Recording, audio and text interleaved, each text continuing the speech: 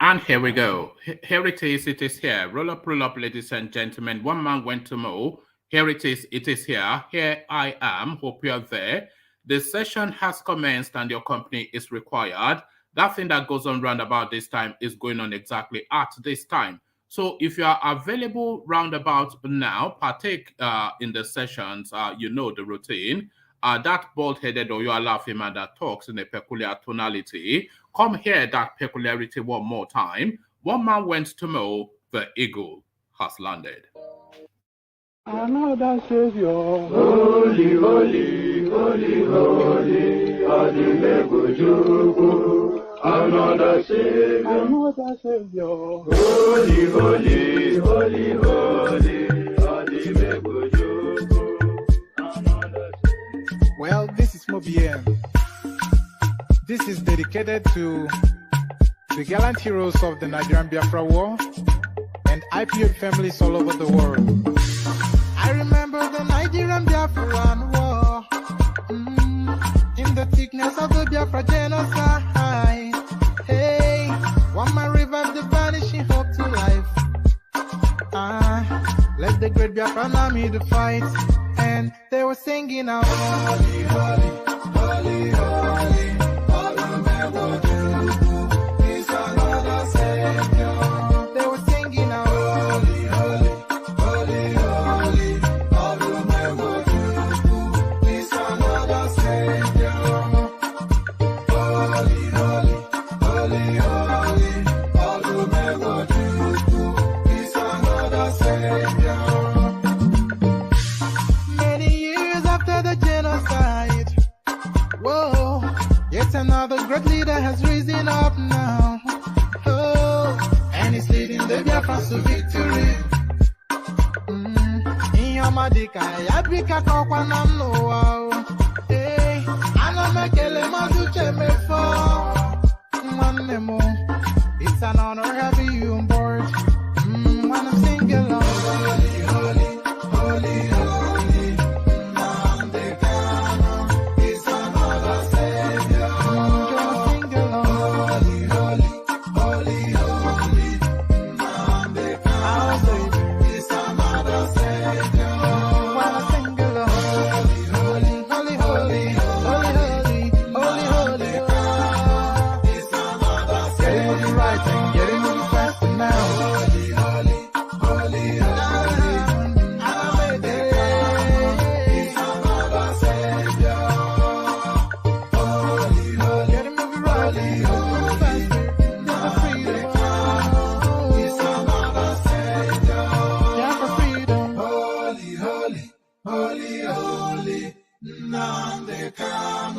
Is another Savior.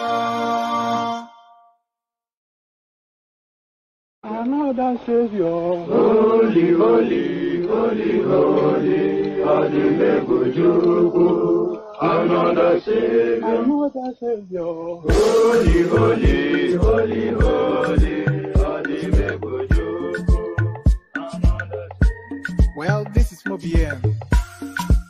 This is dedicated to the gallant heroes of the Nigerian Biafra War and IPO families all over the world. I remember the Nigerian Biafran War, in the thickness of the Biafra genocide. Hey, one man revived the vanishing hope to life. Let the great Biafran army to fight, and they were singing out, holy, holy, holy, holy, Osinbajo Chukwu is another Savior.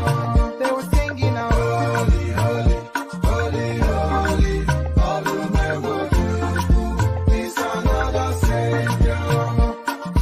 Holy, holy, holy, holy, Osinbajo Chukwu is another Savior. Many years after the genocide, whoa, yet another great leader has risen up now. Oh, and he's leading the Biafrans to victory. In your madika, yabika Kwakwanso. Hey, anamekele mazuche mefo. And there it is, the Holy Holy song from the East. The tones of defiance from the East, they will never give it up. Holy, holy, Nnamdi Kanu, their other savior. So holy, holy, as guys, I bring you, as guys, I bring you this. Kwakwanso declares for presidency under obscure NNPP. So it looks as though this guy's ego now is not enough to his ego could not play out in the PDP. So he has now gone and given birth to a new party to give his ego full-fledged. So this is ego now at its highest, I would suggest. So his ambition now are no room for it in the PDP, of course, because he will have to surmount just so many big names for him to get to that space. He has to go over Atiku, Saraki, Wike, etc., Peter Obi. And he knows within himself, of course, that he doesn't have sufficient enough to overcome. But his ego is that big that he could not yield the front seat. So he forms his own party. Kwakwanso declares for presidency under obscure NNPP. So quite what is in play there, we find out shortly. What is in play here, we find out shortly too. Osinbajo not betrayer, rejected Obasanjo's Attorney General of the Federation offer to stay with Tinubu. So this is a headline now that counters the poster that were going around Abuja just barely 24 hours ago. So he comes out quickly now to debunk. So this seems to be the strategy now that this guy is has decided to deploy to counter any and every single narrative that is negative towards his ambition. So very quickly he moves. Osinbajo, not a betrayer, rejected Obasanjo's Attorney General of the Federation offer to stay with Tinubu. So quite why that has been put out and what that tells us, we find all of that out shortly. National Assembly should enact laws to legalize weapons for Nigerians to end bandit attacks. So a lawmaker that's saying this, and this for one thing that I concur with, the right to carry is something that I have always championed within the Nigerian space. Because if the hoodlum, the bandits, the terrorists, the etc., if they come are calling and they know that everybody they are going to attack, they know that they are fully armed, they will have second thoughts. That is not to say they will not do it, but they are doing it at their own peril. And by the way, this is the law in places like Israel, etc. Every Israeli has the right to bear arms. I think in the United States, we know they have the right to bear arms. So they have a youth service system in Israel that when you come of age, you go through a grueling military program, at the end of which you are allowed to carry a weapon. And that is their first line of defense. So quite how people just wait in abject surrender as they're slaughtered and brutalized by bandits. No security structure to protect them, and the state is insisting that they cannot protect themselves. Enough is enough. National Assembly should enact laws to legalize weapons for citizens to end bandit attacks, a headline attributed to a lawmaker. So how he argues this, we'll find out shortly. And this next headline is the reason. One of the reasons why he's making that argument. 3 killed as herdsmen attack Igbo community. So that is the thing now. If the herdsmen knew that the community were armed, then they know that they attack at their peril. The next headline, 3 killed as herdsmen attack ENUGU community. So there it is right there, the justification for that law.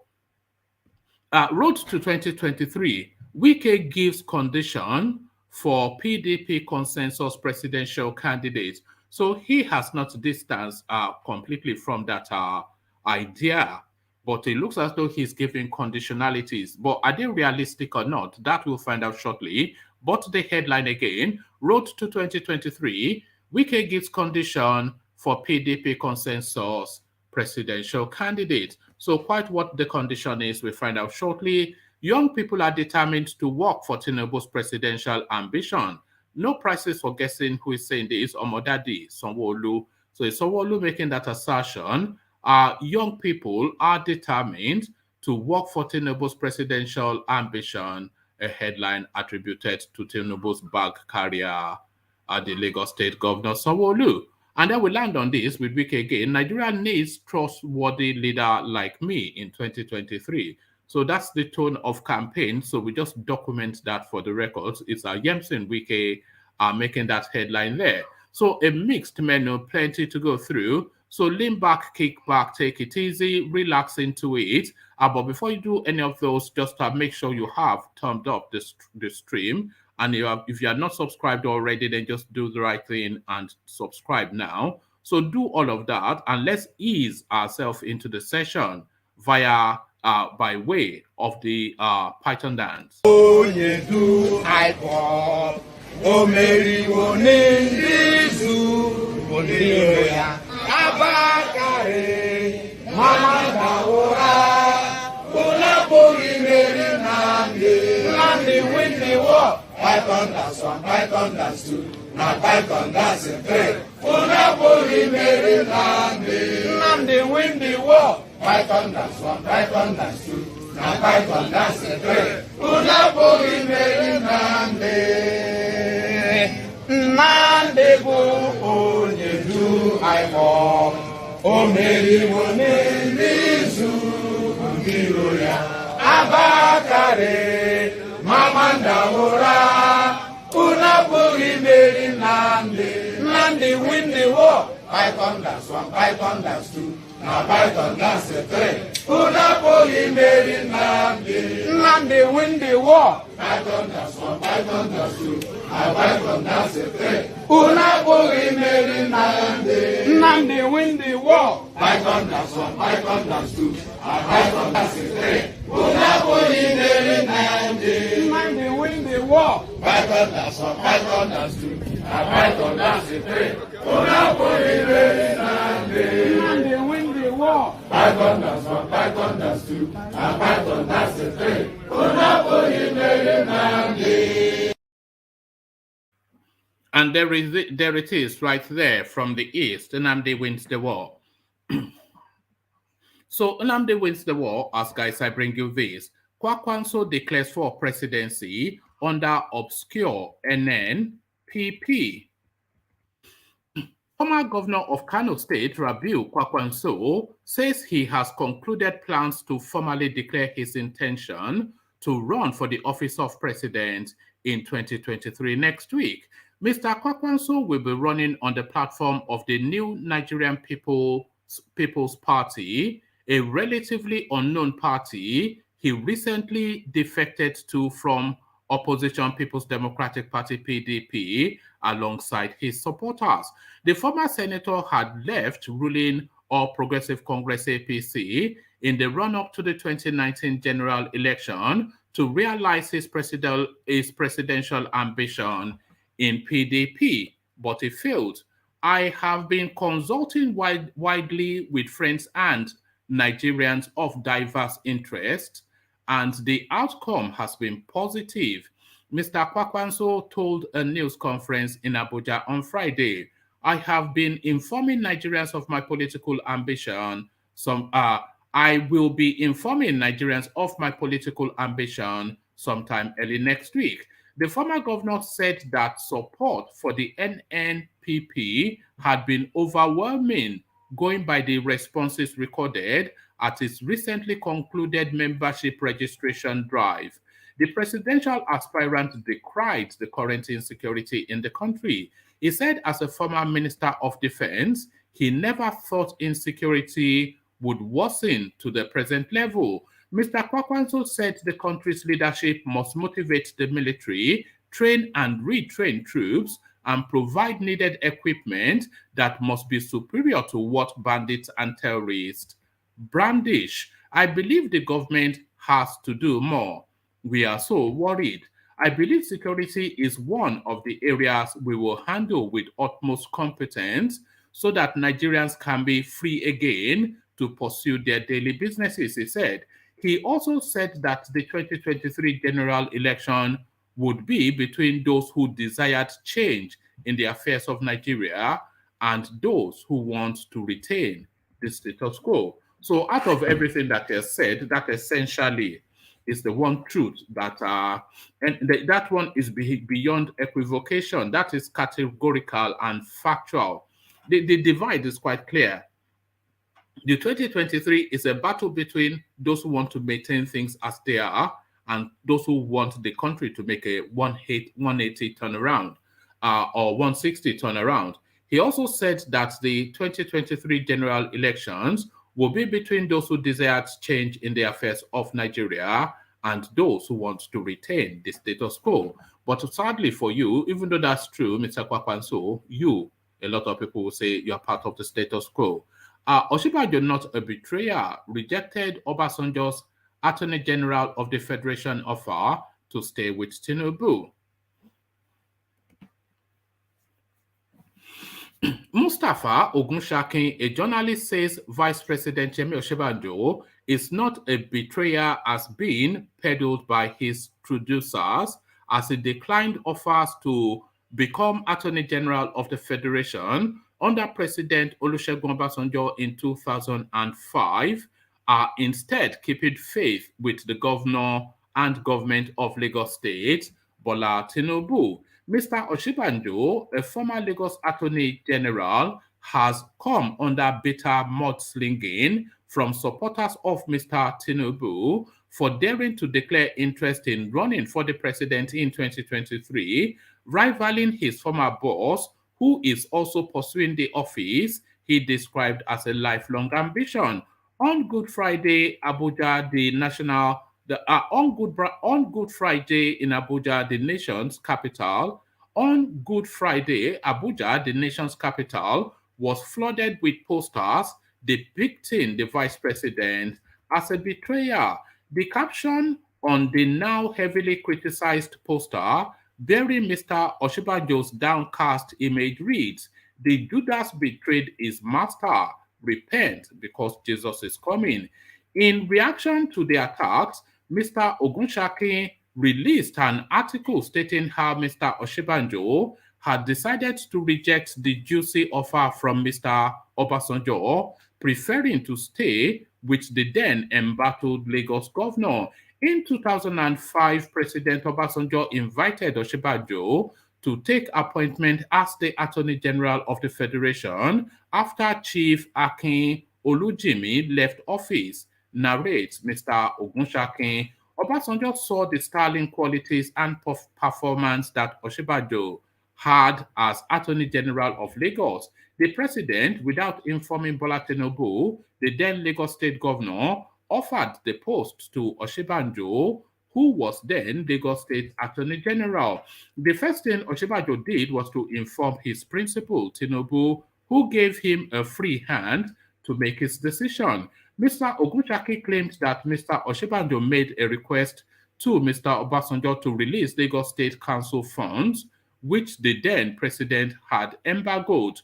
Obasanjo replied that Osinbajo should first take the appointment and then advise him as Attorney General of the Federation on the matter. Osinbajo went underground and worked for weeks. Obasanjo went underground and worked for weeks. Obasanjo could no longer reach him.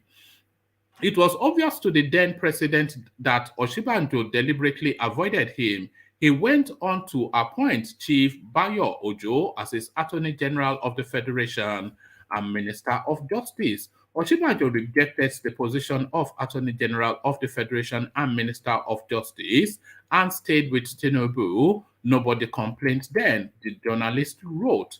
Mr. Ogunshakin stressed that Mr. Osinbajo not only stood with Mr. Tinubu, but stayed loyal to Lagos State, adding that he did not betray Tinubu then.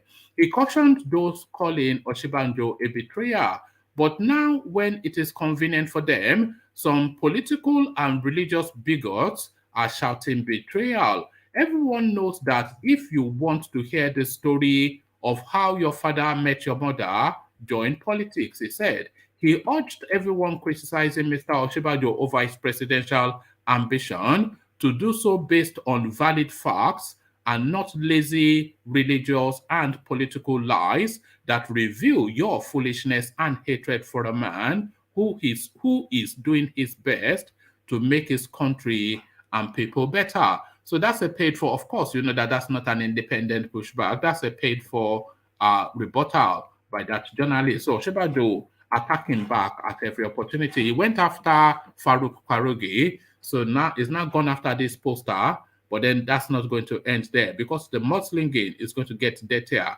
and dirtier. National Assembly should enact laws to legalize arms for citizens to end bandit attacks, a headline attributed to a lawmaker.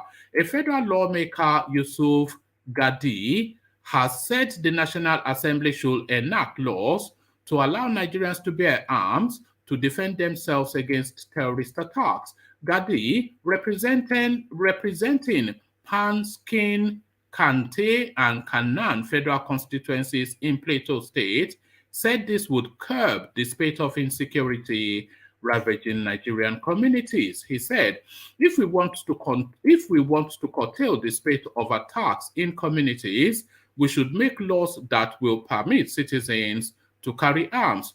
If, for instance, those who attacked my people know that the locals also have arms, they won't come, and if they do, the casualty will not be this high. Nonetheless, he said that there must be regulations on the use of firearms, just as he suggested that whoever misuses arms should be jailed or get a death sentence. But I tell you, if citizens are allowed to carry these arms to protect themselves, all these attacks and killings will end, he reiterated. The lawmaker said he had earlier visited some communities in Kanan and Wasay, local government areas, where bandits killed 106 people and burned several houses. He further called on security agencies to always work on intelligence reports at their disposal to avert situations that could lead to security breach. He said that the attacks in his constituency could have been avoided if the security agencies acted on the intelligence report at their disposal. So that's not the first time that criticism has been leveled. As high up as El Rufai, he has leveled that criticism against the security forces.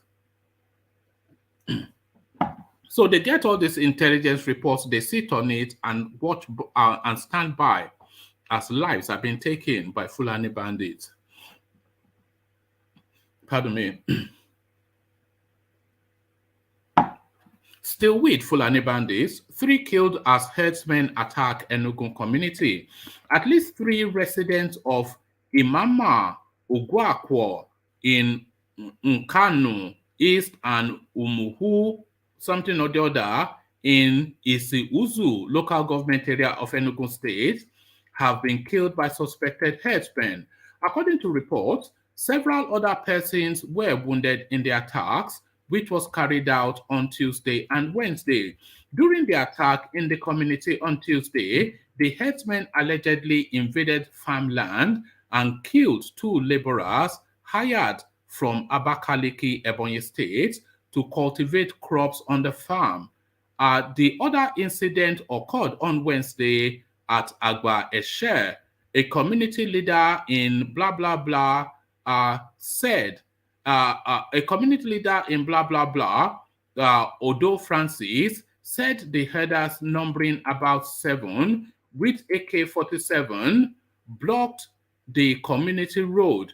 Unfortunately, an Okada rider from Amadi, who was carrying 2 persons, got to the point. They killed him and abducted the 2 men.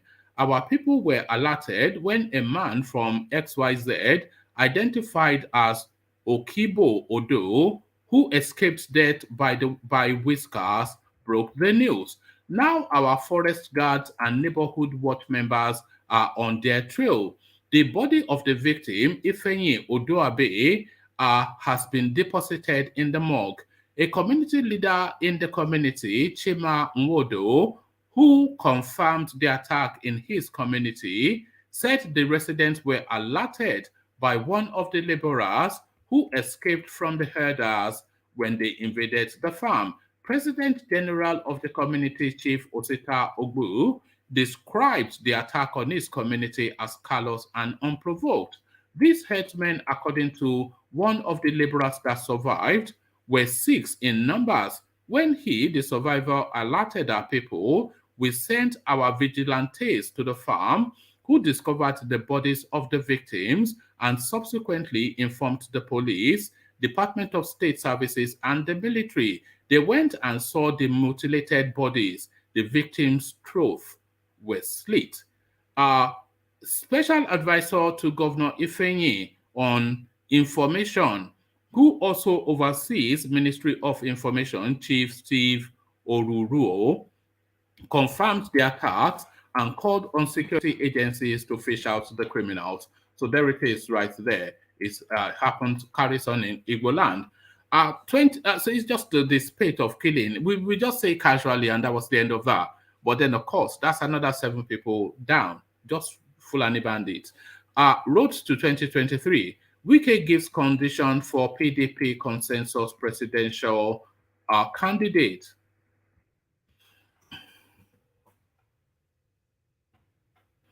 With less than 1 month to the May 29 presidential primaries of the People's Democratic Party PDP, Rivers State Governor and presidential aspirant of the party, Yemson Wike, has said he will embrace the consensus candidate for the party being proposed by some members of the party if it is done based on equity, fairness, and justice.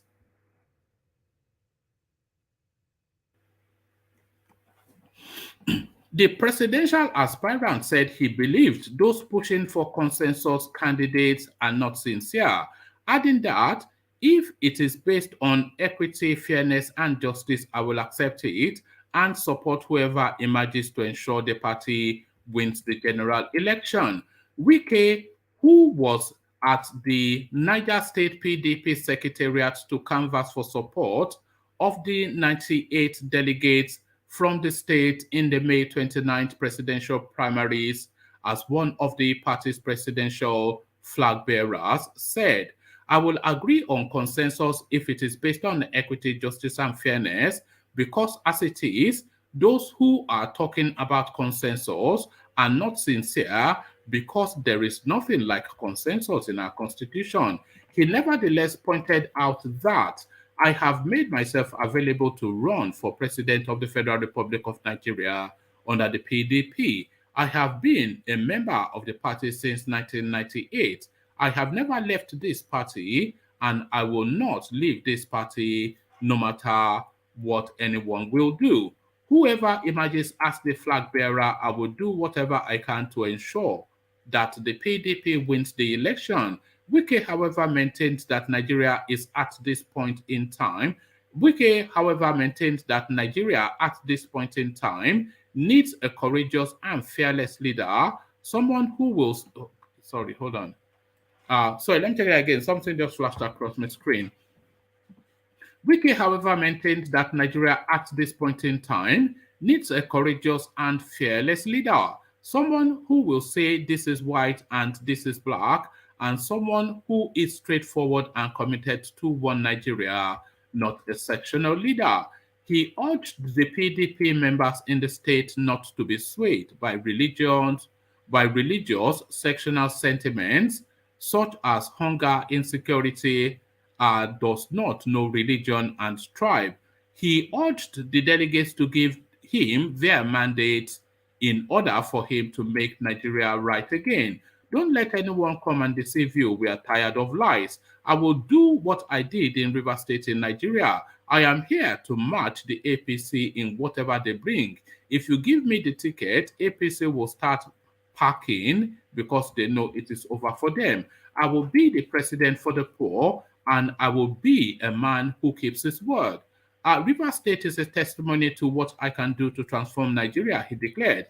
The Niger State PDP chairman, Barrister Tanko Beji, said that the PDP presidential primary will be a make or mar election, adding that every member who loves PDP must strive to do what is right. He stated the need for the party to change its reward system, whereby those who are loyal are rewarded, whilst those who are disloyal are punished. Beji said that the PDP members will not be deceived anymore, stressing that it is only those who will do the right thing that will get their support. He commended Governor Wike for immense contributions to the peace and stability of the party in the state, saying that the state PDP will not forget you in a hurry. You stood for the truth. You were with us when we needed you, and one good turn deserves another. So that sounds like a promise, but then, of course, when Atiku turns up, they will tell him exactly the same thing and collect his dollars too. So this is the get-rich period in politics. I wish I was in politics in Nigeria now, counting the dollars alongside everyone. Young people are this. That was a joke, by the way. Young people are determined to work for TINUBU'S presidential ambition. Sanwo-Olu. I wonder if there's a video clip attached to this. Hold on.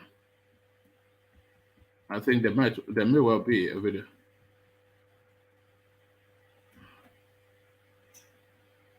Oh, okay. There's a video clip attached to it, but it's a bit too long-winded, so I'll just read it out instead. Lagos State Governor Babajide Sanwo-Olu on Saturday said youths in the southwest region have shown determination in campaigning for Bola Tinubu as president in 2023. He made the remark after attending a rally at the Mobolaji Johnson area in Onikan, Lagos. Mr. Tinubu, a former governor of the state, was present at the rally. I joined young people from the southwest states at Mobolaji Johnson Arena, Onikan, in their support for the presidential aspiration of Asiwaju Bola Tinubu, Governor Sanwo-Olu said.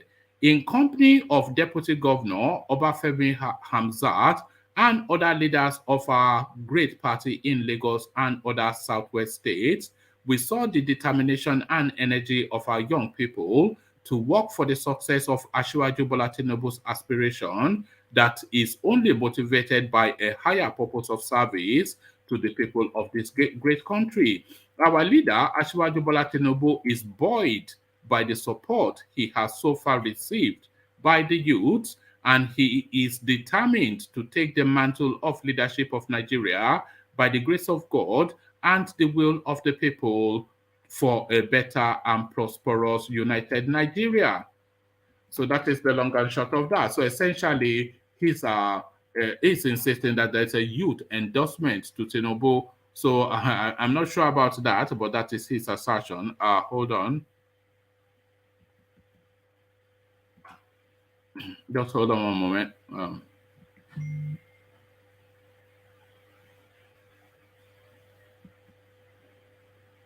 Okay, let's go on to the last readout and then we come into the room. Nigeria needs trustworthy leader like me in 2023, Yemsen Wike. The governor of Rivers State and a 2023 presidential aspirant, Yemsen Wike, has said he could become the president if he becomes the party flag bearer, as Nigeria only requires an honest politician like him. I can become the president if I get the mandate of the delegates to make me the flag bearer. The country needs someone who will see white and call it white, and black and call it black, and that person is me, he said.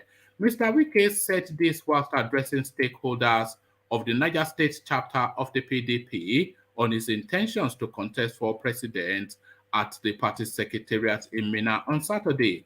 He added that there was nothing wrong with the consensus candidate if it's based on equity, justice, and fairness.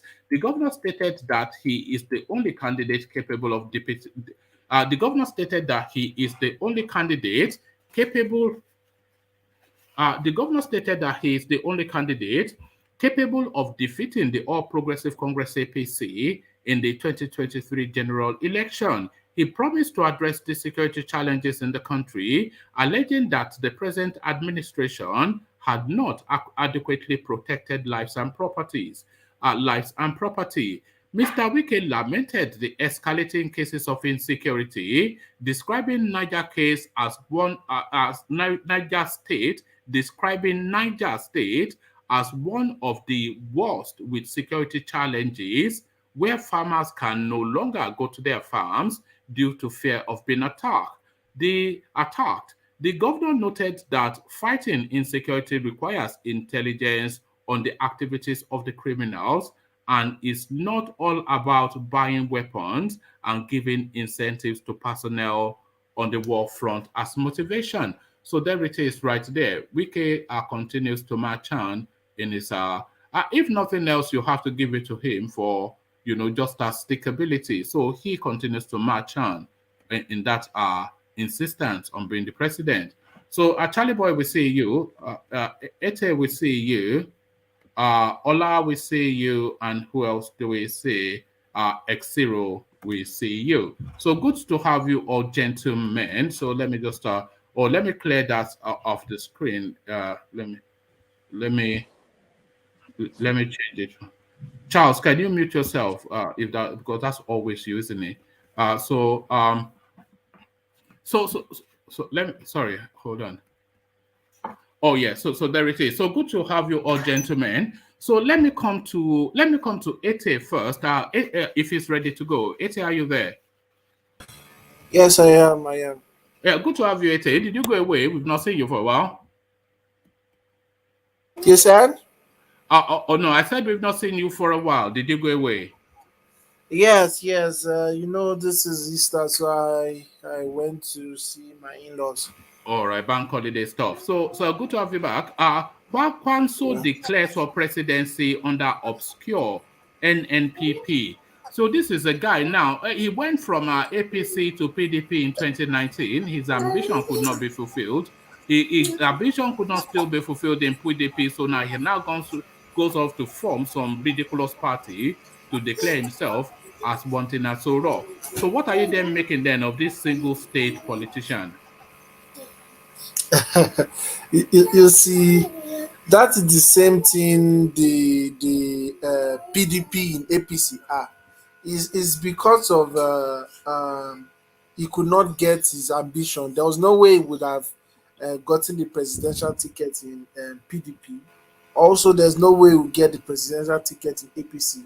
So his best bet is to form a party, and I know he's just forming a party because of he wants to still remain relevant. Because the way Nigerian politics is. If you're not always in around that contesting and talking to be in the news, he just wants to be in the news because there's no way that party is even going to be the fifth in the presidential race. There's no way. What purpose do you think it serves? Because he's now going to go through the expense. He's gone through the expense of forming a party. He will go through the expense of campaigning, knowing full well that he has zero chance of being president of anywhere. He'll probably do relatively okay in Kano State and destroy votes for people who are relevant, and that will be the end of it. By February 2023, he will be back in his house in Kano, counting his losses. We know that is what is going to happen. He knows it. So why is he doing it? He's doing it for relevance. He wants to still be relevant because he has noticed that he's not relevant in PDP, neither is he relevant in APC. So the best bet for him to be relevant, he should start a one-man army, because his party to me is a one-man party because we don't know anybody in his party apart from him. So he wants a place that is the king, is the lord, and everything there. If he's wise, he can start getting some senatorial seats and House of Rep seats. He can start from his home state if he's wise. If he's not, he should continue the way the third force party are in Nigeria. All they do is just to make noise for the presidency, and we don't see anything out of it. It's quite a curiosity, because there are certain people that they've gone through they've gone through the landscape of all that Nigeria has to offer, and the only thing that can satiate them now is to be president. He's a good example. Fashola is also a good example. TINUBU is a good example. Rotimi Amechi is a good example.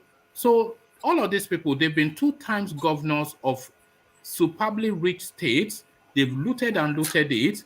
A lot of them have been in the Senate. Tinubu was even a senator before he became governor.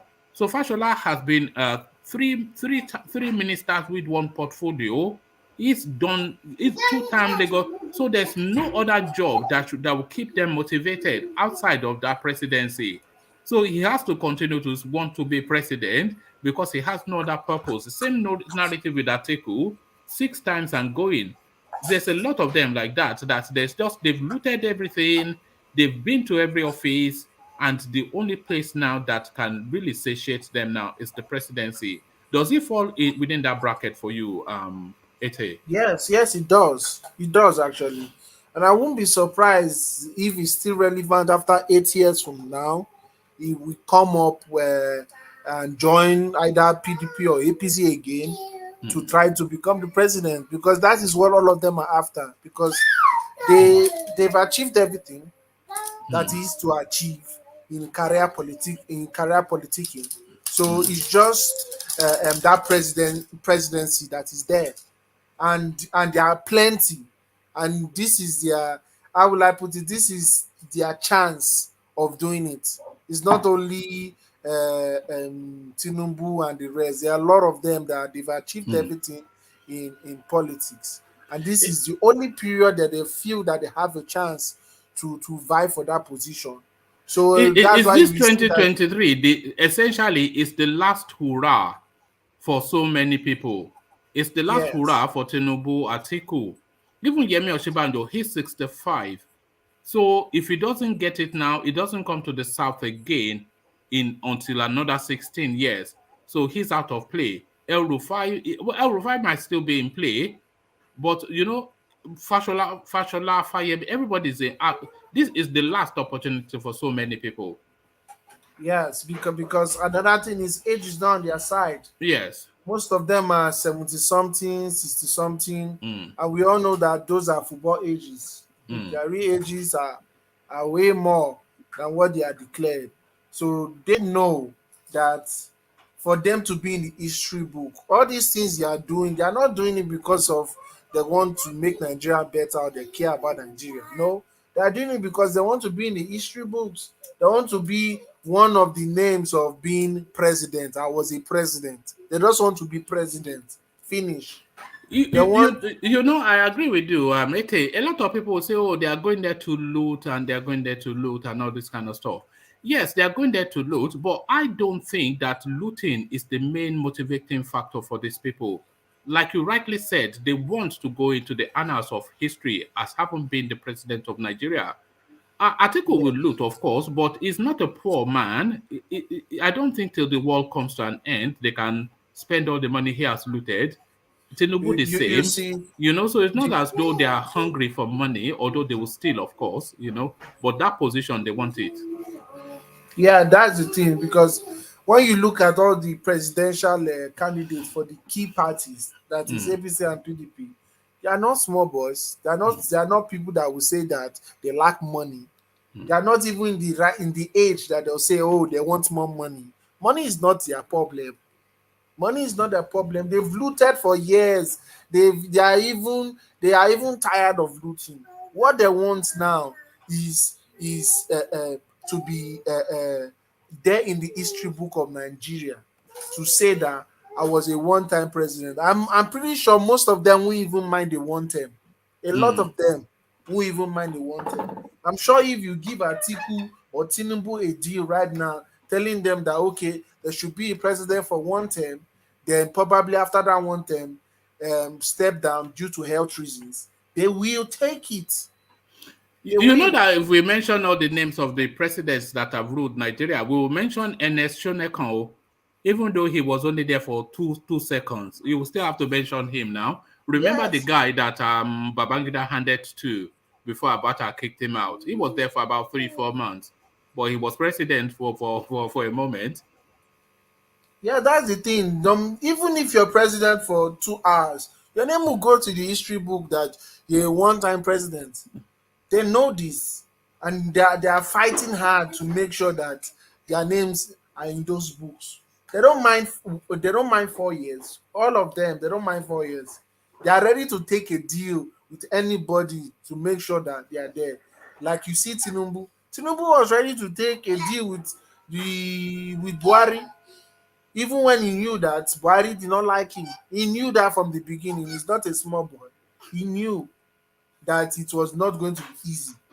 But he took the deal because of he felt like maybe this is my only chance to ever climb there. That's why he's not listening to anybody now. And that's why you see his campaigners are very aggressive and they're very angry at Osinbajo for coming out, because now it's like they are sharing base, because both of them are from the same base. So it's like they are sharing base. Okay, let me take you to that space then. I'm sure you would have seen the poster that made the round just yesterday when they were all over Abuja. Osinbajo, the betrayer, was essentially that narrative.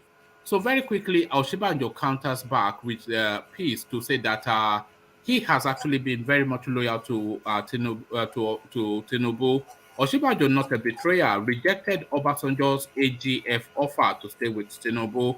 So he's come out with the narrative that in 2005, Obasanjo offered him the position of Attorney General, which he informed Tinubu that it was offered, and Tinubu said it's at his discretion. But he refused what was essentially a national position to stay with Tinubu in a satellite state.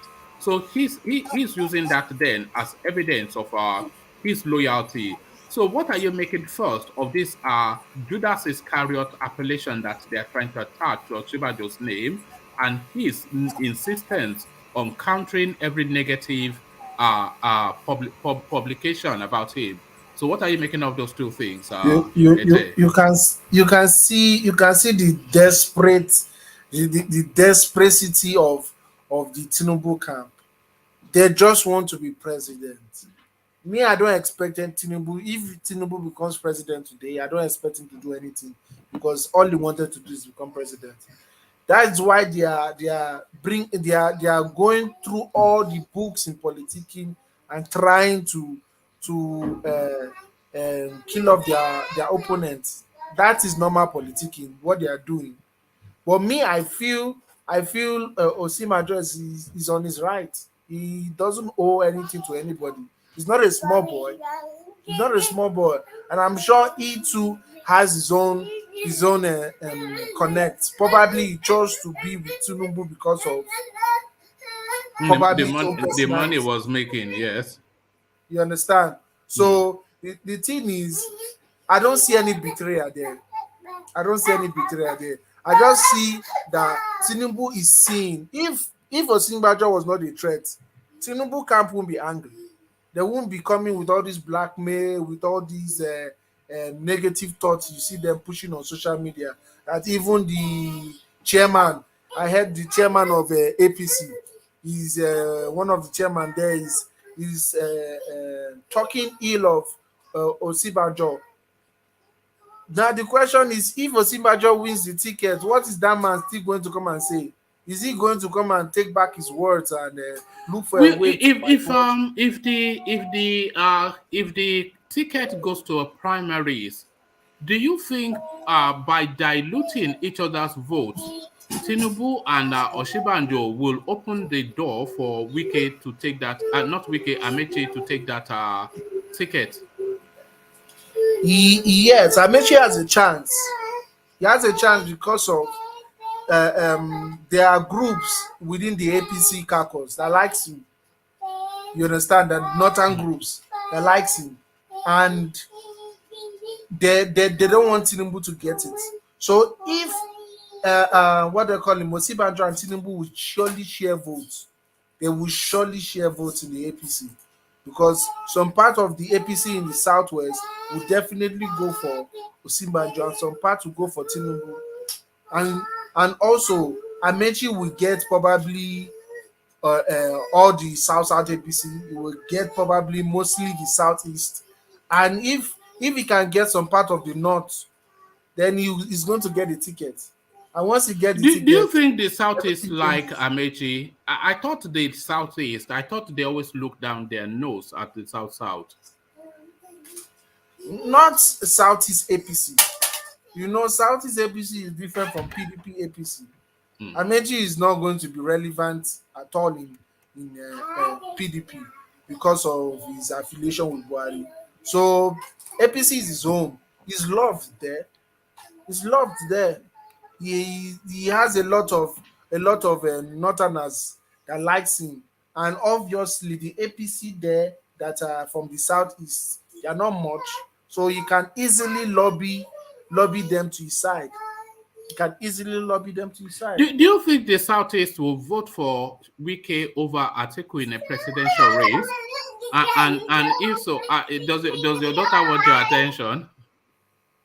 Do I feel like the southeast will vote for No, no. Wike Yeah. Do you think that the Southeast will vote for Wike, Amechi rather, over Atiku in a presidential election? And if so, by what margin? you see, if it's Amechi Atiku, I'm 100% sure the Southeast will vote for Amechi. They won't vote for Atiku. Right, by Why? what Because margin? of By what it margin? will be it will they will that's when they remember that Amechi is an Igbo name. You will see it. All these things is politicking. You will remember that they will remember that Amechi is an Igbo name, and they will support him, and you will see it. Because I feel that Atiku is so popular in the Southeast, and it will also, you remember, have a Southeastern vice, that if Amechi beats him at all, and I'm even not sure that Amechi will beat Atiku in Igbo land, it will not be more than a margin of, let's say, 60-40 or 55-45. It'll be You very you narrow and very close. you know why Amechi will beat Atiku in Igbo land? Right? Because of the elite It will start wearing red cap, in Abi. the southeast. The elite in the southeast are against Igbo being vice. They've come out to say it that they don't want any Igbo to be vice to anybody. They want the Igbos to No, be out that's for no, presidency no. position. I think you'll find that that's just posturing. They are posturing at the moment because everything is in play. If everything is no longer in play, then they'll get the best that they can get. They won't reject it if that's what they get. If They- Peter Obi is running as vice, you think Igbo land will turn against him? Never now. This is their favorite son. If Peter Obi is running advice, they will flip on him. That is just the truth. Never, You know why I never. said they'll flip on him? Is their golden They boy. want a southern president, even in the east. Everybody in the south now wants a southern president. Nobody wants to hear anybody that has anything to do with the north to be on that presidential seat. That's why right now is the tides are turning against Atiku. Because if Atiku goes against a Christian candidate from APC, he's going to lose.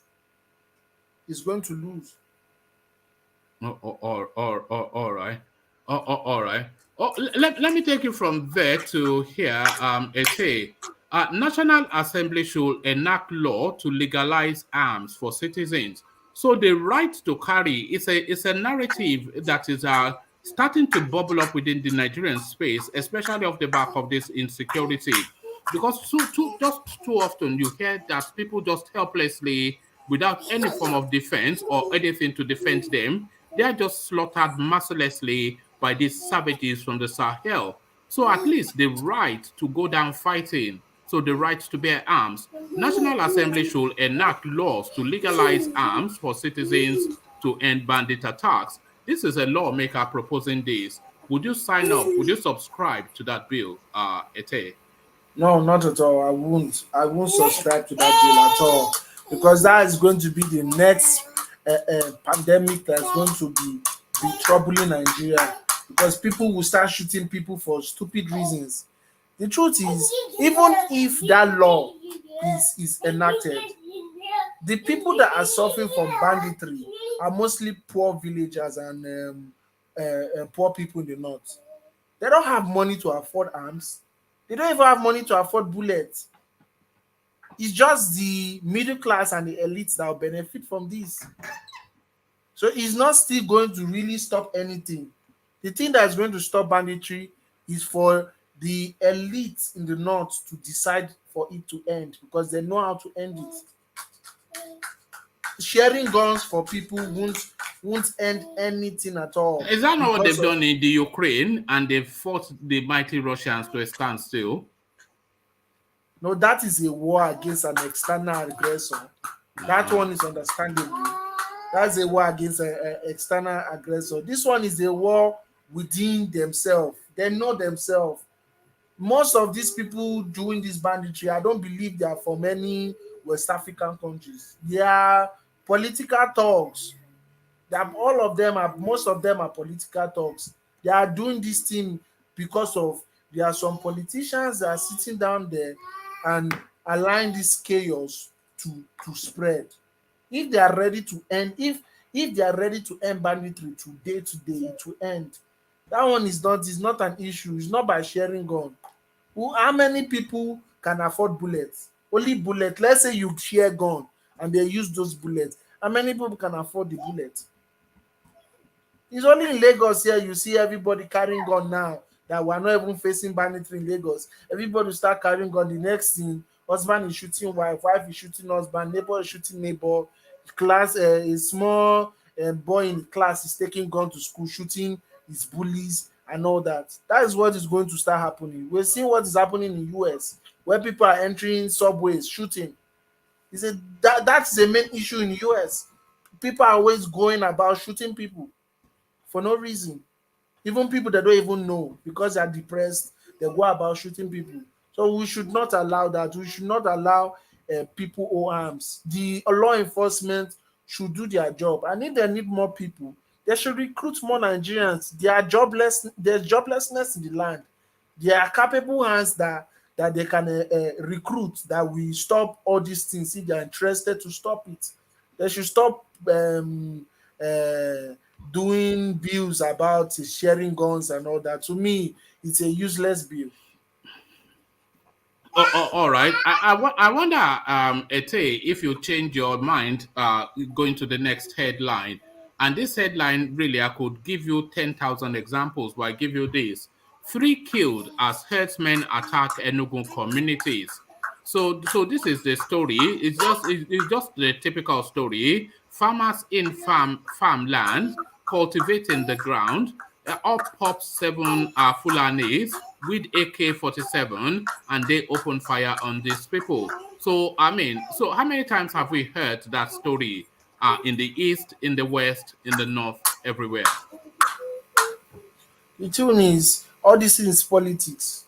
How do we know it was Fulani that opened fire?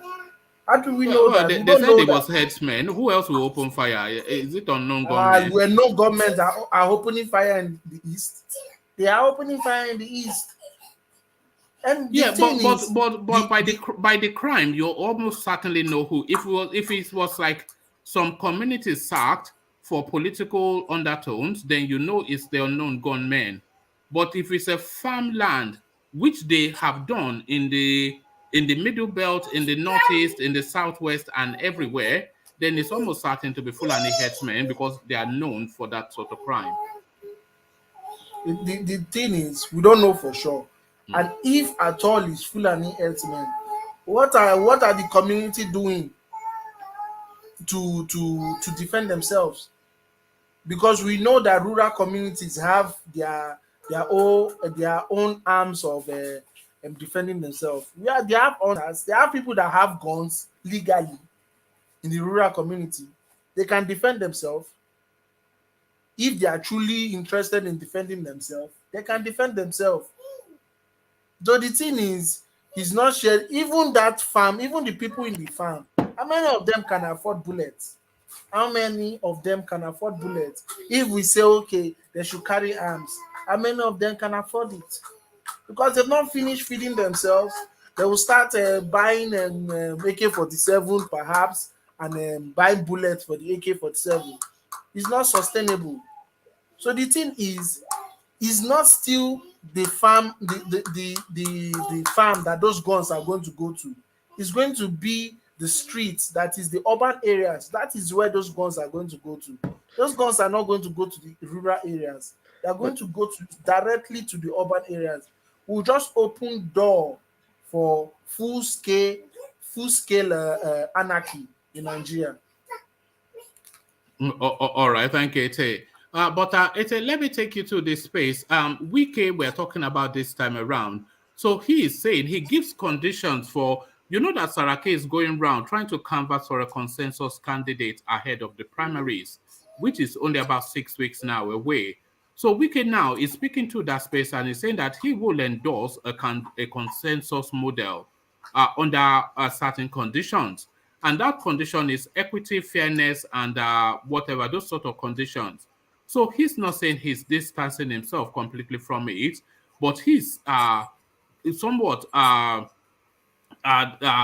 reflecting that the people promoting consensus, they themselves disingenuous, which is essentially just a ruse to corner the party ticket, you know, for their section of the country. So he's not averse to consensus, but he doesn't want it under the Saraki model. But what are you making of this wicked push for the presidency?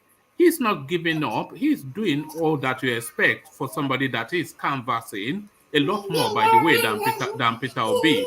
But do you think it is time for him to give it up? Do you think he will give it up at some point? Do you applaud him for his effort, but do you think it's an effort in futility? I think what he's doing is right, because the Northerners in APC, particularly Atiku and Saraki, they think they're wise, because when the Southern faction came and said that they should zone it to the Southeast, they refused. When they said that the zoning committee to sit down and make recommendations, they refused the zoning recommendation. They said that they want it to be open, that anybody can be the president of Nigeria. Now that people are now coming out to contest, they are now feeling threatened.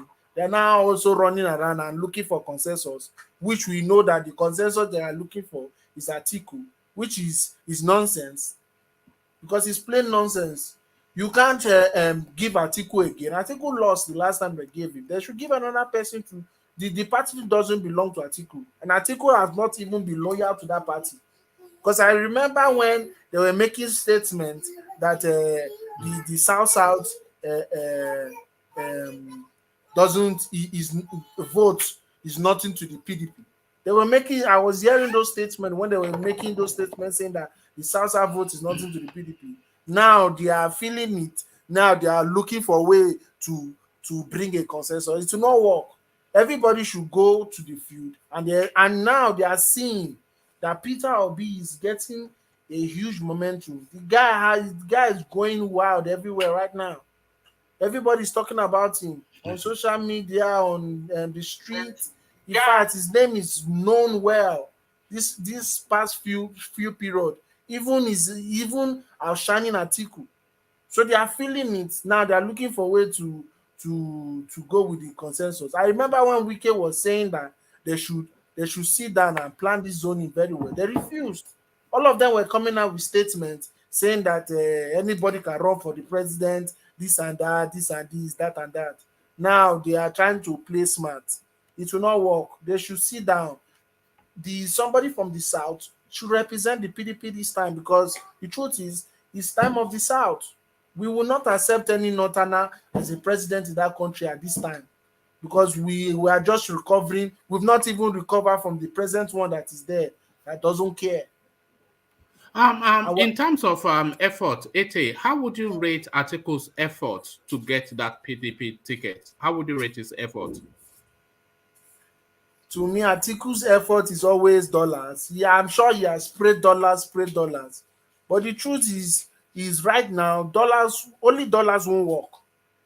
Only dollars won't work because of the mind of the people are channeled towards the South.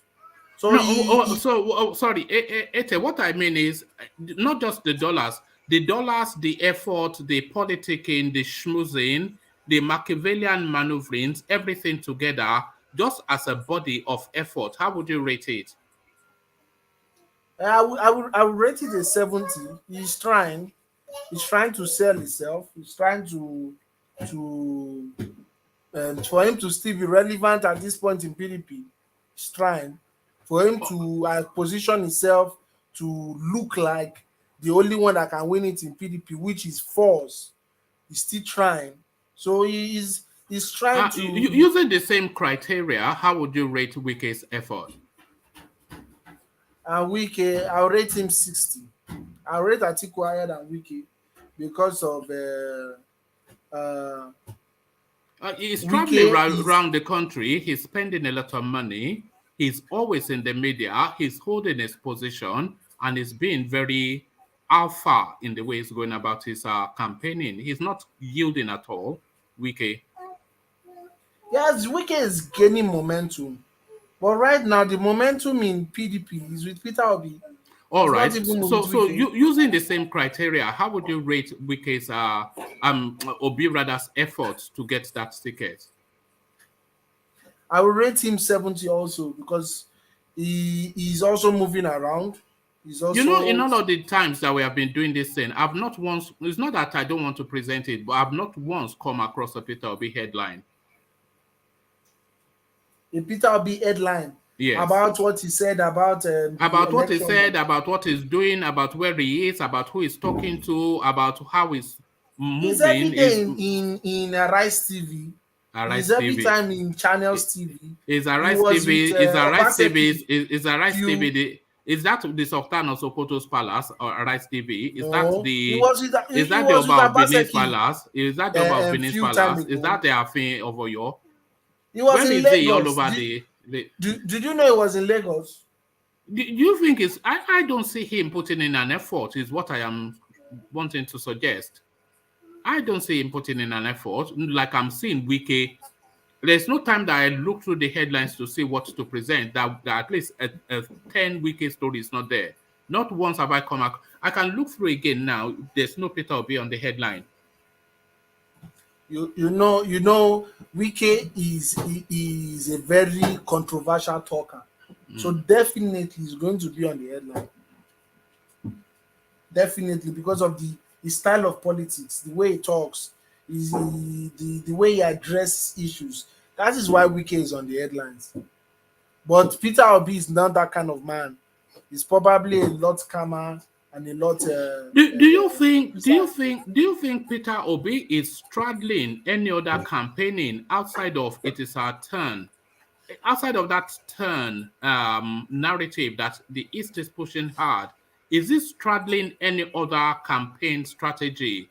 Is he pushing on all front outside of that single story? Yeah, he's pushing economically wise because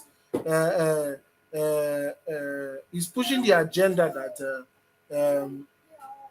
he left money in the treasury. He was diligent in his office when he was in Anambra. And Nigeria is in a mess right now. We are owing nearly everybody. And he can save that because when he got into power, Anambra was almost like Nigeria. So that is what his followers are even pushing. Not even the Southeast team. They are pushing the economist agenda, saying that he will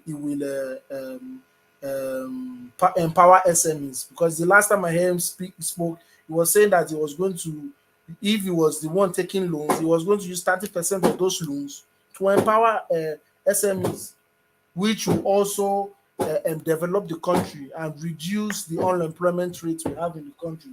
So he's making his point clear. He's moving about. The only thing I've not seen him do, which other politicians too are not doing yet, is to look for a way to penetrate the market women. That's the only thing he's not doing. But the intellectuals, he has penetrated them very well. All right, but in the intellectual space, I think it will have competition with people like Shore, because I think that Shore's constituencies too, isn't it? They're educated, they're obeying. If you, for example, Shore bases Twitter and mostly social media, that's what you see most of them. Right now, social media is Peter Obi that has everywhere. It's not even Shore. Shore is not even close right now to Peter Obi on social media. They are everywhere. They are everywhere. You see people coming out every day dedicating their account to Peter Obi for free of charge. And they are posting things about Peter Obi every day. Every day. No other If, candidate. if you had the vote, if you were in Nigeria and you had the vote in 2023, who would you vote for? Peter Obi, obviously. Peter Well, Obi, I'll vote for Peter why Obi. surprised? Look at this guy. So because everything you've been saying, it sounds like a campaign, something. So there it is. At least you are clear in your mind what you want. Is this guy clear in his head what he wants? Young people are determined to work for TINUBU'S presidential ambition. It is Sonwo Olu saying this, and this was at a rally at the Mobolaji Johnson Arena in Onikon. So they have gathered all these youthful voices to champion the voices of their Jagaban of GBT of Lagos State to say that he is the preferred choice of the youth. So we all know. So already we've done countless storylines around TINUBU'S age and health. So we know how old people estimate him to be. But then people say that it is not the age of the man, but the age of his idea. And the youth, they seem somewhat taken by him. So what are you then making of this phenomenon of the youth gathering around Tinubu to show support? The truth is not the youth, is the touts. The touts will definitely campaign for Tinubu. He pays them. He pays all of them. They're under his payroll. Definitely, they will dance to the tune of their paymaster. It's not the youth. They are the touts. How many Lagosian youths are there? They are still angry with the NSAS thing. Most intellectuals in Lagos, young intellectuals, are very angry with the NSAS thing because he didn't come out to talk. Look at this He guy. was playing national politics. I'm laughing because it is said touts, and it's true. They are not touts. So I have a clip of this. I watched it too now. One man. I just finished watching it now. Those people were touts. Those are Agberos. You can be a tout. One man, Agberos have reduced in age in Lagos now. No, these are not touts. They are articulate, they are modern, they are funky. One man, that's the level of tout we have right now in Lagos. They may be articulate, but now it's out with a PhD. One man, there was a tout in Ogba that sent his family to UK and was paying their school fees. These touts have money. These touts are not stupid. They have money, just because they stay on the streets, they can speak English, they can read and write. They just choose there because that's what pays them the most. You have a video? Yeah, I'm downloading it now. They are touts, one man. Educated touts. All right. That's your subjective view. I've seen them with my own eyes. The people I saw, they don't look like touts. Solid on the street, man. That's because they are not on the streets. Man. Solid from the street, man. You can tell, you know. This one is from the streets. This one on my mommy. No, well, kind of. Look at it, on my mommy. On my mommy from the streets. But I enter streets though, you know, I saw all these things. These people are touts. You see, these people are not on mommy now. Sorry, well, use a headphone. Sorry, we're hearing you back. All right, back to it. Yeah, you see, in Lagos, there is no sane person. There is no sane person that his brain is working well, that Tinubu is not paying, that will be at that rally. All of them that are at that rally are under Tinubu payroll. All of them. Tinubu has paid them one way or the other. They are probably benefiting from his bullion. That's why they are there. No youth with his right senses will stand with Tinubu in Lagos State. They are angry. They are angry with him because of he kept quiet. Even when herdsmen were slaughtering people in the southwest, he kept quiet. He was playing national politics. When he hears small thing happens in the north, he rushes there like a flash and donates money. But when something happens in Lagos or the southwest in general, he keeps mute because he thinks his base are foolish. But the truth is, a lot of people are switched from Tinubu. A lot of them are switched from Tinubu because of his inactions. So, how many of these so-called youths from ESAS actually have PVCs? And how many are going to vote? You just stay on Twitter bloviating. You don't blame Tinubu or any politician for That is voting. propaganda. They have. Let me finish. They have their PVCs now. No. A lot of How many of have them actually registered vote? massively for their PVCs. How many of them actually vote during election? Don't blame guys for going. They for will see. The only way they are not going to vote for in election is if there's violence. If there's no violence, they are going to come out to vote. All right. Let me hold on now. Hold on now, sorry. Let me share the video of this youth gathering in mass, so not one or two, in mass, to show support for the Gaban of GBT. So this is it. You can't say all these people are touts. I don't think I can buy that. This is a full-blown, you see. This is the man that they say cannot stand on his feet, that's on death's door. That's him right there. So where are the youths? Well, can you not see the gathering? Which one? There's an arena full of people. We can go on and on. Those are not youths now. Those are not youths now. Okay, this is a youth. That this is a youth. Yeah, that's that guy youth. This one is not. This one is. These are touts. One man. These are touts. How would you know? Come on, man. One man, you can't see. You can't see from one man buying in Lagos. Those are you don't know that this one is touts. Those are not touts. These are touts. They are the ones that vote. That's my point. These are touts. You don't vote. Don't blame him for canvassing for their vote. Who told you that people are not coming to vote in 2023? How do you know that? No. Have you seen 2023? Are you a time traveler? The antecedents say the antecedents so that you know in the past you've not done that. So don't excuse me for people people are angry now. That's what they said. That is the thing that is changing. I disagree with you that people are angry. When I met that Ola of Lagos in Dubai, when I was talking about Tinubu, this guy did not see any problem with Tinubu. He did not see Tinubu as a bad guy. All these things that you are saying, he doesn't know what. Is the Ola of Lagos, is he rich? Who is going to vote? Is he only going to be rich people? Is he rich? You are not talking about rich Lagosians. Rich Lagosians don't have problem with Tinubu, obviously. They are rich because of him. Okay, Ola of Lagos is not rich. How did he not get to Dubai and be flexing? How? Where did he see the money from sponsorship? Is that rich? That's not rich now. Who is this character? I'm not familiar with the name. Ola of Lagos used to shout his plenty on Instagram. Also some skit maker. Okay. Yeah. He has a lot of followers though. That's a business. Oh, he just made skits. Influencer. So that's just a business. He doesn't even, that one doesn't have his PVC, I'm sure. Does he have his PVC? I didn't ask. Solly, the guy didn't understand most of what I was saying.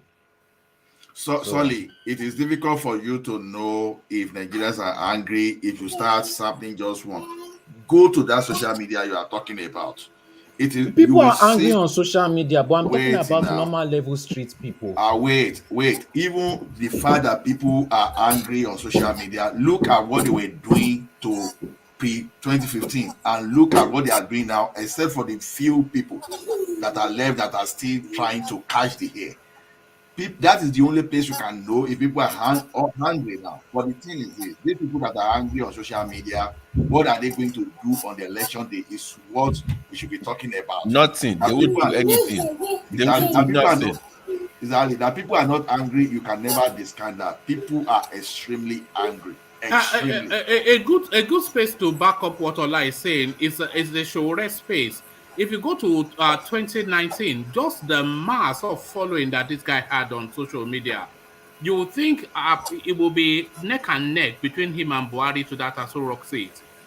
But then he ended on social media. They will send him their $20 or whatever and say, yes, we're with you. And that $20 is the totality of everything. Just because you're online, just tweeting and saying you're angry, does not mean you see, don't blame people like Tinubu for canvassing for votes from Agbero and Yamoskidu. They are the ones that actually vote. So don't blame him for hanging out with them. You people that call yourself advanced youth online don't vote. Don't even have a PVC. So I don't even know why. And guess what? You still will not vote in this coming election. I can bet you that they will not vote. They will be on Twitter doing the same thing over and over again. Who is that? But nothing will change. Babati, why will you talk about us like that now? No, it's the truth now. We have No, it's 20 not the years of truth. no, It's not we the have 20 truth. years of It's not evidence to okay, back that up. okay. Can So I it's not ask like you a it's nothing question? new. Can I ask you a question? Did Go you ahead. ever think something like NSAS will happen? No, not necessarily. Exactly. So you are dealing with a different But that is a generation. protest, not election. You are judging based on past antecedents, but this is a new generation. You don't Okay. have past antecedents to judge it with. Solly, you Sorry, see, NSAS is never a good idea, but because But Exactly. but the it's people were just a flash cowering in in the fear. pan. The Huh? people have always been cowering in fear So with no Solly, why didn't action. that turn into So a They sorry, just what's movement? that adapt. rambling? There's somebody that's Solly, rattling. I agree with you that NSAS was very big, but how does that translate into political power? There's no evidence It that, shows it shows that the youth were united in forget cause. showing. Because Forget the there is showing. nothing that is connecting the north, east, and west. But that day there was a connection. Okay, so how You does that know, okay, I agree it with you. So means it how does means that the new generation can unite for a purpose, can unlike the old so generation. they're yet to unite? They're giving What you do you an mean it connected example. the South? The North was not part of it now. They They were had their anti. own thing Yeah. now. They had their own. They It had was their own pro no, it was pro little. government. Yeah, No, It largely was the North was having anti-protest. That's what exactly. they anti-protest. were What are you having. Protest talking now. about? They They were were fighting having you from the North. anti-protest that you are infringing of Okay, their so right then of freedom of then movement. we are not united. But still, the South was united. You Oh, Solely. know. My look at point that. is that so-called anger has not been well channeled into a political Okay, then movement let's strong enough see. to Then change let's the see policy. now. Then Okay, let's see. okay, all right. But I have 20 But years of Exactly. evidence. We've Babati is not had I'm elections not since I'm not NSAS, sure that you so we can can't argue. tell.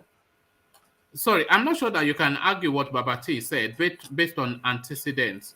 Are the traditional voters, are the market women, the transport workers, you know, you know that it's usually associations that elect people into. That is why when these politicians want to move, they go to Iyaloja, Yeah, then they go and to go to go. Elero, Tamoskiti. the head of the Iyalojas, the lead of the Elerons, you know, the transport worker person for the Toguri, and those are the people that will mobilize. They'll tell them to mobilize. They'll give them a word full of money, go and mobilize and win me this election. And they will have somebody that coordinate that. It's not you and me that vote anybody now.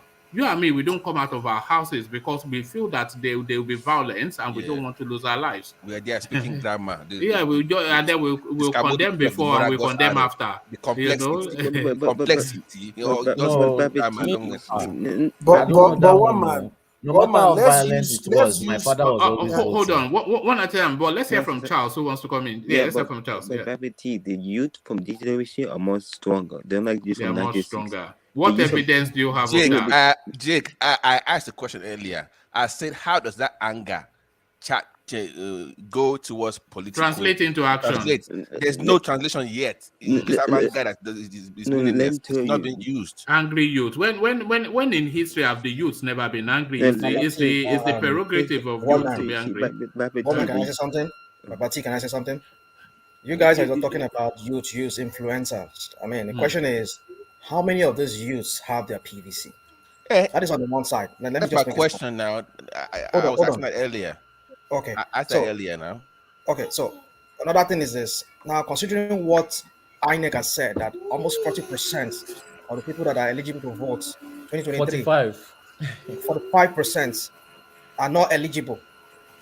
I mean, it says, I think, is it 45% or 40% are ineligible to 45. vote, and they have their PVC.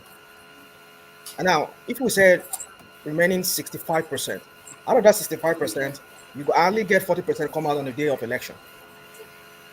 So what are we saying here? So it's something we need to think about. You see, that country, there's a lot of things just going on in that country that it's very hard to just to put the finger to it that this is the solution to it. Because the owners, let me use the word of this man, this guy, Ovidio man, the owners of Nigeria, they so bastardized that country to the point that whereby they just have that control over that country. They call the shots in that country. If only we can have, I mean, people are making efforts to get that PVC, but the question is, are they really allowing them to be able to vote? Look at what INEC is saying. You issued this PVC to them. So how come these PVC became invalid? Is there some see, kind of blame going on here? And I basic, need to be questioned about this. You people ask people to go online to register. They did it, and at the end of the day, you're telling them that you're giving excuses for why they've. I mean, their voters cards are invalid. So how many is valid right now? I didn't get that. Only like 60%, Just how many? 55%. How many? 55%. 55%. Right now? 55, you 55. see, but I remember the good example what I'm talking 55%. about. I remember say the good example. Didn't I still do the one election? The youth makes it the one election. That's a good example. So you're wrong over that. To the one election, the youth in Anambra State. Jake, they are the ones that you called it out. I was referring to the youth that are so-called sophisticated that can vote for the right person. Those ones are the ones I was talking about, not the ones that work for NURT that we already vote for the so-called TINUBU'S and the like of them. Is the NSAS movement I was referring to. That how they channel that energy. The lazy youth. Yeah, those ones. How the they lazy now youth. use A good that example cloud. being Sully on your screen. You see, I'm not lazy. you see I have in plenty Lagos, responsibilities. you know that the vote is not one way. It's always a close margin. If you check last election, it's always a close margin. It's not like APC wins Lagos landslide or PDP don't have any votes there. It's very close. It's just a few thousands that differentiate those votes. So it's not like that's why do you think that Tinubu got angry to the extent at some time he was threatening people? Because he knows that the tide is changing. I won't be surprised if What election are you talking APC about? loses Lagos What election are you in the talking next about? election. We're not Hey, discussing. wait. This PDP guy or is saying something. I APC. just want to ask him first. Let me Yeah, follow we're up. not discussing PDP or APC. We I are mean, discussing the there is youth. no election in Lagos that PDP has ever come close. There's no election in Lagos. Not even the one that they did. The former guy, what was his name? Agbaje. He never came close. What are we talking about? What are you talking about? The only election that could have maybe possibly been No, I'm not. Okay, go on, please. I'm talking about presidential race. That's what I'm talking about. Presidential race is not a Lagos is not a straight victory for anybody. I'm not discussing PDP or APC here. My point is Those that are the two big parties. no, Those are the parties that win listen. election. No, No other party will win election. We are saying that they are still the same. What I'm saying is, how do the youth from the so-called inside movement, with that kind of power, find a viable person away from these two monsters, not just moving from one party to another? I'm saying that if you have that much clout, like you said you have, can't you use that to set up your own movement to where you are very influential to pick the right person? Because PDP or APC will still be the same thing. Okay, can I answer that question? Go ahead. They are just lazy animals. They are very stupid. So you agree now? No, so no. I lazy agree youth. now. I You're a agree lazy now. youth. You No, agree? I'm not a lazy youth. I don't have I'm the not sure clout. that I agree with what you said, but finish your point, then I'll disagree with you, Solly. I don't have the clout. I don't have the money, and I don't have the connection for all those things. These idiots, they have the money, they have the clout, they have the connection, they have everything, but they just don't want to get into politics. You know, for what reason? Nigeria is just a place where everybody just wants to do I better pass my neighbor, just in different levels. You know, they don't have a sense of community. So that is the problem. They are just very stupid people that just want to complain and find no solution to it. Simple as that. All right. Eh, Hold on. Let me disagree with you somewhat because that youth space. Sometimes I wonder if the conversation is not being taken to them where they are, because politics in Nigeria is still being played in the traditional ways that politics has always been played. Bags of rice, ashoebi, give the market women and the agberos money and tell them to go and deliver you a mandate. So that's Nigerian politics. But the youth generation, they're in a different mind space and in a different paradigm, which has no understanding of that concept.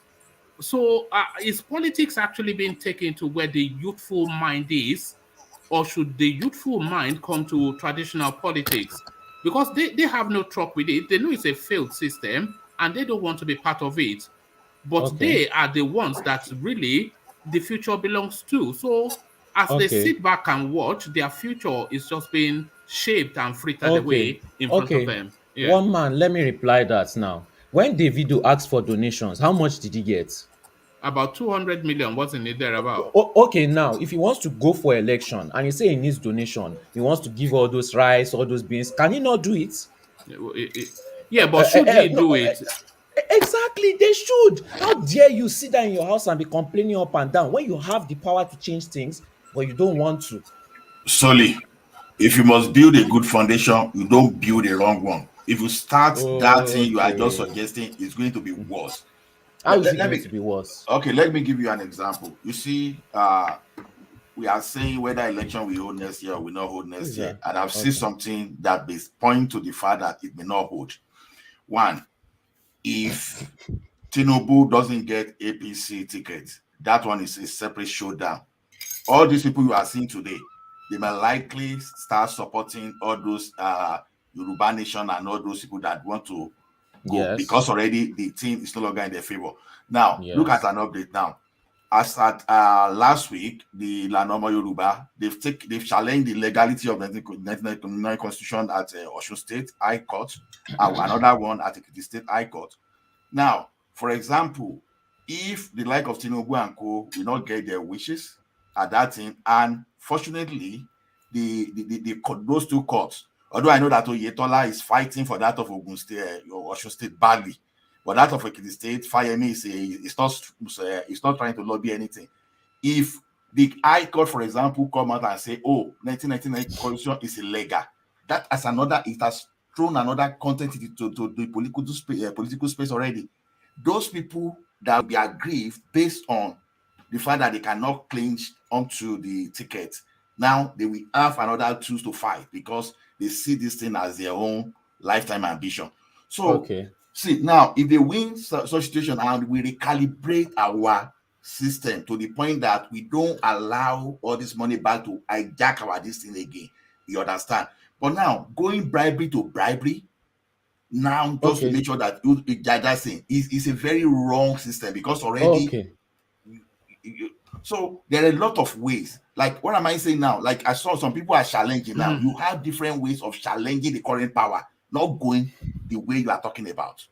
Now, what of if the video you are talking about now raise money now, for example, like what Abiola used to do those days, you start empowering medium scale and a small scale business to empower people, at least to win loyalty because he is doing that. The video those don't translate to votes. Hold on, sorry. The video does do what you're saying, Ola. Yes. He often instances just calls for people to submit their business ideas and they'll give them money. But sorry, when you were opening up that video, where I was actually expecting you to go. Guy.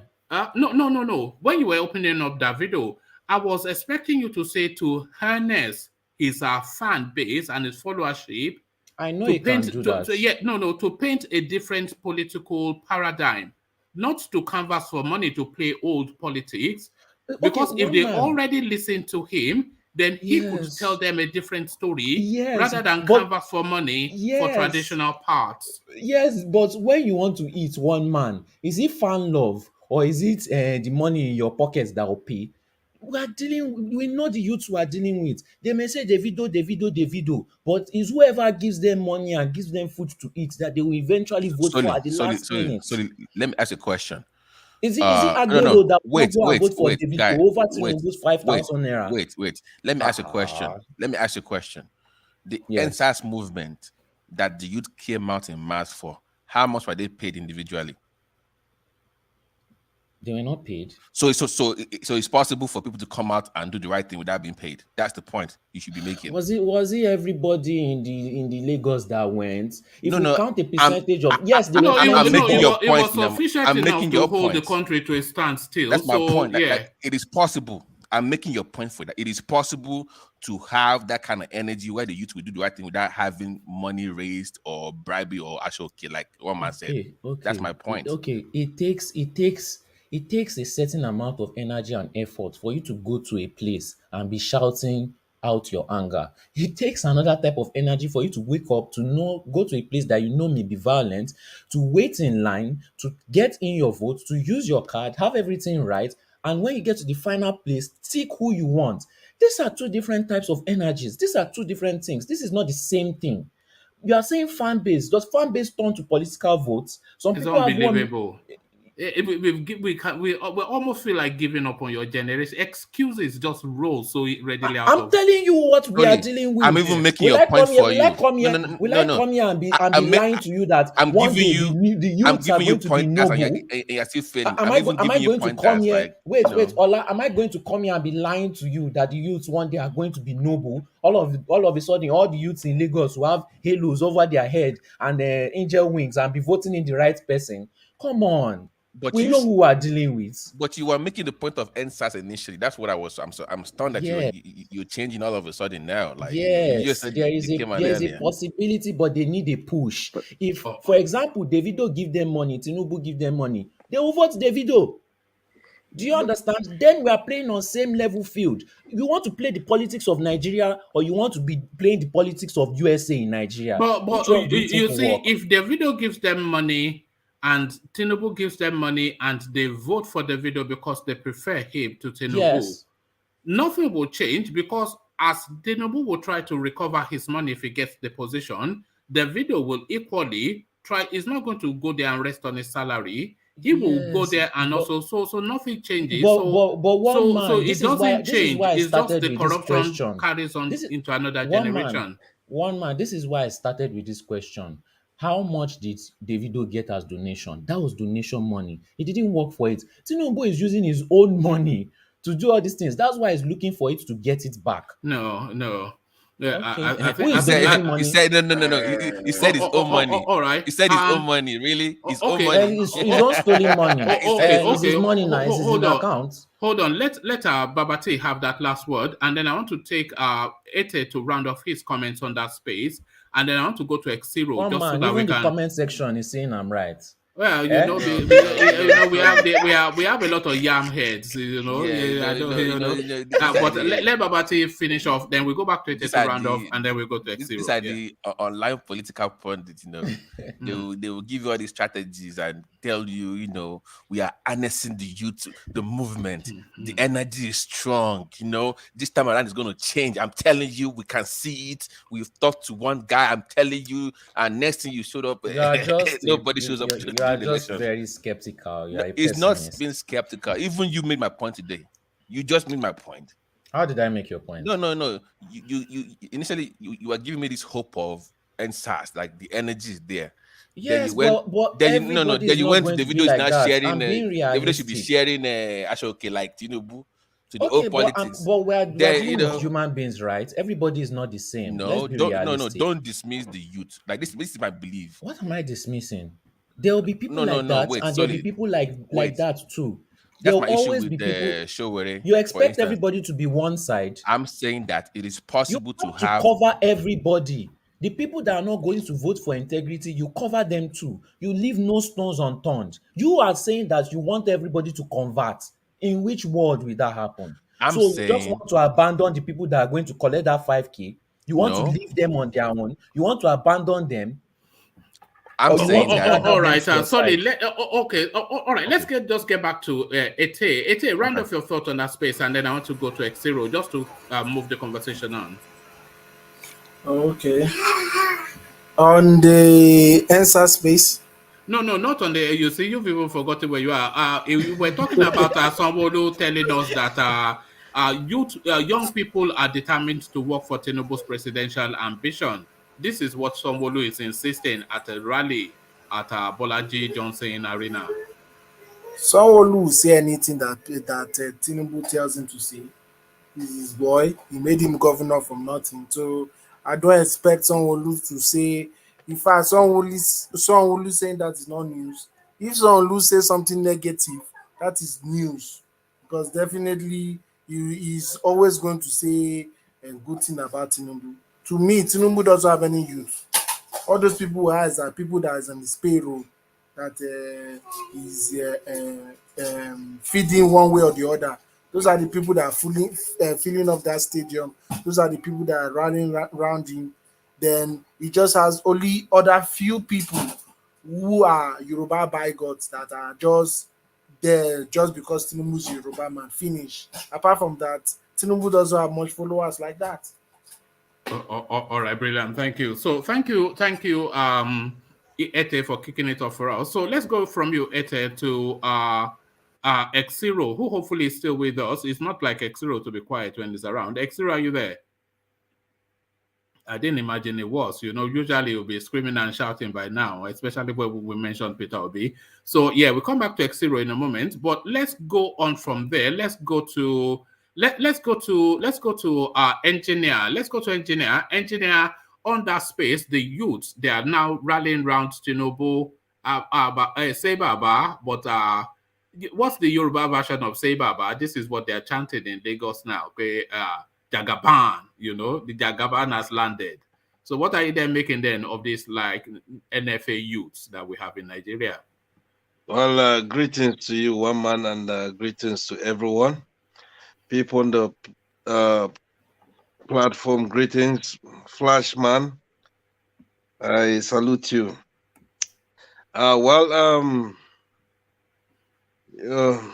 Nigeria, we have a problem. And the problem is the youth. I'm a youth, so let's accept our problem. We have a long way to go.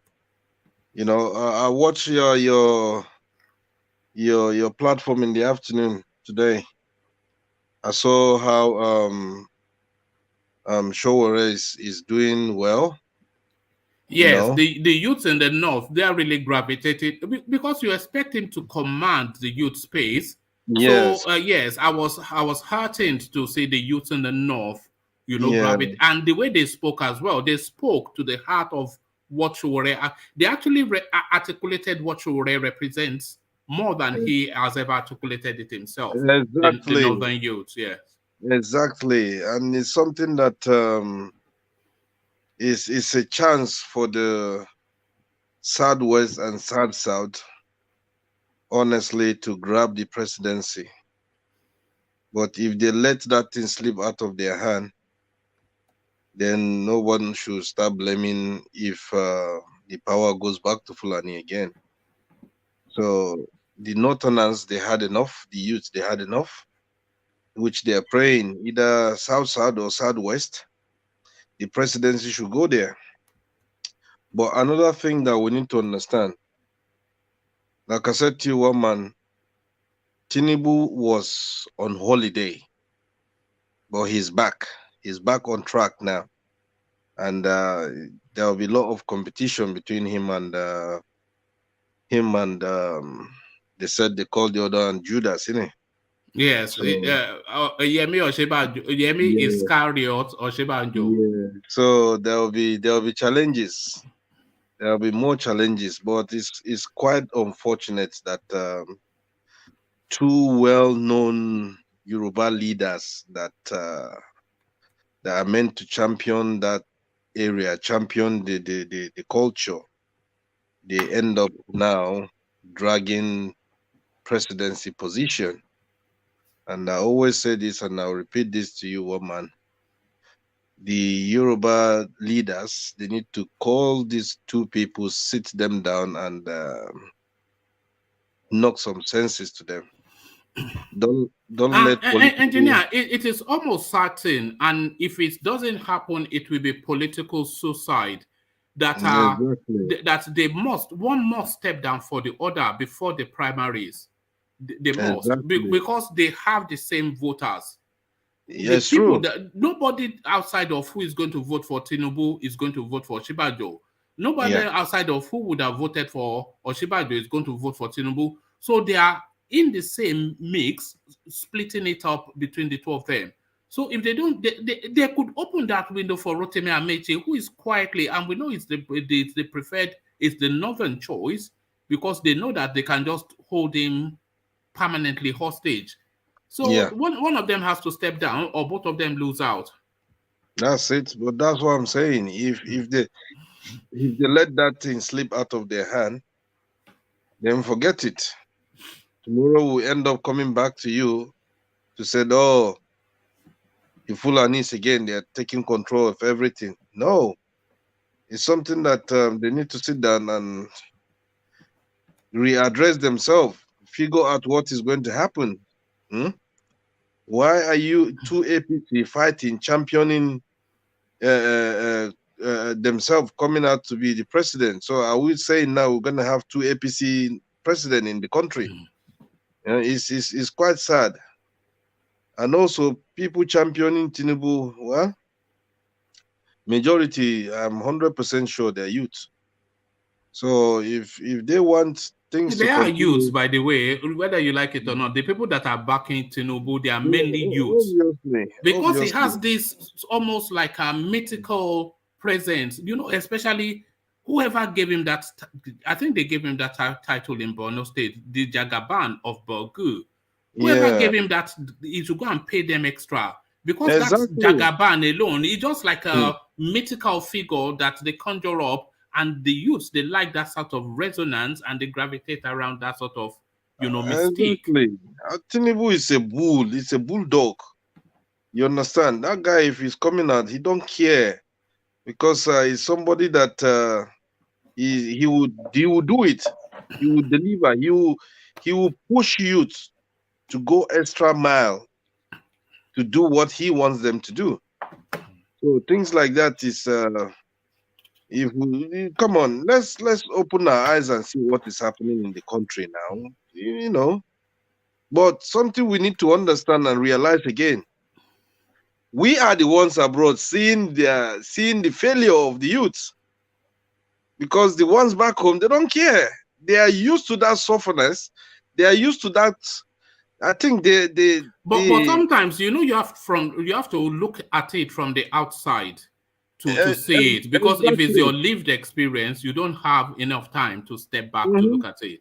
Because they are used to it. They are used to that softness. They are used to that. Let's wait till election come, then let them release that money. That's what is going in some of the youth mindset, you know.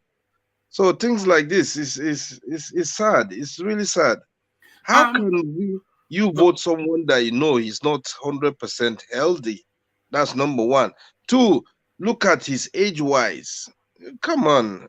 Come on, it's only us that can see it and detect it. There's a certain permutation that actually would suggest that permutates that Osinbajo's declaration actually favors Atiku. Let me paint you the picture of that permutation. So Osinbajo's at this declaration, he splits TINUBU'S base somewhat, which opens a window for Rotimi Amechi. If Rotimi Amechi gets the APC ticket and it goes up against Atiku, you know, it's just Atiku will just start to buy champagne as soon as he gets the, you know, that's an Atiku presidency right there. Yeah, but something you need to understand, woman. I said it, was it yesterday or a day before yesterday? I said the only person that will give Atiku headache, if Atiku should come out in the presidency ticket, the only person that will give him that 100% headache is Osinbajo. Apart from that, anyone coming from APC is an ice in the cake for Atiku, because Atiku will do anything to make sure. But another thing that you need to understand, that I'm so scared of Atiku, because remember, there was a time all the APC, whatever, they went to visit Atiku on a closed door meeting. Yes, I played the clip here. Yes. You see, something is not right in that country. Something dodgy is about to happen. You understand? Fulani man would definitely pass the throne to his fellow Fulani man. It's now up to Atiku to make sure that things are going to be a bit kind of okay in terms of insecurity in that country. But look, the other way around again, look, it's like the Fulani man is just clashing the two Yoruba leaders. It's just like putting their heads together, go and fight yourself while the power is going to my brother again. So if you like, kill yourself. I don't care. Because Buhari can never appoint Tinubu to say, oh, Tinubu, go for it. That's the least thing Buhari would do. And that's why all these people are coming out from APC, championing themselves. They want to come out and go for the presidency. It's quite unfortunate, honestly. Engineer, so if they have a consensus candidate in the APC, who would that person be? If they were to agree to some kind of consensus, what do you think they would pick amongst the people that are there right now? Can you start it off with who it will not be? Then that will land you on who it will be. So if they are going to have a consensus candidate, who are they not likely to, rally behind? Wow, that's a good one. Ooh, to me, I feel like they should just give it to Osinbajo, because he will be the best man in APC to deliver. Apart from that, I don't see anyone delivering APC out of this presidency race. That's all I can say for now. All right, thank you, Engineer. So, Engineer, let me move you from there to another talking point. Kwakwanso declares for presidency under NNPP. I'm pretty sure, like most of the rest of the planet, they've never even heard of anything called NNPC. But it looks as though NNPP. So you can NNPP. I beg one man. NNPP. Yeah, NNPC is equally as ridiculous. To give it its full title, New Nigerian People's Party. So this sounds somewhat Aminu Kano type tonality. New Nigerian People's Party. So this is the vehicle now that he's going to use to declare his candidature. So now this guy was in the APC in 2019, but the APC is too big a space for him to give fledging to his presidential ambition. He moved from this just 2019, or what, 3 years ago, he moved from the APC to the PDP, but then the competition in the PDP was just too heavy and too tough. So he has now moved from the PDP to now this obscure party, NNPP. So he now to declare his presidential ambition. Single story, one state politician. So does he think that only Kano State determines who will be president of Nigeria, Kwakwanso? Well, Mr. Kwankwaso, the chameleon, isn't it? It's only chameleon that changes his color at any moment, anytime, any seconds. See, one man, there's something we need to understand here, that if you look at it, how long will these people be deceiving themselves? Because the way things are going now, it's kind of like they're fooling themselves. And thank God for social media, I must be honest to you, because I said this some time ago. Is there any way Nigeria can change their constitution? If you serve in the government for 8 years, don't come out and say you want to go for this or go for that or this. Just serve and leave. Serve it and leave. Now, he has, I don't know how he went and sit down, analyze everything to himself, and see that, oh, PDP, APC, this, that, and end up coming out with this NNPP. Another thing again is good for him. If he says he wants to come out, all the best. All the best. It's just it's not he who started the race will finish the race. I doubt very much if a single person in Oyolafin, in Ekiti, in Abakaliki knows that there's a human being called Kwakwanso. What is he talking about now? Just because you have some people wearing red hats in Kano, and that will make you president of Nigeria. But one man, you know that people like that, they gaslight them to get money out of them. People around them make them believe they're actually bigger than what they are. So just to get money out of them, they will gaslight them like, oh, God, you are very big over there. Just give some money. So it's just to milk those politicians for now. He has no chance. Yes, and he knows that. So, sometimes I scratch my head in befuddlement because it's not a cheap thing doing these things. You have to campaign. That means endless flights. That is money. Mm-hmm. Endless campaign materials. That is money. That's Staff, money. organization, everything money. You have to buy all this sort of any and everything money, knowing full well that you have zero chance of being the next president. So what is the reward at the end? What is it for name recognition? Is it for attention? What is it? No, People like like I said before, Kwakwanso, like Showore, like Dele Momodu, like Tunde Bakari, all these it's try your luck. Meaningless noise It's try your making. luck. It's try your luck. But remember, they will still make that claim and get the money back, innit? From whom? One man. Yeah. Is it because Nigerian government. Can I say something, engineer? Sorry to take it. Go on, go on. Is it because these people are not popular like your politicians called Atiku and what's his name? The Jagaban of Lagos. No, it's not because of that. Let me phrase the question before I allow you to speak, please. All right, go on. But I don't think you understood what I said, but carry on. Yeah. No, I notice you sometimes the way you talk about these people, maybe because they're not heavyweights, like we will call them in the Nigerian context. You kind of wash them down like as if, let me ask my question before I make any comment. So is it because that they are not heavyweights, or they're not being in government, or their name are not being mentioned in NTA and other bot media houses like Arise and the rest of them? Is that why you think that they are not? They don't matter in the equation?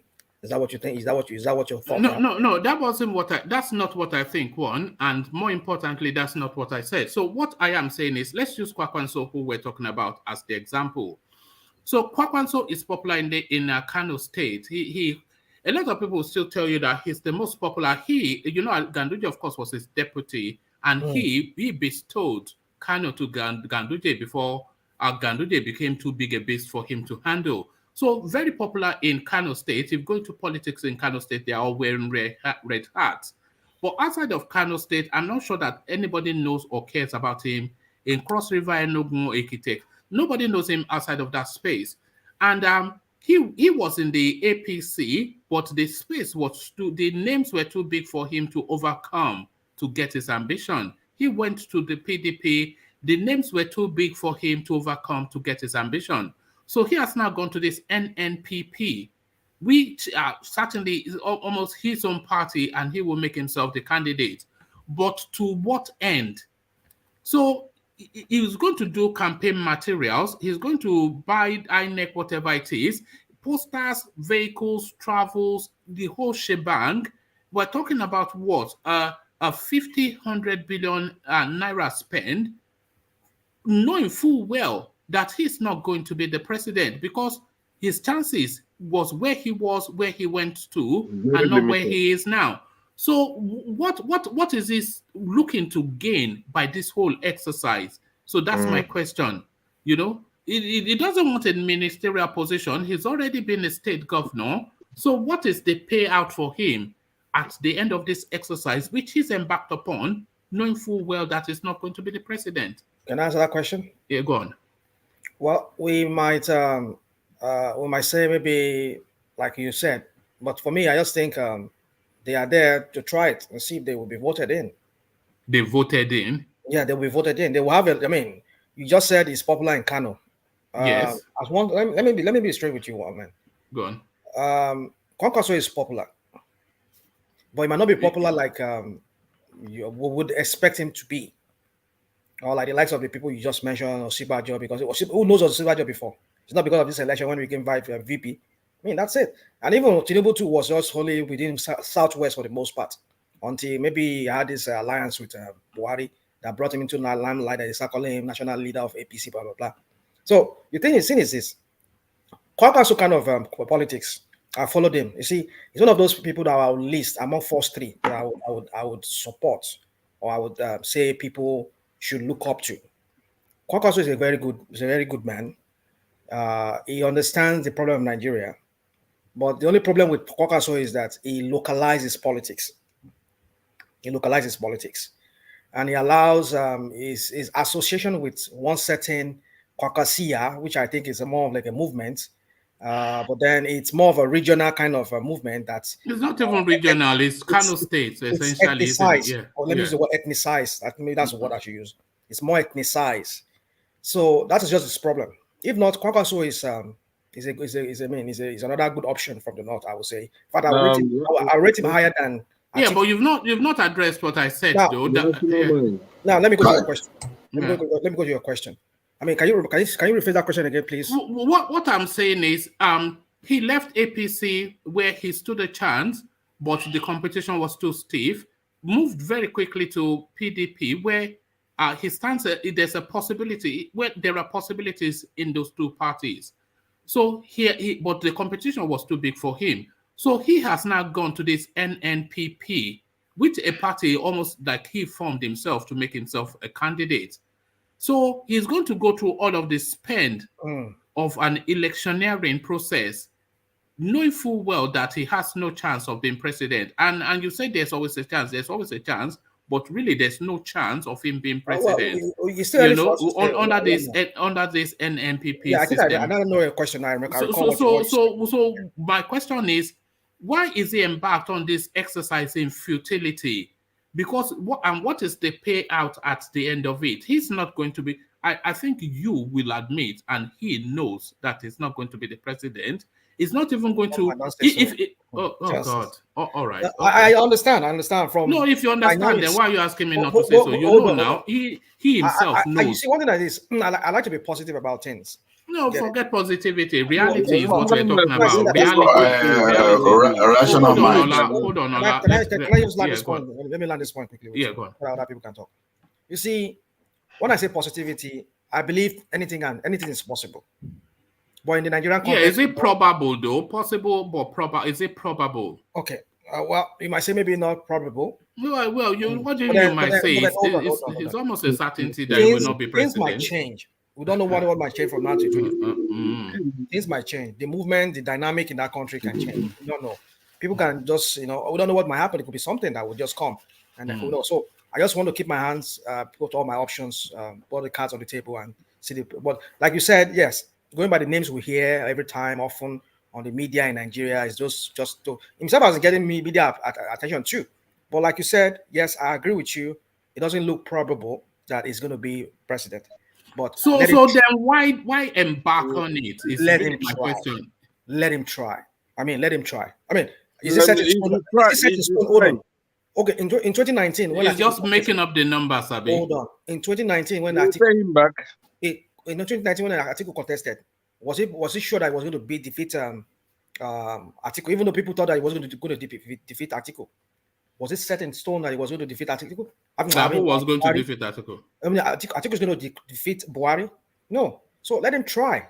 Let him try. That Atiku was. You see, in the United Kingdom, I can tell you that almost the next prime minister of this country is either going to be the conservative candidate or the Labour candidate. I can tell you that in the United States, the next president is either going to be the Democrat or the Republican. And I can also tell you that the next president of Nigeria is either going to be the PDP or the APC. So you can never say never, and of course you never say never because the future is a mystery. But really, if invested in reality, that is the reality. Is that not the reality? What are we? It's just wasting his time. But why is he wasting the money? Mind. It's bad when you leave APC, PDP to start going to MPC and gas. That tells you are. Come on now. But why is he spending all that money? Is my thing. Why just? Is it for attention? Well, he's trying to create a new movement, a new party. Come on now. Something. Yeah. See, politicians will always deal in numbers, and the more numbers they can snatch away from the mainstay people, the better for them if they are able to achieve it. For example, now, if you float a new party, assuming is able to establish the structure very well, and they win some local government, or maybe they win some seat in the state assembly or all those things. So he has managed to take some people away from the party. Now, even if he's not going to become the next president, that can give him some kind of leverage to still negotiate some type of political relevance. That is just the activities I see there. And we never can say never too. Things can turn around and maybe getting himself prepared for that opportunity. No, okay, describe those things that will turn around, that will give us a Kwakwanso presidency under a party called NNPP. Describe those things that can turn around. Without saying you never know. Don't say you never know, because you open that space. So describe those things that can turn around, that will give us a NNPP president called Kwakwanso. Even the name itself, you can't even pronounce, right? It might not necessarily be in the NNP, NPP, whatever. See, no, hold on, hear yourself. Hold on, even you cannot. Hold on, Babati. Let him follow through. Let him follow through. Yeah, go on, Ola. Yeah. Now, let's assume now that there's a kind of rough fight within that is former party, and they can no longer agree, right? And they want to say, okay, who is the person we can now invite? Okay, they say, okay, let us even form some kind of alliance with these guys that move away from us. So there's also all those possibilities you can never put aside within our political space. So because already this guy already moved some loyalists away. As he moved them away, maybe they see some kind of something that he can use to damage their own political party. And meanwhile, those people that are left in that party now, they cannot agree. And maybe there's some kind of chaos among them. I say, okay, then someone suggests, okay, let us go for Kwankwaso. That is already having his own kind of activities. Okay, they now march together and now push the guy forward. So in Nigerian politics, don't take anything away. Will you ever? No, I forget all of that, man. That's just so. That's just almost on another planet. So if they fight and look at how many ifs there, it's just another. Yeah. Ola, please. We all know the giant of Nigeria is APC and PDP.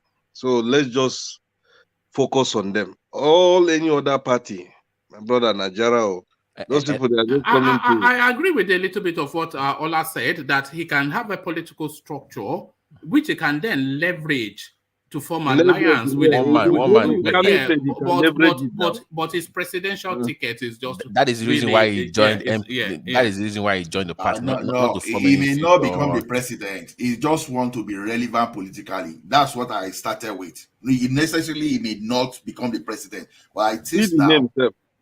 NPC, NNPC. But Kwankwaso, contrary to the opinion that Kwankwaso is not popular, nobody said it's not popular, but is it popular outside of Kano? Is the thing. In the absence of Buhari that time, he was the next potent person that they would have. Yeah, it was popular once. Yeah, push forward. That is why that when people said Osinbajo should resign, that is why some people don't want to leave the corridor of power and come back later. Right? He used to be very popular, and as at 2015, for example, without Buhari, if you push Kwankwaso forward, maybe he will have become the Buhari of Nigeria today. So in APC, right? He will challenge Atiku, for example. He will challenge Atiku to the last vote. Kwankwaso used to be popular. It's just that I'm not sure that he is popular outside of Kano. That's just the thing. No chance. It's from Northern State is popular, yeah. Besides Kano State. Maybe you can say in South. You see, once any of them clinch the ticket of the party, so all those popularity, for example, it doesn't count again as much as the party structure worked for him. So it's just like Jonathan, for example. He wasn't popular. Who knew Jonathan until he became this thing? But when the political structure worked for him, all those popularity became nothing. So that's just the way. So if they push engineer, let me ask man's question on what he said, because I had some issue. I was trying to direct. Let me just go straight anyway. So, so when you ask the question that Kwakwanso, why did he leave why did he leave PDP and go form his own party? Now the thing is this: he knows that in PDP he cannot have that ticket, like you said, like everybody agree. And the reason is because, number one, apart from Atiku and the rest of them, he knows that the issue of zoning is something which he doesn't want to meddle himself into. Because if he gets himself involved in that, that might even really hurt him. I might not even really get anything out of it. So maybe by going and forming his own party, give him that leverage or give him that upper hand in being able to be given the ticket. That's what I think. It's been in 3 parties in 3 years. We know it's been cross-carpeted anyway, but I'm not saying, I'm not saying that for that reason I think he doesn't have principle. He's a principle-less man when it comes to that. I used to like Kwakwanso, but over time now, looking at his antecedent and what he has been doing currently right now, I realize that he's been a mess himself. So, but I think it's another viable. I mean, maybe not in this. Maybe after it gets to the turn of the Southerners, maybe in the next one, maybe they should look up to Kwankwaso. The guy has what it takes. Because when it comes to this issue of Boko Haram in Kano State, he was able to. Mind he was a former minister of the defense, so he was able to really put them in check in Kano State. They put, which is what they are even working on currently right now in Kano State, because all those things that Ganduje is using to block Boko Haram from really having that foothold in Kano State, it was Kwakwanso that put it in place, the machinery in place. So I think the guy could really do something. He could deliver a little bit when it comes to that. This is insecurity in Nigeria. That's what I think. No, all right, thank you. Let's go back to engineer to round off his thoughts on that space. So back to engineer. That name don't even fit Nigeria. Let's start from there. Oh no, I like the name actually. It's a very what I kind like of those, name? Yeah. Kwakwanso. One man I beg. Yeah, It sounds like Northern Nation People's Party. Actually, just on that thing, which name would you say sounds presidential out of all of the names in play? Not that you like his politics or not. It sounds presidential, President Osinbajo. Probably because you're a Yoruba man. What's wrong? No, not just that. Peter Obi too. There's nothing wrong with that name. Peter Obi too is another presidential name. Yeah. Out of all of the names, I think actually Kwakwanso sounds presidential. Yeah, it sounds. It doesn't it? Kwakwanso. Yeah, I like that name. I like the name too. There's nothing wrong. Your name is your name, right? It doesn't matter. Kwankwaso. As my name will sound foreign to Adigbo man or this thing, so we just have to. The name is name. Okay, Wike too sounds presidential. So no, Wike doesn't sound presidential. Wike sounds like somebody. It sounds like somewhere you go to drink pepper soup. I'm going to Wike to drink pepper soup. But I like Wike, to be honest. Apart from I like Wike, but then yes, and yes, I was going to say this, but I recalled from it. But Alexander Gomez said it. Atiku Abubakar. That sounds presidential too. But thank you, engineer. Let me go on from your engineer to let's try Xero again. If it's not there, then we might have to free up the space. So Xero, are you there? No, we don't have Xero. So thank you, Xero. I'm sure he usually comes to the earlier session. So let's free up the space for whoever else wants to come in. So let's go then to Babati. Babati, are you there? I know you are there, Babati. Look at that. He has gone to raid the fridge. Look at all of this. Is it only? I thought it was only you that was always. And on this, Solly too, munching at a bar on the screen. No, Solly. What were you eating earlier on, Solly? Look at that. That sounds like some E factor something. So many chemicals. Is that some of those E foods? No, it's like all those jelly beans. Jelly beans. My goodness me. Dry crayfish with sugar. If I eat that, I'll be bouncing off the roof. God, man. It's just more sweet. It's more sweet.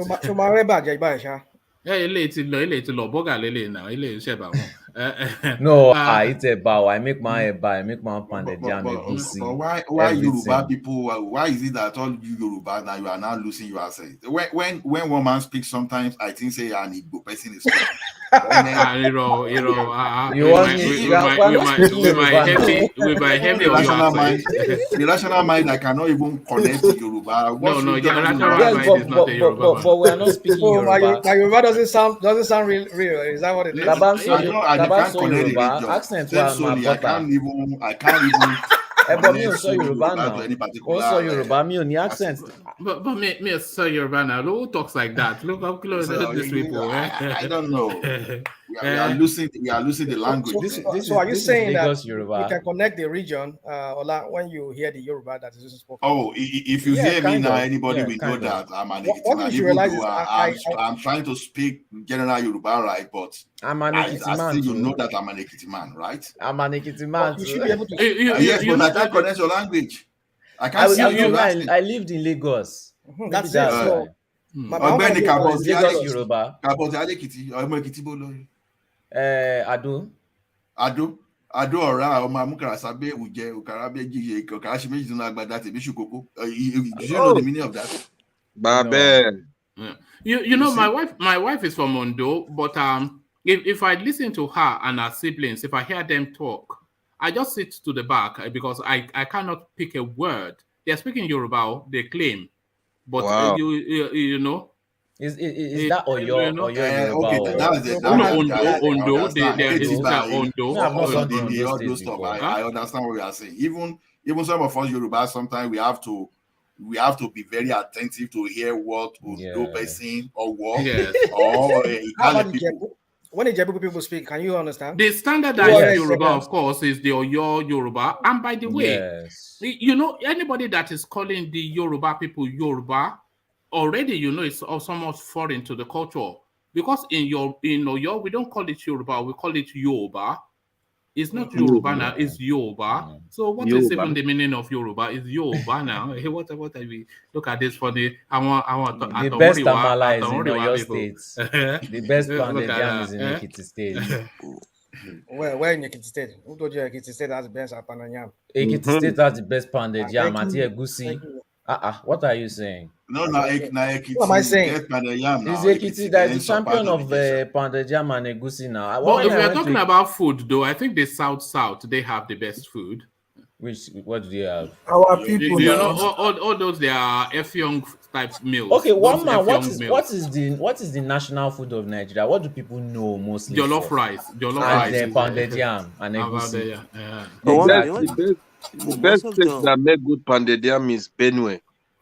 No, it's Ekiti. Minority tribe has the best yam compared to the major tribe. You know that you don't compete pounded yam with Ekiti. No way. You don't. Because when you even go to some part of Ondo State, for example, you will see the type of a different breed of yam entirely. But when you come to Ekiti, you will see like almost 20-something species of yam. Yeah.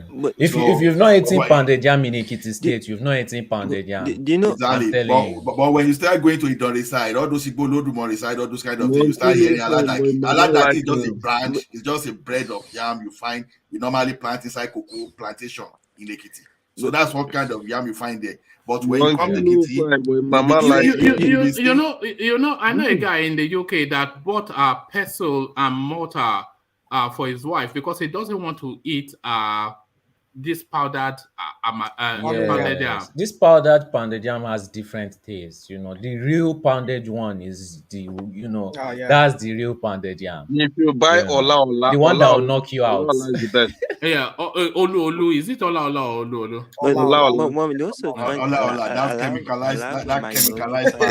That women don't really speak the language.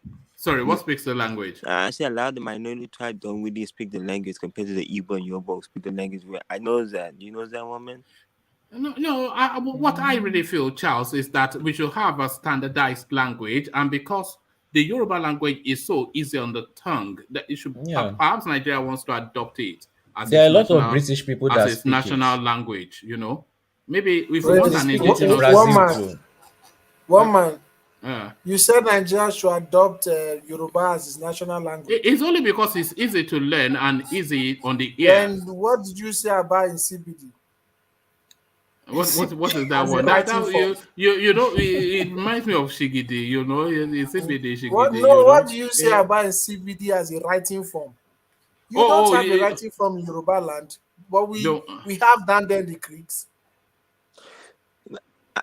I think the two languages that you have the Igbo and Yoruba, because Igbo and Yoruba is so popular around the world. The language, you know that. The Igbo language is somewhat. If we want to use international comparisons, I would say the Igbo language sounds somewhat Germanic to me. You know, like when Germans people are speaking, almost like a forceful sort of tonality. Yeah. But the Yoruba language, it sounds somewhat Latin, somewhat French, somewhat Italian. You know, a natural rhythmicness and fluidity, just a poetic flow to it. You know. But Yeah. Igbo is basically a romantic language. Romantic, No, it actually is. Look at this guy. No, What are you talking about? So Igbo sounds romantic in your ear. Yeah, it does. That's what Jake has been romancing these girls with Igbo. That's what Look white at people this- like look at to this speak guy. Igbo. So popular around the world. Igbo and Yoruba, the most popular language around the world. Yoruba is more popular because of the music. No, I'm saying two of the most popular languages in Nigeria, the Igbo, Yoruba, popular. You don't hear a lot of outside language that's popular. I don't know why is that. Only in Nigeria the popular outside language, not around the world. All right, thank you. So let's get back to the politics of it, and let's get to it with Solly. Ethnocentrism. What is that? Yoruba supremacist is essentially what he's saying. So that's a easy or no a very lost troublemaker. Sorry, before you jump into brother Solly, please. You made mention of these people that this law that they change in United Kingdom. I told you that in Birmingham here, I think there's a rally, a massive rally. Oh, are they protesting it? Yeah, it's online, because in Birmingham here, this is what they're saying now, because people are really into it, because people are saying, is it the blacks that are protesting it? No, every race now, every race, they are really fighting government for that, because also, if the same government that would tell every UK citizen, if you have space in your house, accommodate the Ukrainians, I will be paying you £350 every month. So why is it they're not applying the same treatment to refugees that come to UK to settle down? So those are the kind of questions people are asking UK government, and they have to give a tangible answer, otherwise it's just going to be a nightmare for everyone here. I'm not sure that I'm totally against it, but I can see why people are protesting it, you know, but we'll see how that plays out, you know. But you know, that asylum seeking space is a very toxic space. It's not toxic, but controversial, you know, because if you are seeking asylum, you are meant to run to the nearest country of safety, you know. So if you then go past that nearest country of safety, then you're seeking something else outside of just your personal safety. So that's just it, isn't it? It's true. Well, in terms of United Kingdom, they're the only one that can open their border, and the border has been open for a long time ago, and that's why the people, they choose to come here, because in terms of education wise again, and in terms of the NHS, the free medical treatment. So those are one of the basic things that make people to come down to United Kingdom. So what is Poland and Austria and the other neighboring Czech and the rest of them? What are they doing? In terms of education, like I said, education. You mean about absorbing the Ukrainians? Yeah, Austria and those other countries I just mentioned, their living standard is even, I would say, even not even up to more than your standard there in the UK. Austria and Czech. Maybe not really Poland, but maybe Poland is still not up to your standard, UK standard. But at least those two other countries, Austria and Czech, they are very good. They have one of the best economies. But in terms of medical facilities, they are good. They're good. But I don't know, maybe the terms of how wealthy they are. Maybe UK is more wealthier. Maybe that's it. Maybe they have more money. They have more money to spend than those other two countries I mentioned. But like Woman rightly said, then they accept all money looted now. You said? Now then they accept all money you loot from your country now. You mean Austria and Czech and the rest of them? No, I mean UK. Now then they accept stolen weight. Yeah. So, but then UK. But like Woman rightly said, when you're moving from almost 5 countries before you get to UK, or that, I mean, you're moving from 3 countries before you get to the country where you're seeking asylum. To me, I think that's no longer asylum anymore. Yeah, then you're an economic refugee. Yeah, something like that. Yeah. It makes sense to, I reason that way too. Because the thing is, if you're seeking asylum, you go to the next country or maybe one of the other countries neighboring to your country, you can seek asylum there. I mean, it makes sense. So why not seeking asylum in Germany, in Austria, and Czech? Yeah, well, one thing you need to understand is that people are looking up to English-speaking country. You understand? So those are one of the reasons that you see people they run away and come They don't to speak English. They speak Ukrainian. Yeah, but like I said, what I think is economic, like Mom says, that's economic refugees. These are not asylum. German has a solid economy. Germany has economy. But in Germany, you have to probably learn German and Yeah, you have to learn English too. Well, if you are coming from Ukraine, they are not most a of the world natural already English. speaks English. But they already speak English. Most of the world already knows English. You know, Ola says something. It's only in England you come with £15,000. They will welcome you. They will lick your leg, but you can't take that money out because you have to give accountable of how much money. How did you get that money, and for you to go I out? think that's international law. You know, you can't cross borders with more than $10,000 without having to document it. But United Kingdom, even though you're having any amount more than that, they can welcome you. They will lick your leg. That's what they can do. They will. Are you talking about cash or money in the bank? Cash, my brother, cash. Why are you carrying that much cash around in the first place? And even investment based on fraudulent proceed, United Kingdom will take it from you. It is only later they will start adding political something. Look at this type of sanction that is happening to all this Russian oligarchy now, for example. Look, this thing. This guy knew all those money were not cleaned before. Why will you take it? And it's only now you are now realizing, oh, dirty money. Yeah, this thing you start. You see, these guys are known for accepting stony funds, stony wealth, and they accommodate that thing, which is terrible. So they should just do away with the double standard. See all this kind of what more Boris Johnson has been doing these days with type of unreasonable sanctions. All those things that you know they were illegality, but you allow them for decades. All of a sudden now you are now presenting yourself as a saint. Come on, those guys they sabi tifo.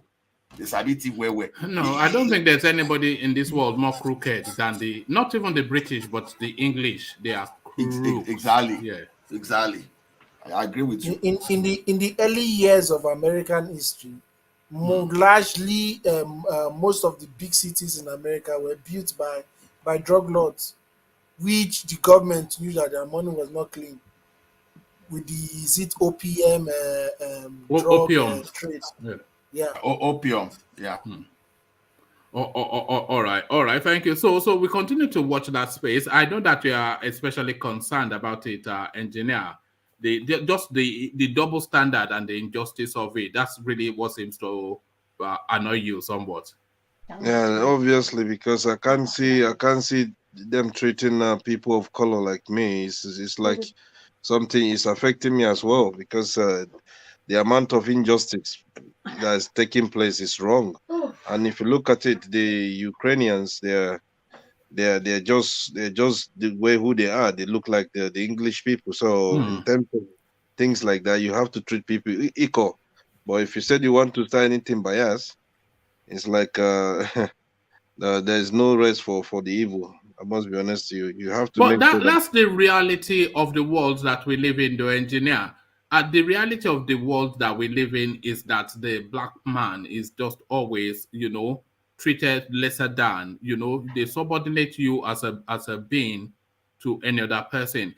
Like as we were saying, that they are saying people who have space in their house should open it up, and they will pay them a fee. Can you imagine if that was people? 350.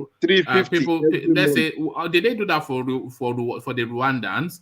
They will exactly. they will blow their boat up in the. It's just and that's really, that story actually ties with Nigeria as well, because the black person, the black race, they don't have a success story to tell, which then just lets the world see them as perpetual, habitual failures as people. And Nigeria is the only possible success story that the black race can have. But then, it's just a... Yeah, but the only thing helping United Kingdom here in terms of sports, if you look at it properly, the finisher of their sports, the finisher of every race in United Kingdom is black. No, Is not black. only black alone, France, Canada, United States of America. So you just mentioned them. Yeah, Exactly. but most of these whites don't really count sports as And a that's judgment of physicality, isn't it? yeah. They give you physicality, but they don't give you brain. That's just the thing. But thank you, engineer, for that. Keep us updated on that space, engineer. Luckily, we Because have Dangote. Dangote, what is that? there's a he is a look at this You guy. know, it's But still something. is what you mean the richest black man? Yes, it's still All right. something. It's richer than most of these European billionaires. Well, You know. all right. Thank you for that. So let me take you then back to the politics of it, and we're talking about the youth coming out en mass to support Tinubu. You've seen the video, and you are now trying to call them bad because of your hatred of Tinubu. Sorry. One man who you I was the only youth supporting Tinubu that time. Oh, which hatred? Hey, Eh? Ọlọ́run ọba. Hey, ṣàánú mi o. Those are touts, one man. Those if you go to Lagos now, those are the touts of Lagos now. Tinubu has just freshened them up a bit. Is it because they are not looking like mad people on the streets? Those are the current touts of Lagos. Because they've banned Agberoism. They've banned all these touts. They've banned land grabbers too. Omo Onile, they've banned all those things. So these people are adapting thanks to Tinubu. They are having house on the island. They are having But mansions. would you argue that Tinubu has mass youth following? One man, the youth that is following him, they don't really know him. They are just following. Oh, they don't know. They don't know much about him. They just say, oh, he's the Jagaban, like you said. This one rich man that lives in Bodilon. That's all they know. They know Sheyi Tinubu. It's just clout they know him for. They don't know him as that. They don't know him as the person doing this one or the person doing a toll gate or the person doing. They are just finding it out. They don't know who this guy is. Basically, it's But just for whatever Jagaban they know. reason, it has a mass youth. There's no escaping it. Yes, He has more yes, of a youth following than Atiku, than Rotimi yes, Amechi, than yes, I'm not sure if he has more than Oshibanjo. I will argue that it does, but people will argue that it does not. But yes. certainly, and then Wike, certainly, because nobody even follows Wike. So out of all of the only person that can claim more youth following than him is maybe what is his name? The Peperin Kepe guy, Showore. That is true. Well, but Would you Lagos agree is. with that? Yeah. I agree. Lagos has a lot of youth too. A lot of people come there. They come from wherever they come from, and they come and thrive in Lagos. They wouldn't thrive any other where else. So it's full of youths. If all the other states gave an environment where you could succeed and thrive in, all these youths that are in Lagos would be in their own states. Why would they need to be in Lagos? So it just has that luck of a state migration that is on his side. It's not like he did anything for the youth, or it's just fortune played towards his favor, basically. That's Uh, just uh, how he has it. It uh, didn't uh, work for them. All right, thank you. And I'm sure you saw the poster yesterday, Osinbajo, the betrayer. It was all over Abuja. So Osinbajo now comes out via a journalist. He says Osinbajo is not a betrayer, rejected Obasanjo's Attorney General of the Federation offer to stay loyal with Tinubu. So he goes back to 2005 when he was the Attorney General of Lagos State, and apparently was made an offer by Obasanjo, which he rejected. But this is the second time now that an op-ed has been done against Oshibanjo, and he has very quickly come out to try and debunk it. So is this a good strategy that every single story that comes out, you come out with a counter story? And will it get worn down by this strategy in the short term, almost even in the immediate term? Because just yesterday, somebody else did another story and he put out a video. Another story comes out, or another move comes out, he buys a journalist. How long can he sustain this strategy, Solly? One man, he should have gotten somebody strong enough to back up his ambition. You know, he didn't plan this out well. Let's say he had the hand of Buhari backing him now. Would he be needing to reply all these things? So he doesn't deserve the presidency then. If he couldn't come out with such a strong plan, expecting all these kind of things and knowing how to counter it, then he doesn't deserve the presidency. They are going to weigh him down. They really are. If he is going to reply all the time, you don't have time to campaign because you always have to be defending his name every single turn because he doesn't have anybody that is strong backing him up. He said he called the people in APC. Those people were saying, "We have heard what he has said and we wish him good luck." They didn't even put attachments in their statements. That's get lost, isn't it? As in, That's you polite. know, Get lost, isn't ah, it? We and have they heard even what he said it, said and and all we of them wish were him good just luck. standing there and they were doing their chest like this. Mm. You see, these Yeah. people, they expose their character. They cannot even hide themselves. They just told him we wish him good luck. The moment I heard we wish him good luck, not that, and we have heard his this. I think what's here now. They just came. They came for a polite hearing, and they have gone back to their house. Simple as that. He doesn't have a strong backing. He just, but he may But something you must don't know have what happened. propelled him to declare though. So I mean, he must have some. Yes, but then you should He come must out have with found the it. confidence somewhere. Yes, then you should come out with it. If somebody is telling you that they will support you from behind, why can't the person come out in times like this? Why must the person wait till that last moment? So somebody is probably giving the confidence, but the person probably doesn't even truly believe it. The person probably wanted to see the reaction of people too. Because by now that person should have come out to come and, push him out and defend him and, back him up. But we are not seeing any word from anybody. He just seems like a lonely man right now. He seems more lonely than when he was just sitting down as the vice president and not vying for anything. All right. There's a game of poker that is going on between the APC and the PDP to see who blinks first. And this is in terms of their presidential primaries. So all the primaries have to take place sometime next month for reasons of INEC timetable. So the PDP primaries are taking place on the 28th of May.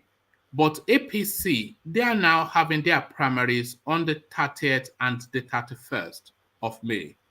So does that suggest then that they want to see who PDP are going to pick in order to know who Yes. they are going to pick to counter? Yes. They are going to shock PDP. They already have their plans. Basically, they are saying if PDP puts this, we put this. If PDP put that, we put that. Maybe that's why nobody has really said anything yet. APC, they are not stupid. They are very smart when it comes to dirty, evil games like this. Geniuses. Albert Einstein level when it comes to games like this. So we should expect a lot of things going on after that PDP. But they Yes, could not they could not apply the same Einstein knowledge to the economy, have you? Eh, I Yes. said I said for evil. It's I said when it politically. comes to evil, that is what I said. When it comes to evil, they are Albert Einstein. When it comes to good, kilo kon Uh, So that's just how it is. all right, Solly. Solly, let me put this question to Babati. National Assembly should enact laws to legalize arms for citizens to end bandit attacks. It's a lawmaker saying this from Plateau State. And this is not the first time that this has been mooted as an idea. And I, for one, have always been of the thought that Nigeria should have the right to carry. Because clearly there's no security in Nigeria. And clearly there's an avalanche of banditry and assaults on persons in Nigeria. So the choices are the people to just in helplessness, hopelessness, surrender to being slaughtered, or should they at least have the right to fight back? National Assembly should enact laws to legalize arms for citizens to end bandit attacks. A lawmaker making this proposal, is that a yay or nay from you, Babati? I support Nigerians have. Can you hear me? Perfectly. I support Nigerians having arms, but with some kind of restrictions, because Nigeria, there's no current efficient database, because if you start selling weapons to people, it might end up in the hands of people you're trying to fight in the first place. Then you turn into the Wild Wild West. You don't want that happening. So I do believe that we should have some form of citizens arming themselves, maybe more of like community policing, but not necessarily individuals owning weapons, if you know what I mean. That way we can track the sale of it. So because if we go the individual route, then we are at risk for proliferation of weapons. We already have that issue anyways, but it's going to be worse since it's legal now. So I would support more of a community community access to weaponry, as opposed to individuals owning weapons for protection. That would be a more safe approach because of the unique position Nigeria occupies. We don't have that much data to track gun sales and do background checks. We don't have those kind of things in Nigeria right now. So, and if you say, okay, just sell it to anybody, you don't know if that person wants to use it for nefarious acts, or so there's no way to. But is everybody having arms? Does that not checkmate the nefarious acts? I mean, it's Nigeria we're talking about. You're going to turn that place into come on now.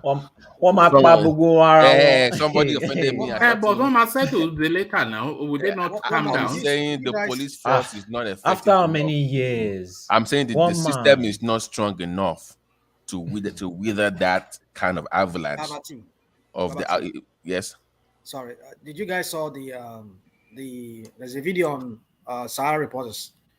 A landlord who went and shot the generator, electric generating generator of one of his tenants. He used his pump action and he shot. He shot the generator. You see what I'm saying? Shot the guy in the foot. Nigerians and their anger management. That's what I'm saying. So what I was saying, the system is. I'm saying it might be right. Don't get me wrong, but we don't have the system to check those kind of things right now. So the safest place to put it would be community policing, where it's still like some kind of restriction to a group as opposed to individual sales. Yeah, go ahead. Babati, I disagree. I believe Nigeria will never, ever allow it, just because of one thing. They are afraid that the East will want to carry out another operation to separate from Nigeria. That's you might have those kind of they call it something here. I've forgotten it. The mafia. They call it mafia, something like that, where a group of people would just come together and bear arms and have their own communities. So you don't want that in Nigeria. Nigeria does not have a strong security system to regulate those kind of things. So like I said before, community arms sales, like the OPC in an area with arms that we can track the sale of, will be better as opposed to giving one crazy dude that just bought it for 100,000 naira. That would not be the best bet for Nigeria. That would be anarchy. You don't want that. Oh, all right. Babati, if Nigerians did have the right to bear arms, would this happen? 3 killed as herdsmen attack Enugu communities. So if they had the right to bear arms, would that happen? No. That would not. This is what might happen. Okay, somebody comes to your farm. You gotta understand, people don't have. It has to come with restrictions. That means you need some basic training for handling weapons. You need a strong background check. What are you securing? Is your life in danger? Those kind of questions have to be asked. We cannot just have an open door policy to should anybody that goes through the NYSC program be given the right to bear arms? No, because the NYSC training is not even close to what I'm talking about. I have weapons as well for full disclosure. I have my own couple of guns I use, but that is not even what you use or you own. What do you use? No. Look at this guy. Are you an armed robber? No, I hunt. I do. I hunt. I do. I hunt since I hunt, but it's more like what do wild boar? Yeah, we do duck hunting. We do. Right, yeah. But I do. I have to start doing that. But these are some of the things I've always. Yeah. I don't want guns in the house for the moment, but maybe later. Yeah. I have a couple of shotguns and semis, but it's fun. But that comes with responsibility, training. the Nigerian, like here now, they make me go through all these background checks. Like if I'm going to sell arms to, okay, first of all, who's going to be the dealer for weapons in Nigeria if they have an open shop? Who's going to be selling the weapons? No, there's a gun shop in Ikeja. Yeah, but they have maybe a police report or something like that. That should be a reason for you to want to buy as of now, not just coming there to buy as an individual. What I'm saying is, if you have a new law saying that anybody can buy for safety, where is the check? Who checks the background of the person buying to make sure they're not buying to kill somebody? You see what I'm saying? The system is not strong enough as of now to negate all those shortcomings. So let's stick to police to community policing for now, for the community for now, to have those weapons as opposed to individuals. All right. Thank you. And Wike gives condition for PDP consensus presidential candidate. So I was expecting him to dismiss it out of hand, but I can understand that he should not dismiss it out of hand.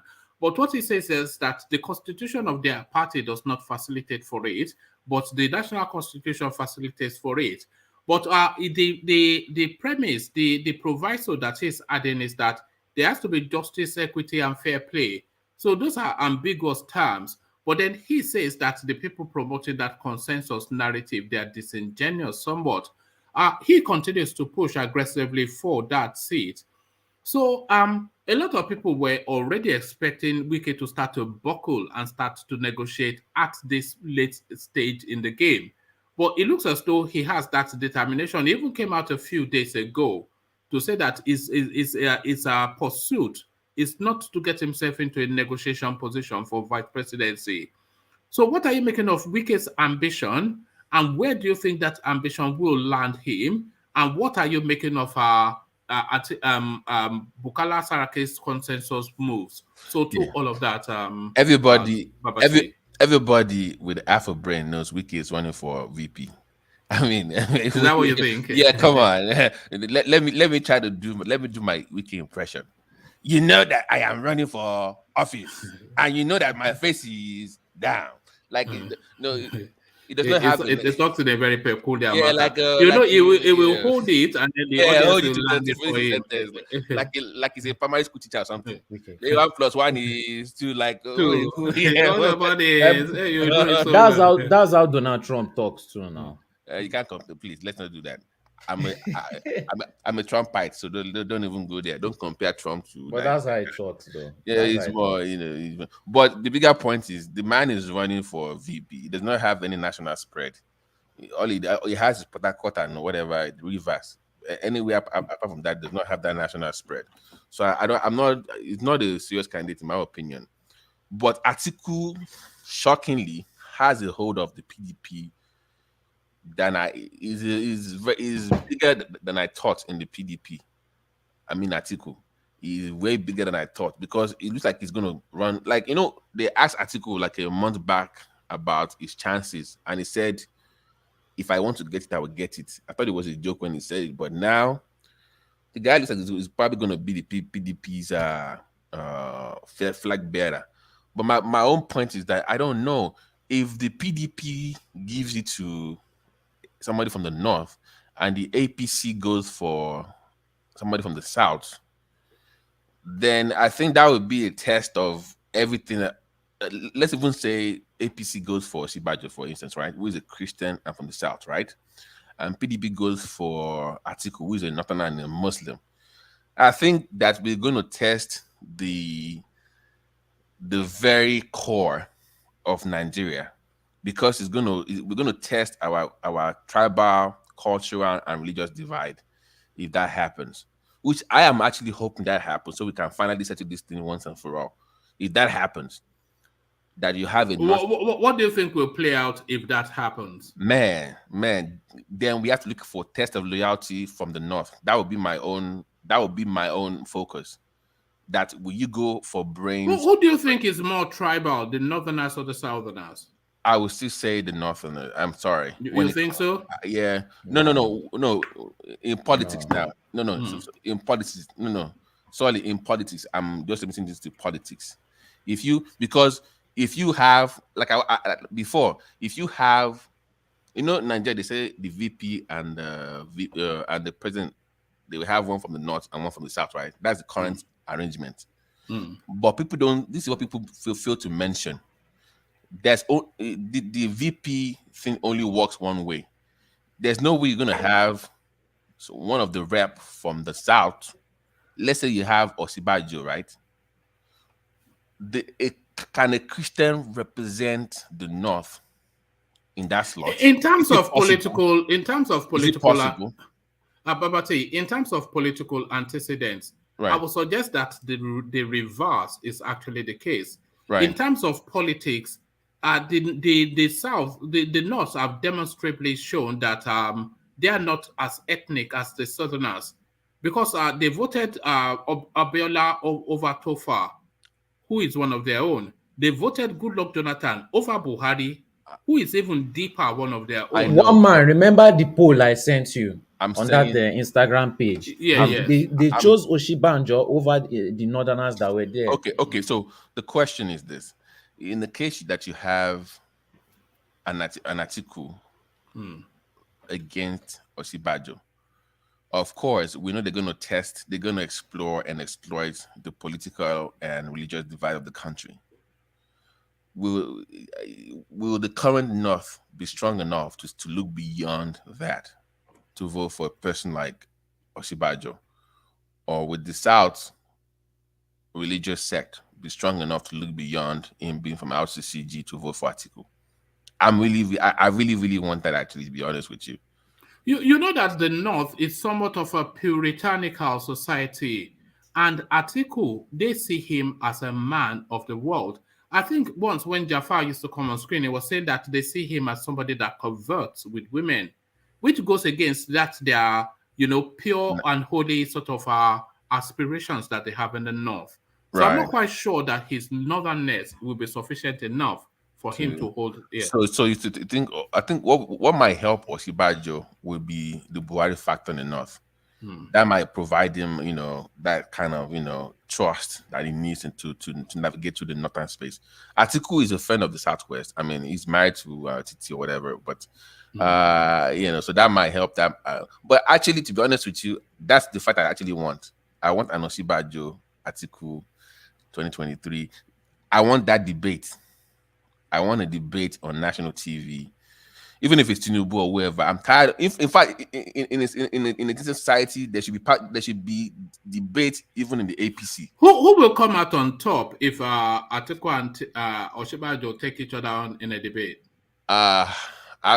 Surprisingly, I would say Atiku, because who will come out on top if TINUBU and Atiku take each other on in a debate? I would say Atiku. Who will come out on top if TINUBU and Osinbajo take each other on in a debate? Osinbajo. Who will come out on top if Peter Obi and Osinbajo take each other on in a debate? Because as boring as they are, those two are, Osinbajo is still more charismatic than Peter. Peter, which is just a very, rigid. This is his voice, isn't he? It's a bit like David Beckham. He has it's very squeaky and too high tone, like a girl. Yes, it's like a squeal. You don't, you cannot. You need some voice training, voice coaching. They all do. So you need some kind of voice training and voice coaching. But I'm looking forward to. I wish they had like a debate in the parties itself, like the APC would debate each on national TV, like they do in most countries. Do you think that should be embedded in the constitution that you must mount the rostrum on the national debate? Do you know what that will force? It will force the parties to pick quality, because there's no way we saw you on debate messing up, and somehow you want. If Buhari had debated, they would not have exactly. There's no way. Can he even stand up for 1 hour on the rostrum? Is the question. That's my point. That will expose him, and that will force the party to say, "Listen, we can't put this guy out there to be a flag bearer." So I think that they should force a debate even within the primaries on national TV. Let the people see who's running for office, as opposed to just putting them on some ballot. But I think TINUBU we do badly in a debate. It does not come off to me as a. You see what that Babati, you see what that country is doomed. When we don't have people that wants to lead and come and tell people, even their party followers, you know, what they want to do. Debate. So, let's see you know. Yeah. So even let them even do it that way, delegate will start voting from there. So they go to different states and then they go debate there, and then each delegate decide there what they want to vote for. So bribing will be useless, because if you suck at debate, there's no way you will win. Of like, course. How? Like, what did you do? Like, seriously, you suck. Yeah. But they used to do it until it came to Buhari, and all these people just shut everybody down. When was that now? Ola, when was that? When was they used to do it? Jonathan. No, that's general. But we're talking about within the party. We're talking about party itself. Like, yes, now to the delegates. Yeah, no. It was on the national TV. When was that? Which party did it? Yeah, it was on the national TV in 2011. Which party did it now? During Jonathan now? Which party? PDP. PDP. It was PDP then, wasn't it? So PDP. When Atiku lost, wait now. When Atiku lost, it started threatening after. They were there. Even there was a woman there. This thing was on live TV. I watched it. It's not. They did not. They say them say I was watching it. Atiku debated Jonathan within the PDP. Is that what you're saying? No. Yes, when before they started casting the vote, they did national some kind of a debate. The delegates, they debated on different economic policy. Delegate debating or the aspirants debating? The aspirant, the candidates. That's what I'm saying. I've never heard about that in Nigerian history since 1999. Oh, where were you in 2011? Hold on. All they do is they will call themselves on the primary date. Everybody will go and vote. I mean, what kind of a democracy is that? I said they debated. I watch it. No, this one is not the same. I watch it. Help dig anything out like that. That is how you. Well, no, Ibola said they watched it. Yeah, I don't know what he watched. Without those debates, you wouldn't have like people like Barack Obama. Without debates, you wouldn't have Obama. That's how you know. It came from yes, but it should be a matter of constitution, should it not? Yeah, please. Even Trump came from debate. Without debate, there was no way nobody knew what Trump. Without debate, he wouldn't have made it. So we need that debate. And they do three of them. They make three debates. One is for economics, two for foreign issues, and three for, I think that it's like for military, whatever. So they hold three debates for each political parties that you have to go through. Two for economy and one for foreign defense. So I think that should be. They will never do that. So as to do that, mago. But they should. That's my point. They should do that. Like one man was saying, they should. Yeah, they should. The youth wing of that party should be insisting on that. Like APC, I know of APC. The youth APC, this guy from Kogi State was trying to insinuate something like that, but they shut him down. Who? Abelo? No, one guy from what's this guy's name? He has this. I think this is Ibira guy. It's one of this APC youths, whatever. In one of his interview on Channels News, he was saying that he was trying to ask the party to ask the candidate, let everybody come on a debate. Let us just debate. I think he said they shut him down because I don't even hear the guy's voice anymore. And number two, make the voting in the primaries direct primaries only. Direct primaries. In America, we have 50 states. Some states even allow non-party members to vote in their primaries. So even in America, those 50 states, it's not even the same criteria for each state in the party. Like the Democrats now in Texas, for instance, now you can vote even though you're not part of the party. In some states, they have super delegates are very influential. In different states, is like percentage. So you should have those kind of variety in the party. Those don't make it like delegates will just sit down somewhere the night before the election. They will come to them with a brown paper, and next thing you know, they are voting for one guy. So make it a direct primary where people can vote in that party. So that way, if you can do that, that means that if you don't have anything to offer, you wouldn't even dare come on stage to talk in the first place. You will just sit down somewhere, nobody will hear about you. That's the way it should be. That would change democracy in that country. That would save us the trouble. Then people like Shawari can join APC or PDP and make that point in that party without having to go through this ridiculous route. Just like Bernie Sanders did. Yeah, exactly. Then you build your. Then in America, you bring your own movement into a party. So you first build your own little This is how army. democracy should Then work. you bring that movement like Trump did. They bring their own Tea Party now. They bring the Tea Party movement. They brought the Tea Party movement into the Republican Party, and that changed the party forever. Same as those Bernie Sanders, they brought their own socialist agendas into the Democratic Party, and he influenced the party a great deal. So people like Showorena can have their own movement over time, then come into a big party. They did have debates in 2019, but unfortunately, the people that we really wanted to hear from, they were not there. Remember when they tried to exclude Showore and it went to law? Remember when he was suing that they wouldn't let him get on the debate panel because they said it was because abusive. Because he was going to be acting like an Agbero. That's my point. Like if you that could have been an opportunity, an opening for him. You could have worked on him. Just get there first, then you can say whatever you want to say. But don't say, "Oh, they are stupid. This one is all this." We are going to chase these crooked, expired politicians. Yeah, and we're going to give them the 5-0. It's just a ridiculous guy. Atiku is going to jail for life imprisonment. He's going to be in jail. Don't talk like that now. Be glad that this guy is not here. Ajalekoko is not here today. They don't my views. It's a ridiculous man.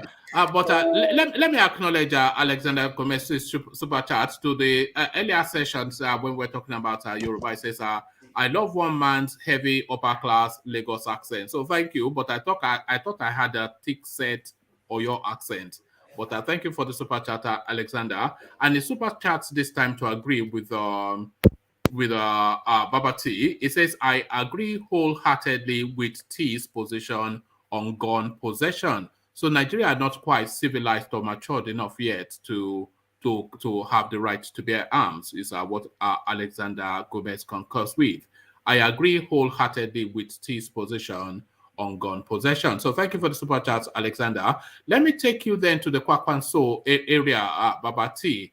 And this guy now, sometimes you just have to know when to give it up. But then the ego is a very dangerous thing, If you have a big ego, it's like you're carrying a big burden. And Kwakwanso, the example that makes the point.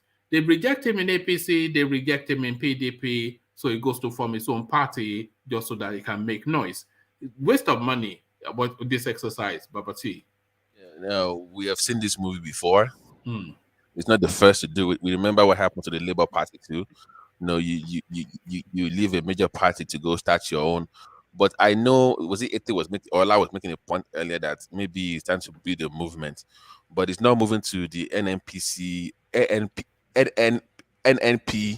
that party to. It's not moving there to build anything. It's going there maybe, like Ola said, to have enough clout that they might.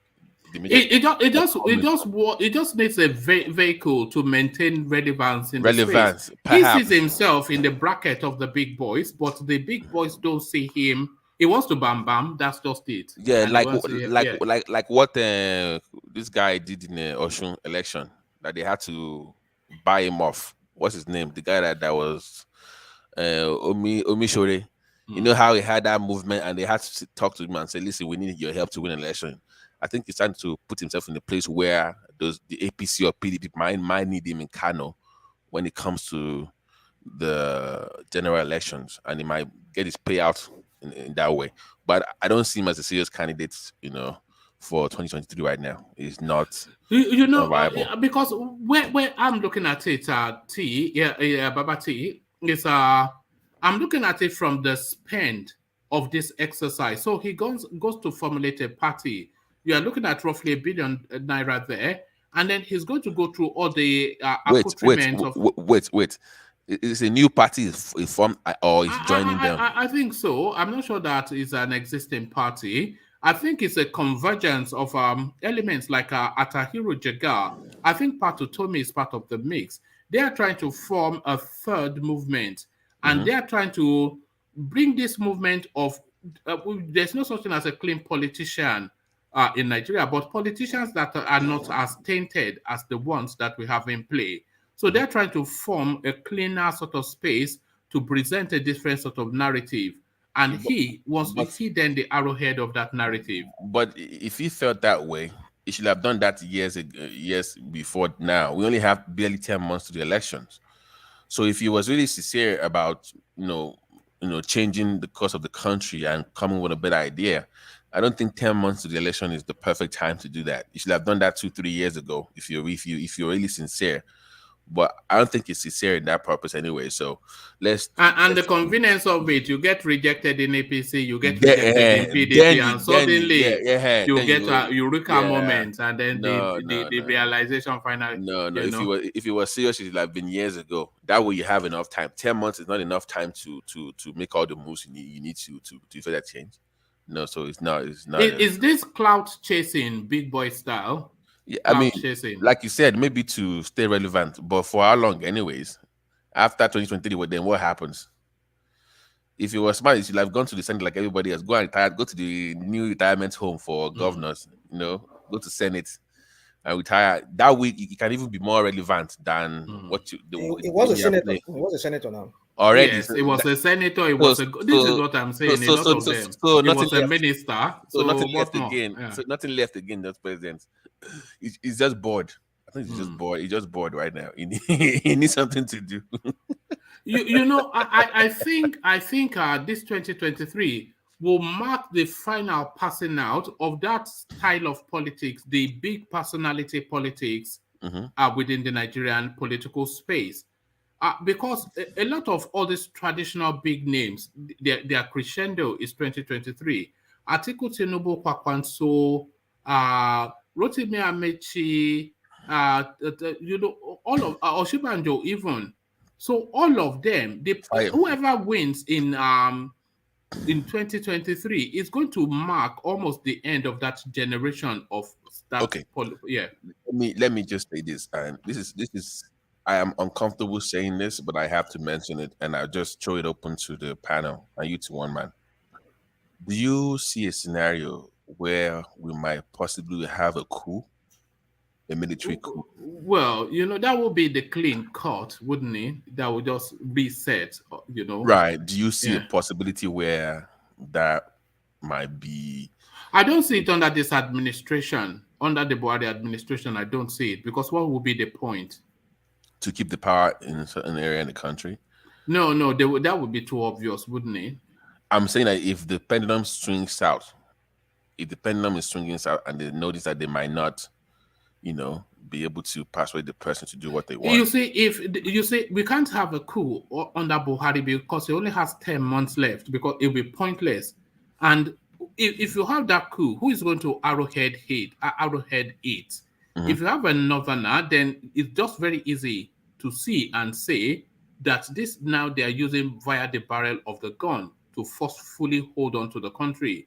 And you may say they can do that, but then everybody then becomes a Yoruba nationalist, everybody becomes a Biafraist, because we've waited long enough to get that power back, and you are now using the force of the barrel of the gun to take it. Okay. But if a southerner takes it via the barrel of the gun, then the converse thing as well, that it's just impossible. Okay. So the second part is, like, I think the majority of this group on this panel, I've always said that it should be the southeastern, and most people. No, I don't say that. Oh, no. I said the majority. Which majority? No. My own poll, my own scientific poll. Take me away from that majority. Okay, wait. Okay. It's the Yoruba stone. It's the Yoruba stone. We've worked for it. You're denying me. Okay, but that's Yoruba tone. Then you get the Yoruba tone every year. This is sad. No, don't worry. You have rational mind. Thank you, Gary. You have a tail. You have Jake. The man is very rational. His mind is very rational right now. He's speaking facts. But I'm saying that my concern for my Igbo brothers, sometimes I think I come too hard on them, is that if they miss this opportunity based on the current Nigerian arrangement, they have to wait 16 years again. So, and they won't get it then either. Yeah, I'm saying that, guys, if you miss this opportunity to fight for your birthright right now, if you don't get this stuff, this is 16 years old, and it's like they don't understand what I'm talking about, like I'm speaking French or something. They don't seem to grasp the enormity of this if they fail. So you if we don't have an Easterner president in this upcoming, which is highly unlikely, then there's a good chance that we may never ever, in fact, almost certainly never ever have one ever, because the Yoruba person that's going to come in, he will put in a performance, and he'll build even further bases. The Northerner will insist after his 8 years. And when he comes back again, the environment already used to a Yoruba president, they will just naturally gravitate back there. You will hear the usual noise making from the East. From the... I don't know why the East want to be president. Anyway, it's a big responsibility. They are better off not taking it on. No, I don't agree with that point. I don't. You know my position on that. I don't. But they are not making it easy for me to even defend them on this platform. They are just giving out reasons to even, they keep attacking each other, destroying each other's political campaign, and they don't even have anybody viable. Everybody's pretty much vying for number 2 right now. Are the Yorubas not attacking each other? But they know how to limit that attack where it doesn't affect that Which person. they know how to do that. Everybody's attacking themselves. It's just that when it comes to just wait. You keep shifting the goalpost. But no. Ete is not shifting the goalpost. Look at the situation between Aregbesola and Tinubu. At the end of the day, they settled. This Osinbajo and Tinubu case, they will not make it go too much. Yeah, they will still settle at the end of the day. That's Yoruba politics. Washington, they still settle at the end of the day. Which Igbo politicians is fighting themselves? Which one? This is my point. I'm saying that you guys at this point should have had one person that you will all support. Are they not supporting Peter Obi? But really? But it's not a united front. It's not united. But you can look at Ethiopia, for example. Don't say Ethiopia. Look at Ethiopia. It's a united front. The only people that is Rochas Okorota supporting Peter Obi? Amechi, Wike. They are not in the same party. Is Ojikalo supporting Peter Obi? One man. Rochas is not in the same party with Peter Obi. What about Wike? You guys don't get his. Why you guys? Igbos in the PDP has come together and said that they want a Igbo presidency. All of them. We saw Peter Obi, Pius, and two other Igbo aspirants. Guys, wait. What about Amechi? In 03. Amechi is not in PDP. No. In 03, AD gave an instruction to people in Southwest. They said, as you are voting for governor for AD, vote for OBJ, PDP for president. If you remember, they were voting for their party for AD in Yoruba land. But when it came to presidency for 03, they said vote for OBJ. So when it comes to that point, forget party. It is your time. Forget party at this point. But you see, they don't get. Look at Ethiopia. Ethiopia goes down. Look what happened in Ethiopia when that's a goes down. And what I'm saying is, what happened? It happened to Nigeria. Nigeria don't get the act straight. I swear to God, it's gonna happen. What happened in Ethiopia? Ethiopia goes down. The type of Ethiopia that was being deprived, and look what happened now. It's having a civil war of that. Look what happened in Ethiopia. Well, we're down. It's happening. You see? Okay, but this is not the situation in Nigeria. We get along. This is not the situation in Nigeria. You need to try to be being deprived. Come on. Okay, but nobody's depriving a certain tribe in Nigeria. Hold on. I want to hear what Ete actually has to make of what you just said, Babati. So what Babati is saying is that this little sliver of a window that opens, that the Southeast, they have to perfect their game to even stand the slightest of chance, which is even a slim chance. Because if they don't get it now, hold on. This is to it. If they don't get it now, and it's not looking likely, but Peter Obi and Wike are keeping hope alive. But it's not looking like if they don't get it now, of course, whoever comes in by hook or crook, he will serve 2 terms. And as soon as his 2 terms are ending, the North will be insisting go to that the North. we want our bulbs. So 8 plus 8 in simple math is 16. So that's 16 years before the East can even come into play again. And even when it comes to that 16 years, the Yorubas are not going to then take a back seat and say, no, it's the Igbo's turn. They will come up with just like they are making up stories now, they will make up stories again to wrestle it again to the Southwest. So there's a good chance that that country, for as long as it exists, will never ever have an Eastern But here's president. the issue. That's to it. That's to it. Oh, Yeah, sorry. that's to it. Yeah. The thing, yes, is true, because if the Southeast misses this period, which is largely a southern turn, the next turn will be northerner, which is 16 years out of it. Now, after 16 years again, when we say, okay, probably it's coming back to the south, we might hear another story. South will say it's their turn, or Yoruba will say it's their turn, and the Igbos will be sidelined again. And it can also be a continuous process, because people will keep on bringing excuses, like they're bringing excuses now and formulating stories of Igbos sabotaging themselves. I don't see any sabotaging. That's lies. Making stories like Igbos are their problem. I don't see how Igbos are their problem.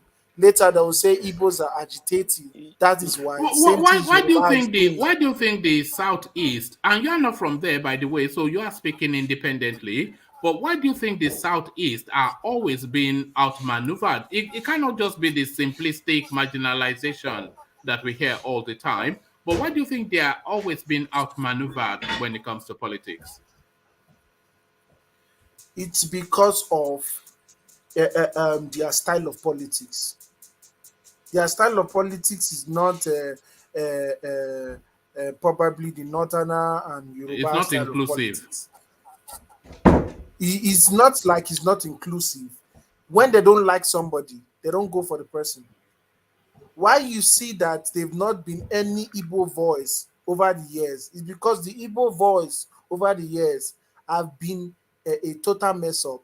You see, if TINUBU was an Igbo man, they would not rally around TINUBU, because obviously they will see him as a total mess up. Just like the way they see Okorocha and Uzokalu as a total mess up. Now, the only people that they have that are not mess up to them, which is people like Peter Obi and the new rising person like Soludo, those are the two people to them. That is how their politics is. They praise you when you do good, and they don't praise you when you do bad. That is why it's difficult for them to penetrate to the Nigerian system, because the Nigerian system is corrupt. We don't vote who is good. We vote who is our kinsmen, or who will give us bread for the short term. But the East is about to vote Atiku. Do you expect the Nigerian politics to pivot to the Eastern way, or do you expect the Easterners to pivot to turn? So should the Nigerian politics turn towards the East, or should the East turn towards Nigerian politics in order to have the relevance that they want in politics? For Nigerian to be great, it has to turn towards the pattern of the East. They should not reward bad politicians. Bad politicians should not be rewarded with further political relevance. Once you don't do well in your position, your relevance is supposed to die in natural death, which is not the case in various parts of Nigeria. A man from a southwest will do nonsense for 8 years, will still come out and be relevant. Why? Just because he's a Yoruba man, finish. Not because he did anything. That is not why. That is not from why. That quote you just said, why? That is not why. It is. Don't say it is because he's a Yoruba man. Yoruba people don't say, oh, because he's a Yoruba man. We don't do all these tribal kind of things that you say, oh, he's a Yoruba man. It's done. Wait. If you don't do the tribal stuff, it is not why done. will you say that you've not had your turn? Because the man is a popular Yoruba man. Don't you understand how clout works? Don't you He's a understand how popular clout Yoruba works? corrupt man. Don't say, You're supposed to okay, see beyond his yes, popularity. okay, yes, but when you go to the ballot box, the person that you trust the most is the person that you know the most, no matter how evil the person But is. sorry, I'm gonna It's say this. called Stockholm syndrome. Do you understand? Where has that gotten us as a nation? But That is the thing. Well, I'm just trying to say correct this, you. I'm I'm sorry trying to to say say my, it's because I'm he's a sorry to say this to Yoruba my man. Yoruba It's brother. not I'm sorry to because he's a say, Yoruba I'm man. just gonna hurt you. I'm sorry to say.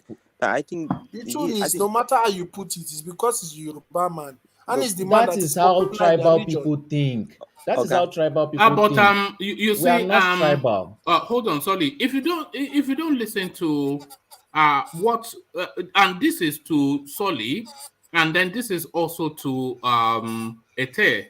But if you don't listen to what you're both saying, nothing will change, because what Solly is explaining to you, Ete, is that the Yoruba, and he's a Yoruba man, he's telling you that the Yoruba politics, it doesn't look at all of this. Is he? It's personality politics that Yes. really they run with personality. They like the mystique of that person, and that is really what moves them. But what Ete is saying is that in the East, they look at the reputation, that is it for the greater good. This is what Ete is saying. But I'm not sure how that obtains in the East. But I Seeing this don't sort of agree. I don't agree with and Ete. Soludo is a good example of what Ete is saying. You see, woman, I keep saying, I think the day the Yoruba people wake up, the Nigeria can change. I keep saying, do I say that? I think the problem with Yoruba people is that the non-Yoruba people understand, they don't waking American up. That's the guy. problem. The That's problem what with the Yoruba rich people. Yoruba people could basically paying you guys off. Because no, you guys are weak. That's a fact. Okay, They Jake, know look we're at weak. it. They are woken up. They are just following. Jake, Jake,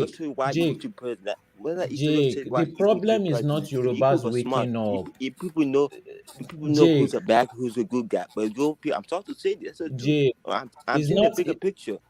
it's I'm not seeing the the bigger problem picture. of Yoruba people waking up. Is what are the options? If we had better Isn't that the options, we would truth? choose them now. That's the truth, man. So it's People. not the Yoruba people waking up. It's give us good option and I'm a vote, No, and we will vote for that Is option. Peter Obi not a better option than Tinubu? But is he not? Well, like I said, does he have more clout? He's not a better option. It is. Stop saying that, man. He's a better option.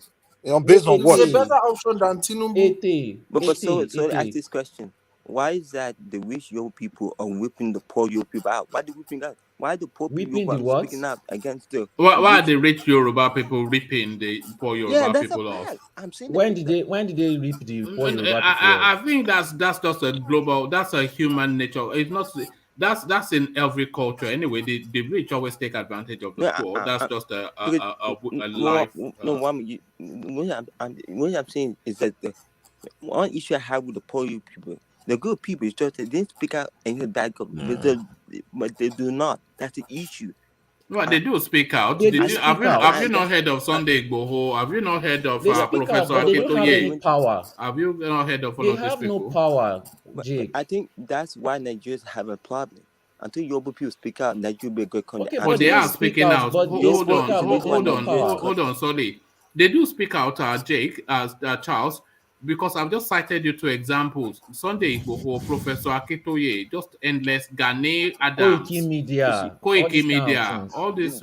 Even myself, have I not speaking out? One man, really? More than any other tribe. One man is speaking now. Yoruba speak out more than any other tribe. You see, this is why the evil people are not happy. You The see, evil people are happy because the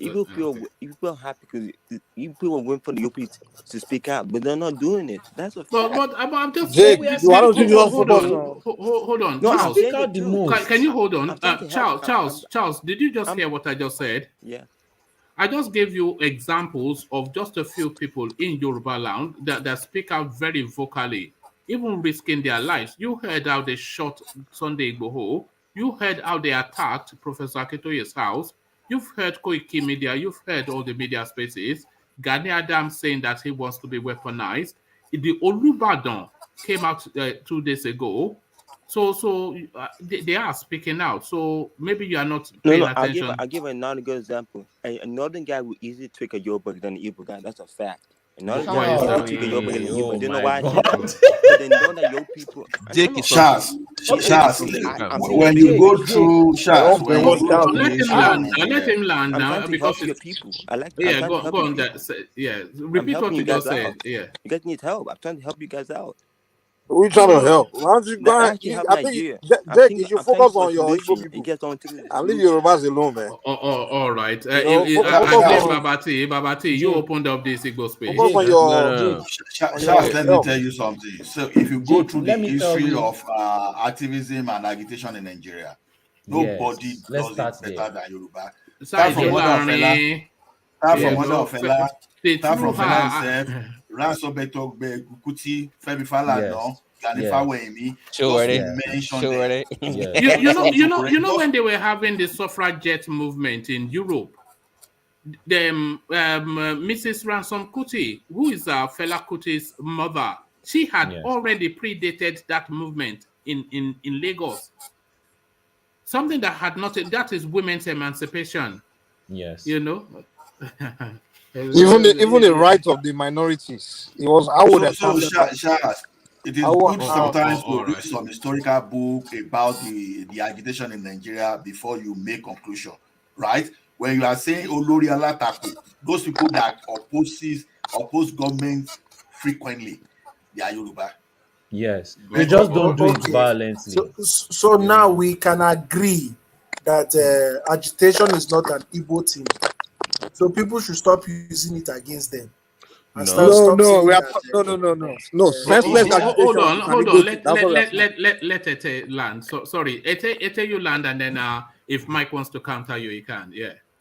Yeah. So people should stop using it against them because we're always hearing narrative that somebody like Peter Obi can't be the president because of the agitation going on in the southeast. The way the IPOPs are like they've ever seen Peter Obi come out to say he's IPOP member or is a Brafia. So the thing is, if we all agree that agitation is done by virtually every region in Nigeria. Virtually every region. Agitation is done by them.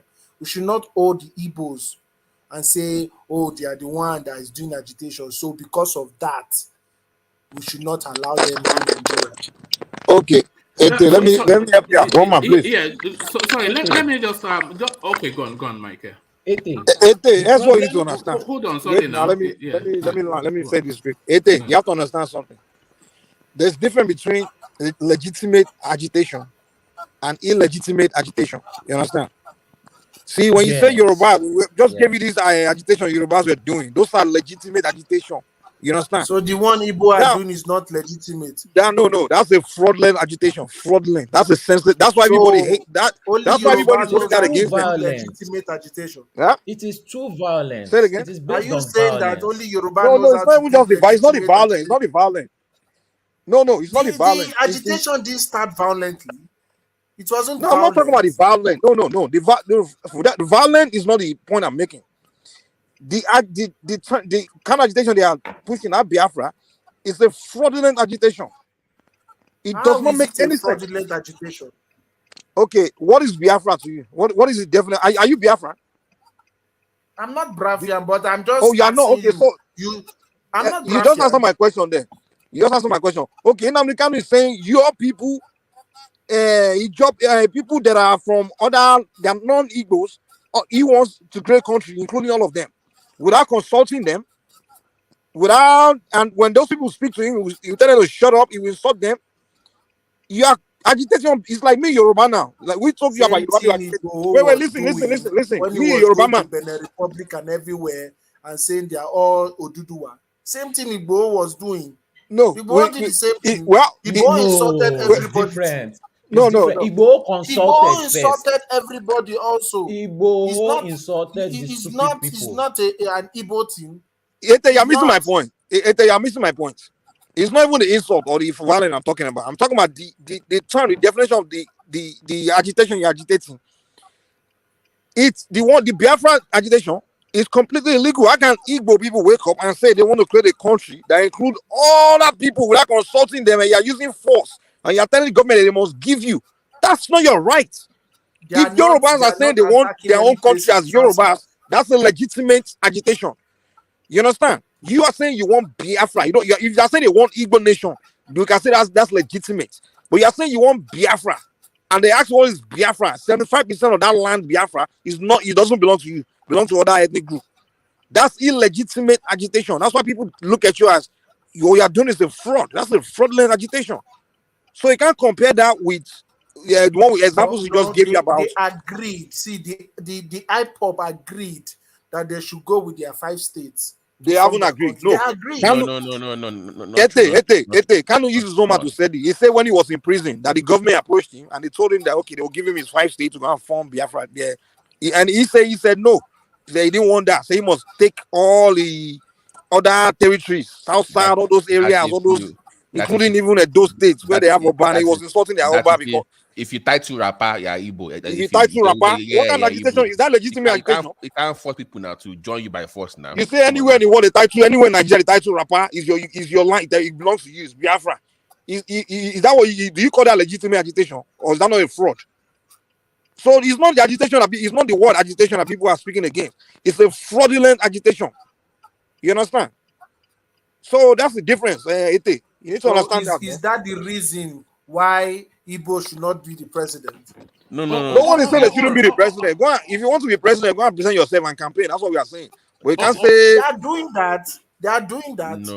Well, wait for the election. Then people want to vote for it. They vote for it. But they can't be forcing me. You know, I have to go and vote for Igbo man. Let me ask you a question, just off the back of something you were saying earlier, and it's still within the Biafran space, but not necessarily Biafra.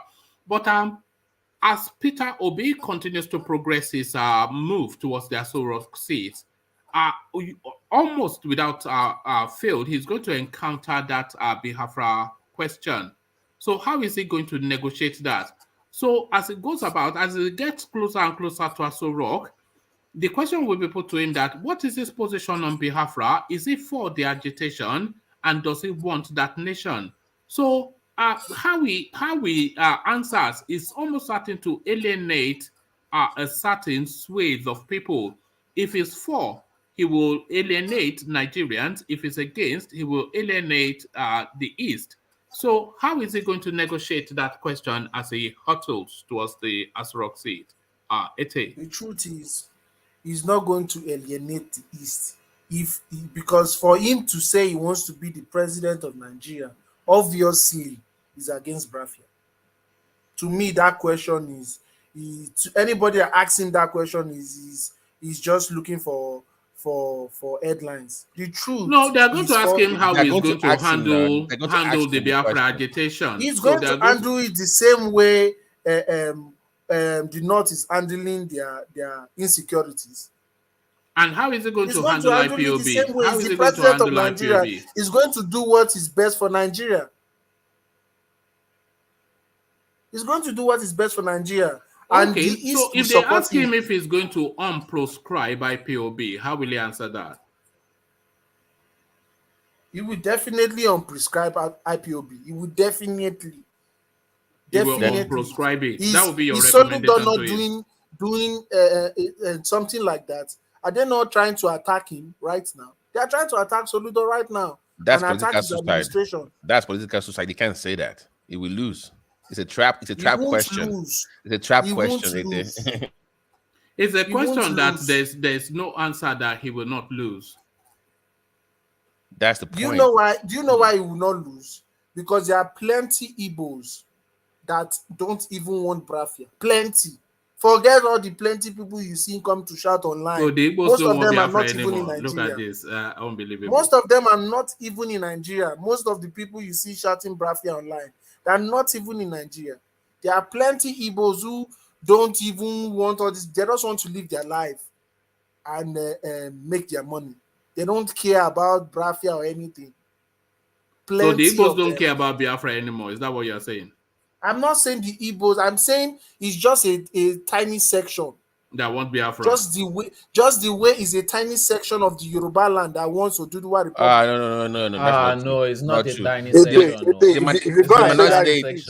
might not say it to you, but trust me, Every Yoruba person wants it. When time I comes, feel so. you will find out how much. But let me reply. I don't know a Yoruba man that doesn't want Yoruba nation. Yeah, they too. come on, they want too. it. But They don't want I Yoruba don't know. nation. If they wanted the Yoruba nation, they will be fighting for Yoruba nation. They are not. They want like that. their second Yorubas are presidency. different. Yorubas are different. They won't come to you directly. They're not very direct like that. They won't come to you that way. They will just be planning for years. The day they show up, it's like, oh my God, we don't come out like that with gun blazing. Gun blazing is not our own mantra. Just we want don't to stop. How do you think the IPOB when have narrative you ever will... agitated seriously, apart from Sunday ago? When? Do you know that it was Yoruba people that fought for the democracy that we have today, right? Were you growing up during the 90s? You saw all the. It was not just only Yoruba people that fought. Primarily, it was Yoruba people. If you pull up all the names of the people that faced the military to kick the military out of power, it was mainly Yorubas, and then maybe a few South people. So you guys, you should all, just because we don't beat chest and do all these the way, that's not the way we do things. We it doesn't mean we are not agitating or we are not fighters. When Igbo was in Benin Republic, people went there, but you won't hear them on the media now. They were making moves behind the scenes, but you never see them on TV yelling and screaming stuff. We do things background. That way, when you show up, the work is almost done. That's the way Yoruba people behave. They do everything in the background first. Was the work done? Yeah, right? Did you know Amotekun was coming out a week before he came out? Did you even know at all? He just came out. Everybody was like, "Oh, what is this?" And it was already out. So that's where Yoruba people do things, man. We speak when the job is already done. When everything we need to do is already planned, executed. That's when you see us talk. We are not people that don't plan something and just start talking. Amotekun was just a reaction to the Fulani. Let me reply, Ete, before you move on. Ete, please. Sorry. When you asked the question about the Igbo presidency earlier, the perfect case study would have been Obama when he was running for office. You know, they were the minority, but they knew that if you don't vote for this guy, we might not get this thing again. So even though he's half white, even though he grew up with a white mother or he grew up in a white environment, they still did not look at that. They look beyond that. But you don't have that in the Igbo space. That's my point. You are too picky with somebody being not being classy or not being. Forget that one. Tinubu, I'm telling you, if Tinubu get APC ticket tomorrow, people will vote, get your vote tomorrow. I'm telling you that. They are supporting Peter Obi now. They are supporting Peter Obi. I don't see, bro. I don't see. Are they supporting him like Tinubu? You don't see it where? Are you in Nigeria? You're not in Nigeria. Go to Nigeria. Where is the support? You don't. Nobody. Come on now. Be honest. Where is the support? Go online. There's just a poll that was done. Online. There's a poll really? PDP official did. Peter Obi won it landslide. Online poll, bro. You are quoting online poll for Nigerian election. Online poll, yes. Online poll with are you serious? Is it this thing one almost, is it, I think 170,000 or so. Online poll. Come on. It's Nigeria we're talking about. I mean, those people have PVC, actual PVC. That's what I'm saying. It's they do have their PVC. How many of them now on ground? People are doing that. But you know that people are going to get their PVCs. But you know that people that are going to vote in this election mostly are the market women. The most people who are not educated, who don't know how to use internet. You know, those are people that. And you are failing to understand that people vote for party in Nigeria. People vote for party. If he gets that ticket with PDP, he already covers a certain percentage of those market women you're talking about. All right. Let Charlie Boy have the final word on that space, and then I want to move on to Ola just to keep the conversation going. So, Charlie Boy, do you want to round off that particular talking point on? In that space, I think Nigeria should be fair to the Igbos. It shouldn't be treated like shit in Nigeria. It should be fair. Enough's enough. Enough's enough. So there it is. You heard it from Charles. Enough is enough. I'll stop this nonsense. So thank you for that. So let's go to Ola, if it's still with us. Ola, are you still there? Okay, I think Yes, Ola. I'm here. All right. Or do you want me to give you a moment and go to Rational Mind first, or are you? I'm okay. All right. So yes, that right to bear arms. Do you want to speak on that? Because that seems to me to be a solution somewhat. But Babati was saying he doesn't object to it wholly, but it has to be a qualified right. So, qualified or not, do you think the right to defend is now something that the Nigerian state has to, allow the citizens to have in whichever form they choose to legislate it? One man, And it's a lawmaker proposing this, by the way. Yeah. One man, you are an elite, right? I'm sure I don't know the number of time you take down for a loan to see that even any little thing, someone that just learn how to box, in learning boxing, just for little argument, the next thing was just to exchange blow. See, Babati actually did a very great justice to that topic because it presented whatever I would have even planned to present at all. Because our hunger management is a big issue in Nigeria. Just a little thing like this, because it's just like, let's say, typical day on a Friday, you see how people used to quarrel on the street of Lagos, that they will break bottle, they will carry plank, settle everything with every object, projectile object within their vicinity. So just imagine when you now introduce that right to carry gun.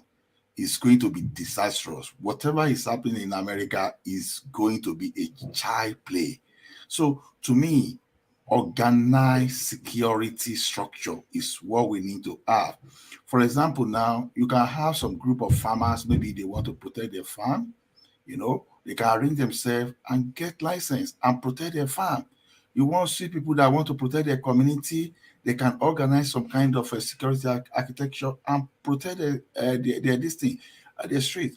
But by the time you start giving individual that gun, many people will be dead before even those that kill them even realized what they've done. So to me, let us some kind of community policing, and you license them to carry guns. That should be enough. We don't need 200 million Nigerians to be moving around with a pistol or with a rifle. No. We are not in the worst situation. So to me, is in attempt to solve a problem, we now create the worst one. So to me, it's a no. All right, thank you. And Kwankwaso's declaration under NNPP. So when they say politics is not do or die, and they describe some people as desperado, would you describe this as a desperado move by the Kano man? More than 95% of Nigerian politicians are desperado because all they want is, once you get to that position of power, you want to sustain yourself. Because if you don't sustain yourself, you don't know what's going to happen to you as a result of whether the crime you've all committed or maybe you just want to sustain yourself, because some of these politicians, they have nothing they are doing. They don't have any sustainable business outside politics. So they want to maintain their influence. So they will always find something. So what Kwankwaso is doing is that he has to build something to have political leverage. Politicians, they deal in numbers. So now, the more numbers that he can put to himself to prove to people that, see, I still hold my ground. So he can use that number to negotiate. The negotiation sometimes does not really necessarily mean that it's going to become the minister or it's going to win the presidential election. But sometimes you need to put those people that you think is part of people you want to contribute, you want to be part of those people that are calling the shots in the country. So that is exactly what I think Kwankwaso may be doing. Then, if we have some kind of situation that maybe we are not saying, okay, let's even sort things out, and let us even bring some people that we think they are neutral into whatever we are doing within our party. Who knows? I'm not saying that's the basis thing. Maybe I can give it a 1% chance that may happen in our situation, because Buhari too ran from party to party. We shouldn't even forget that Buhari didn't start with APC. Sometimes it was the NPP, sometimes it was CPC. So it was jumping around too. So Nigerian politicians generally are not disciplined. They don't stand for a particular ideology. They stand for their pocket. They stand for how to sustain themselves. That's the only thing they know about. So that's just my point there. Sorry, Tosin Adekunle, I'm not saying Nigeria is not at war. That's not what I meant to, I say in a situation whereby everyone start carrying guns on the street, it's not good. But when we are talking of intertribal war, or all those kind of all those Fulani criminals, not some criminal elements. No, sorry, I'm not trying to brand Fulani as a tribe as criminals, but that's those criminals group that call themselves herdsmen from that tribe. They are already declaring war upon the country. Boko Haram too, they are declaring war upon the country. So if you want to say Nigeria is at war situation, in a war situation like that, I agree with you. But in a situation whereby 200 million people will be carrying gun on the street, no, it's not going to spell any good thing for Nigeria. I subscribe against that. So that's just my opinion. So on Kwakwanso, I think he's sustaining himself. Not that he will become the president, at least he wants to have some basis, some numbers to negotiate. So all right, thank you. Osinbajo, not a betrayer, rejected Obasanjo's Attorney General of the Federation offer to stay loyal to Tinubu. So it's a journalist saying this, clearly a paid journalist saying this. But this thing that Osinbajo is doing, because this is strike two now. You were here, of course, when we were discussing the Farouk Perogi op-ed that he put out a video to debunk. So this poster came out yesterday, and he's now put out, he's bought a journalist to recount instances of loyalty to Tinubu. So what are you making of this strategy that is wanting to micromanage every public output regarding him in this presidential race? Will this get quickly tiring? And is he showing some sort of weakness? Because if people know that this is what he's doing, then they'll start to initiate conversations in that space. So what are you making of this thing that he's doing, wanting to counter every single bit of information that is put out against his push for the presidency? I have my opinion about this, and I still maintain that opinion. You see, to start with, all politicians, maybe we can have some outliers, maybe 0.01% among them. They are all betrayers. So it depends on the perspective you are talking about. You see, these are the people that have conspired against the people of Nigeria just for personal interest. Tinubu we are talking about today, you can never be a worse betrayer than Tinubu when you look at the accident of that man.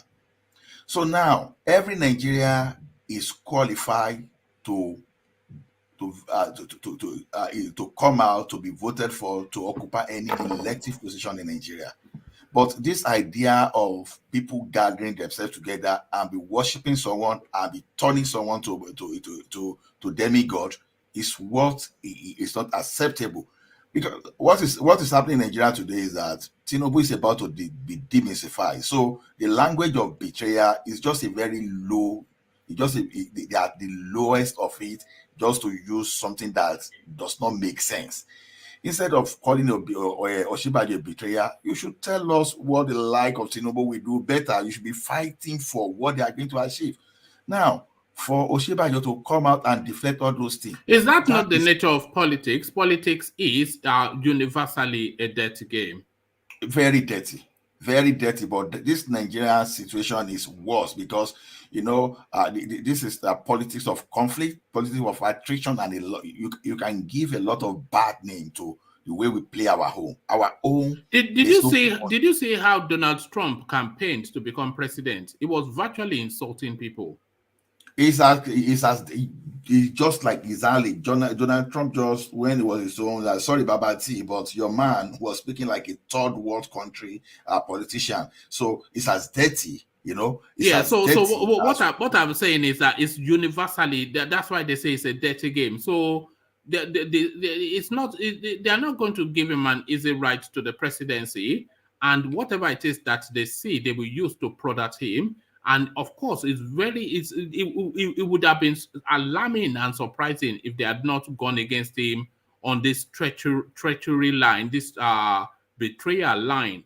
But the way he's responding to it is a curiosity. Yeah, betrayal line. The betrayal line is what I don't quite agree with. But they like the one that Pierogi is saying, trying to call him like religious bigot, all those things. Yeah, he has his own fact, for example. But like I keep saying, when people have their own fact, I want to know their position, where exactly they are going to. It's not as if some of those people that are throwing out dirty fact, it's not as if they don't have a point at all. No, they have. But I'm more particular about where exactly they are going, because if you are giving me about the dirty politicking by someone just for you to give me infrastructure, for you to create 100 million jobs, I don't care how dirty you are. But if you are giving me some kind of dirty politics, using religion to control, using ethnicity to control, whereby you have nothing to offer, then it's a big concern for me. I'm surprised that you are concerned, because what is playing is essentially how politics are plays.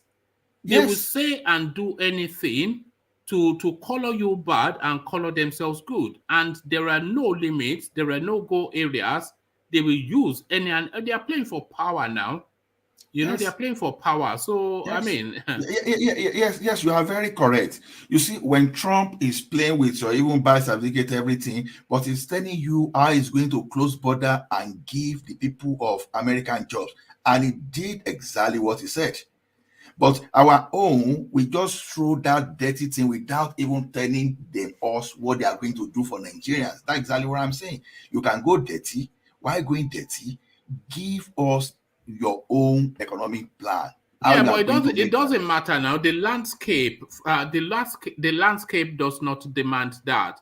So you may well, from an ivory tower, be of that thought. But these people, they know the Nigerian space and they give it what it wants. You know, but it's really Osinbajo's response that is, you know, how long is he going to do this? That every single piece of negative output, he has to go and do some Hollywood video to counter it. You see, your image matters, and when someone is trying to mess up with your image, you try to do as much as possible to correct things. So that is why, for example, when you are talking in the public, when you are showing your face, you want to be very careful of what you say, so that tomorrow you don't want a situation whereby it's going to stand against you, especially when you don't have time to explain and to defend yourself. Now, fortunately for Osinbajo, for example, he has that time to correct himself. If I'm looking for a job today and someone see where I disagree with virtually everybody on Facebook and they want to employ me in a leadership position, let's say Google or those things, but these people will not even give me time to correct myself. They will be looking at my profile online and I don't have opportunity to respond when they are doing all these things. But Osinbajo now has his own opportunity to respond. They will throw as many as possible at him. But the thing is this, he must find a way to respond to all those things, at least to demonstrate his ability to manage the complexity of Nigeria, the different expectation and different type of conflict. So the only thing is this, it doesn't have to be the one to respond to this. That's why he has to have his campaign team, those people within the communication. Just like everything you accuse Buhari of, for example, is Adesina and this other guy, Garba Shehu, that will come out and correct all those stuff. So there's nothing wrong if Osinbajo has some people like that will do the job for him, because you don't let some kind of allegation go. go without being challenged. The only thing is this: when you are challenging that thing, make sure you challenge that thing properly. Don't just play to the gallery. You know why a lot of people, because what you are saying is not the norm in high profile spaces. In high profile spaces, they see a lot of negative outputs about them, but they just ignore it as though they don't see it. It's only because they don't want to give veracity or validity to it, but more importantly, they don't want to open a conversational space around it. Because however that conversation pans out, it never really pans in their favor. So this Tinubu now that he this Osinbajo that he went and countered this pierogi with this video of 16 people that he says are Muslims. So this it then opens the space for Pierogi to counter him back, and he comes out with additional saying that 80 people that work in his space, he employed them overwhelmingly their RCCG. So then he then has to continue to dig that down that rabbit hole. But by the way, the attention span of the mass is not really one that retains to a particular storyline. They will just hear that, they might hear his counter, they hear his comeback, and then they just say, oh, yes, they are saying that it's a bit of a religious fundamentalist. So sometimes I don't know that it's managing information very well, essentially, is where I'm concerned. They need to manage it very well. Let me give you an example. Before they rebranded Buhari in 2015, average southern people, they will never campaign for Buhari because they were aware of all his political history. Just because they like of Tinubu, they made us know that this guy was a religious bigot, was a tribalist thing. They will even refer to everything he did when he approached Lamadishin and all those stuff. But then, towards 2015, what did they do? The like of Lai Mohammed, they started by using the media to diminish Jonathan. They did that perfectly, to the point that anything that Jonathan wanted to do in a positive, they will go and stand there and counter it and use superior media power again to diminish Jonathan. Then later, those people that were actually the major opposition to Buhari before, that thinking they would use Buhari to hijack power, they started promoting him. Just imagine Tinubu coming out, Tinubu that used his own mouth to, even in 1993 or 92, that used his own mouth to say Buhari is an ethnic bigot, that all those stuff, started now telling us the issue of how former general delivered their country, that they needed them mostly. They were telling us that Buhari was a born-again person. They were telling us how he's his driver for more than 20 years has been a Christian. In fact, even Buhari himself went to the extent of even running after pastors to become his running mate, to prove that he is not a religious bigot, that is not going to Islamize or Fulanize Nigeria. They use all those communication to at least win some people's mind. Before we knew everything, what was going on, everybody started saying, say Busaibu, say Buhari, say Baba.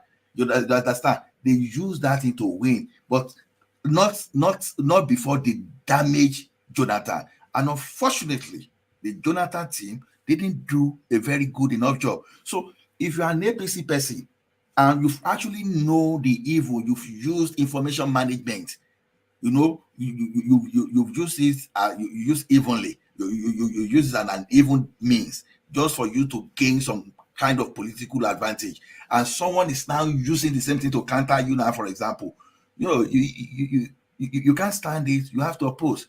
You see, like Yoruba will say, you see, someone that his own profession is to behead people, and someone is now taking sword now across his head. He will never accept that. So when you want to diminish the like of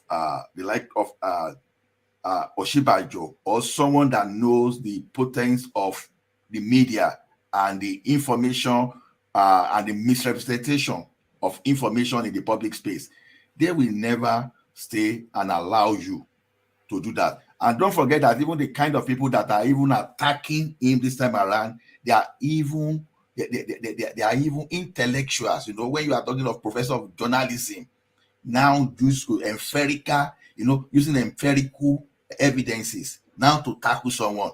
Oh, you can't just, it will be difficult for you to to keep quiet like that. Otherwise, that guy, even despite defending it, the damages have been done, but trying to make sure they dilute the impact. That's what they are doing. So, because all the allegations against Osinbajo, very powerful one, that if you don't deflate or dilute it very well, it's going to stand there and people will believe it forever. Because any information you throw, just like many people will believe that Wole Soyinka graduated with a top class from a university. Some people even still believe it up to today. Until one day they asked for Wole Soyinka that, oh, is it true that you graduated with top class? The man started saying, I'm still wondering where people got that. You know, that information moved for decades. And people still believe that that was the information, you know. So just the same way, people believe, you know, people like us that never believed that that Buhari was a saint, that we still maintain our position. It's just because we were privileged. We were privileged to have access to some kind of information. But some people, when they rebranded Buhari, people believe that the same Buhari that destroyed middle class that time. You tell some people, they say shut up, it's a lie. They just lie against that man. All those stuff. Buhari said he will make $1 to $1. Some people say he never said that. They remove it from the internet, and people believe that Buhari never said that. So that's exactly what you can use information to achieve. So whenever someone is laying some kind of criminal, moral allegation against you, especially when someone is a pastor, you are now using such information and you keep quiet. He's an orator, he's a lawyer, this thing. You don't expect him to keep quiet. So to me, it's better for him to respond to as many as he can than to keep quiet, because they will tell you, okay, when you keep quiet, it simply means that you consent. You've agreed that everything said against you is correct. So let them go into that war and let us see who is going to win. But personally, as a common man, I like it because, you know, if you ask me, I want Osinbajo to win that ticket, not because I think he's supposed to become the president, so that the TINUBU camp will now release their full, you know, they will unleash their full beast, and they will go gaga, and everything will go to the point that people will say, oh, we have to agree. Let us talk. Let us discuss. How do we move the country forward? That's exactly what I want for the country. So, like I said, for the information I have, they're already challenging they want to stop election in Ekiti through the court. They want to stop election in Osun State through the court. And, you know, I just pray that they will get, because to me, to the best of my knowledge, whenever a case is in the court, there's probability that you won't be able to move further on that case until that case is determined. Just imagine now you stop election in Ekiti State and the case is in the court, and there's no election in Ekiti State. That means Yoruba nation agitation, they are actually achieving what they want to. Have you gone on to another topic? Yeah, I'm just talking of what all this kind of ruffle can even be generated to. You understand? That's exactly that. I like the way they are playing it. Let them fight their political. Let them fight themselves to finish. At the end of the day, to the advantage of we common people. So, all right, thank you. So just a brief comment on this. Young people are determined to work for TINUBU'S presidential ambitions. So, I mean, whether you call them Agbero or not, whether you call them rented crowd or not, and they don't look like a rented crowd to me, nor do they look like Agberos. Mobolaji Johnson Arena in Onikon was jam-packed with young people all saying Jagaban, Jagaban. So this phenomenon, that it is a phenomenon, and there's no escaping from it. Tinubu rather's popularity amongst the young people. First, do you accept that he is popular amongst the young people? And if you do, what are you attributing that popularity to? Yeah, he may be popular among the youth, but what type of youth? Because when we say youth, we are just using global language. What type of youth are we talking about? Even those Yaloja, for example, that TINUBU'S daughter controls, they are youth too. And those Agbero too, that they are there, they are youth too.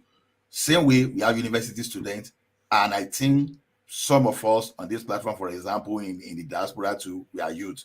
So what type of youth? So when people are saying TINUBU is popular among the Agbero's youth, they may not be far from the truth. Because some youth, for example, that especially those people that gather at that Lekki Toll Gate protest, for example, it is very difficult for me now, for example, for someone to say, oh, those youth are actually behind Tinubu. No, it doesn't make sense. Because those youth we are talking about, for example, they know that toll gate where they keep people, they got court injunction for that tolling not to continue. They took the case to appeal court, they threw out, and yet, as it is today, Lagos State is standing against the content of that court. That's what Tinubu has been doing in Lagos. For example, now, you make in Lagos, and those people you kill at toll gate too, they are youth. So what segment of this youth is supporting Tinubu? So it's popular among the Agbero youth, not among the intellectuals, not among those people that are educated, that know their right from their left. So it's what we know, not something that is possible in Nigeria, and that we do rent crowds.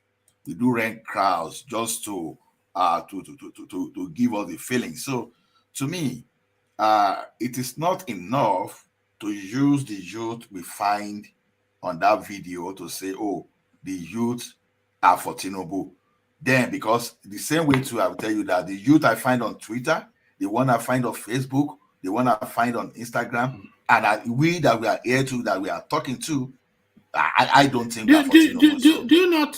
So you don't concede that Tinubu has a mass youth following? No, I think I disagree, because what's you? The youth that you wasted their life, they don't even know what they are going to do tomorrow. No, that's your sentimentality. But the reality is that he seems to have a youth following. That's why I said that we have to segment the youth. Agbero, Iyaloja, yes. No, they are not Agberos. They are educated people. Okay. They are educated people. I don't think you can just diminish them. No, they are not Agberos. They are educated people. You have to understand that. You have to understand that Tinubu has a real strong following amongst an elite professional group. One man, if those Agberos elite. One man like those youths. One man like those youths in London, they were saying, Mr. President. No. Those were APC, those were Northern APC people now. But it's very easy to throw the usual missives at Tinubu, and it's very easy to do that. But if you look at some of the things that this guy has made, some real, innovative moves, like that Alpha Beta, for instance, that people used to beat him over the head with. That as a piece of work, setting aside the chronism and all of the isms that he used to advantage himself, and the fraud and all, setting all of that aside, but just as a body of work. If you look at that Alpha Beta, and by the way, that Alpha Beta is being commissioned by other states and even other countries to come and help them maximize their tax revenue.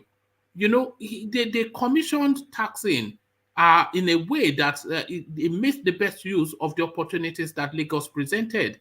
He quadrupled the economy of that state, just through sheer ingenuity. And people in business, they know that. Professionals, they know that.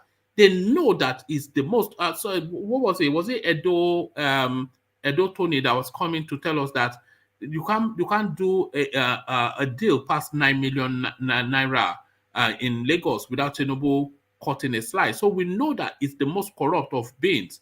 But what is ingenuity is something that a lot of professionals actually they give kudos to. So it's somewhat remiss to quickly the Agbero, it's MC Olomo. That's just easy to go to. That's a very easy thing to say. You don't know these modern Agberos. These are modern Agberos. Don't worry about what that's a meaning. What does modern Agbero mean? That's a meaning. Which one is modern Agbero? I don't know what to talk about. The Agberos are before. You see, Agbero in Gucci. At least those Agbero we are talking about, they are not totally illiterate, because when we say education here, sometimes we are talking of those more sophisticated people, maybe ND holders, degree holders, maybe those people we are talking about educated. But the fact that they are Agbero doesn't mean they cannot read or write. It doesn't mean they didn't go to primary or secondary school. So, exactly. How can you be educated and still be doing Agbero? Is the thing. Because that's what Yoruba people do. But but now anyway, that's your. you will have people. You will have people that are educated, but they are not learned. For example, when you go to school, you cannot even apply your education. Well, okay, why will the youth, for example, graduate from university, and you will see that the like of Tinubu has mortgaged your future? For example, you can't even work. Even the little you have, someone is even. No, that's your own subjective view, though, that he has mortgaged their future. People will present you the different arguments that is opened opportunity up for them. So that's your subjective view. That is why I say some people are educated, but they are not necessarily learned. That is exactly what I'm saying. So those Agbero that I'm saying maybe primary school, educated and learned, it's the same word, man. I don't know what it's not the same word, bros. I no, let's not go down that rabbit hole. But let's go down the rabbit hole that you're already embarked on. But carry on now. So the thing is this: you have the education, right? You are not applying it because already Agbero style is what you've actually taken as your career. Now, but there are some people that, as we speak now, for example, that they even spend their money to educate, they get first degree, second degree, but they don't have anything. For example, there's no way you talk of Obasanjo today. You can't talk bad of Obasanjo where I am. I will tell you why I support Obasanjo. Now, fine, I was working before Obasanjo became the president, but what type of work? What type of job? I was at NEPA, climbing pole, doing all those rubbish. Even with your degree, if Mola will sit down in the north, I'll be packing these people. But those of us who a general manager cannot even introduce someone. But when the like of Obasanjo came, when he liberated the telecommunication sector, everything, you see everything just liberated. Oh, I moved fully into IT world, and before I started rising in my ideas into the point of even trying to even sustain myself. So when you see all those things, when you not talk of bad about Obasanjo now to me, I will tell you how his policies have lifted people out of poverty. I will refer to Computer Village. I will refer to liberation electronic banking in Nigeria. I will talk of so many things just to promote what this guy. But when you look at some of these people, how many Agbero people now that are following Tinubu now, we reason that way? For example, we think that, why do you keep saying that?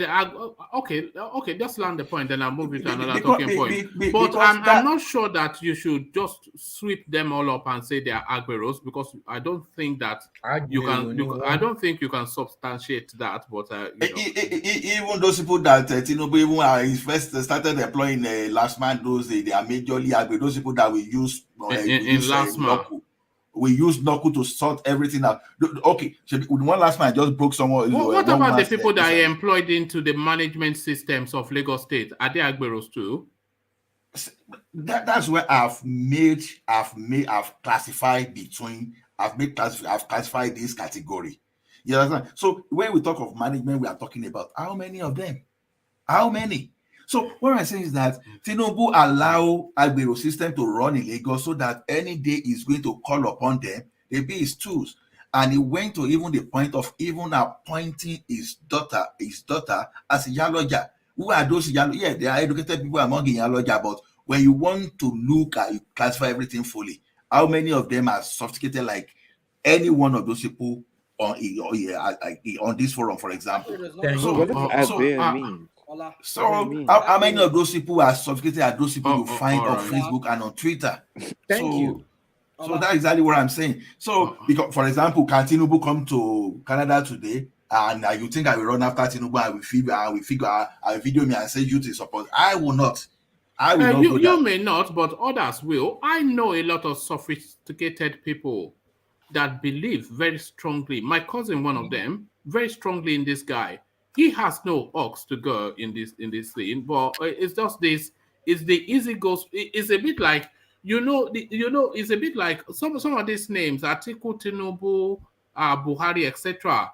I see them like it's a bit like Davido going to a concert and singing Choma. It's very easy for us to throw all these hit songs at them. Oh, Agbero, corruption, all this and that.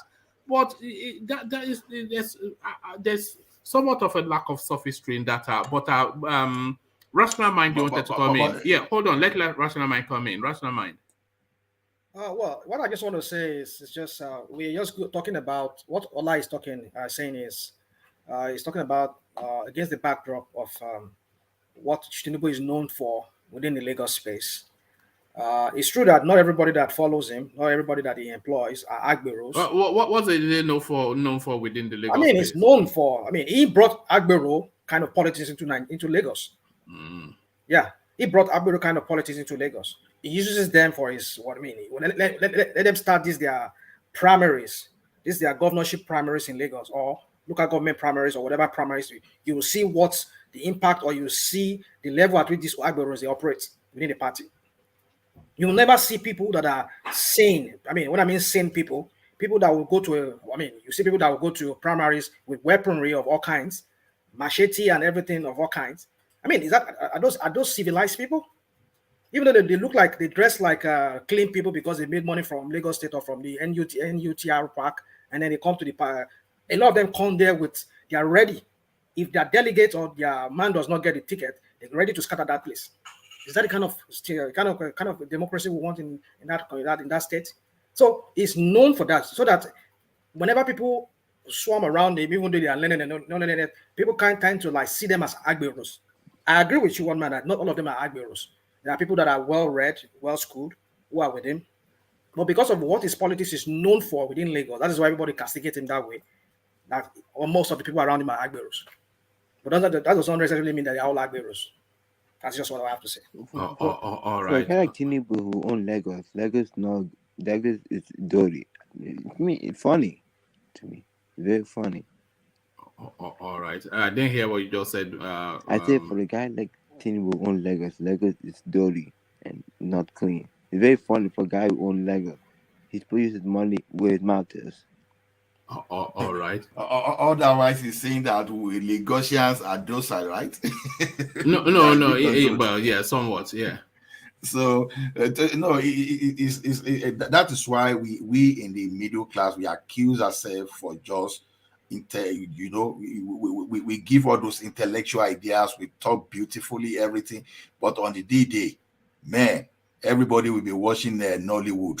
We just sit down at home, we just be analyzing on Facebook on this thing. So, but those people that Tinubu cater for, those are the people that are coming. That's why you see now, when old MC Oluomo, when they banish him from the NURTW, what did Sanwo-Olu do? He just appointed him to a position because they know the impact of that guy. It's a critical stakeholder in winning election in Lagos State. So that's why they will never joke with him. They will never joke with Yaloja. They will never joke with Olokada Shama. They will never joke. So just think that's exactly what Tinubu is meant for. So to me, I don't know the youth, maybe Rational Mind or maybe Babati or Soli are the one day. I don't know, but definitely I know that I didn't see myself there. So to me, yeah, Agbero too, they are part of the youth. Yaloja too, they are part of the youth. So they say you have youth following, yeah, but what class of youth following? That's just my concern. So we can't. All right, but all right. Let me just leave it there. All right. Thank you, Ola. So thank you, Ola. Let's go from Ola to Rational Mind and take Rational Mind back to where we started, which was the Kwakwanso narrative. He declares for presidency under some yam and dog party. So what are you making then of this guy? The music has turned off, the DJ has parked and left, but he's still on the dance floor saying it's Michael Jackson. Well, the DJ has not parked, the music has not left, the music is about to start. I don't know how you're using that. What you mean by that, actually? You know, sometimes I just open my mouth and hopefully that the right words come out. Often instances they do, but sometimes it's just nonsense. So yeah, we sometimes do that. Anyway, so I think Kwankwaso for me is I mean, once upon a time, he was one of those, not an elite figure that you would think that he might one day become a president in that country. That's why you see that country, you see, we cannot predict. Who knew of Osinbajo about 8 years ago? I mean, more than 8 years. Who knew Osinbajo? Nobody knew him. You know, so one thing I just see in that country is that the politics there is changing fast. I mean, it's changing. We just keep seeing different names. We even know Namande Sambo, who was the vice president to what's his name? Jonathan back then. Who even knew Jonathan? I mean, 1999. I mean, back before 1999. So You see, that's one thing about that country. But I just see, like we keep saying here on this platform, I think it's 2023 is going to be a decisive moment for most of these old politicians who have been there from the 80s, even from the 70s and up to the 80s and early 90s, and who are still thinking they are still relevant. So I think in moving out, like we already said here, moving from cross-carpeting from PDP to his own party, which I think that party is an old party, New Nigerian Party. I think something like it's an old party. I don't know, maybe it's a new party they just formed, or they just revive a whole party to make it look new. But I think that name has been in the play for a long time. So anyway, does it not sound like an Aminu Kano sort of? No, it's not Aminu Kano's party, but it sounds like one of those Aminu Kano sort of mindset. You know, Kwankwaso is this man that that kind of like his kind of a political model is built around Aminu Kano. That's why sometimes when he talks about our great party leader, whatever, Aminu Kano, whatever, so is this kind of a political movement which he says they create for the what do they call it, Talakawas. I mean, I can't even pronounce. Anyway, so they want to take care of and when he was there, he did very well. When he was there as a governor, I mean, I think our minister here, Jafar, could say that he benefited from being sent abroad on scholarship. I mean, how do you know that? Did he tell you that? He said, I think he said that on this platform, or maybe during the chat. He said it. I remember that the people like him could benefit from him, and then like that. So yeah, a lot of people were sent on scholarships, which I know of. He did. I mean, I would say he did a little bit. I mean, he did better when he was compared to any other governor I've ever seen in that has ever ruled that big government that state called Kano State. I think it's a good product, but it's kind of politics. Like I said, it's too northernized kind of. He carries himself like more of a northern figure, like you said. Aminu Kano, kind of like this northern. He needs to make himself look like you make yourself appealing to other, which I think in one of his last interview, I saw him. He didn't wear his normal Mabariga that he used to wear.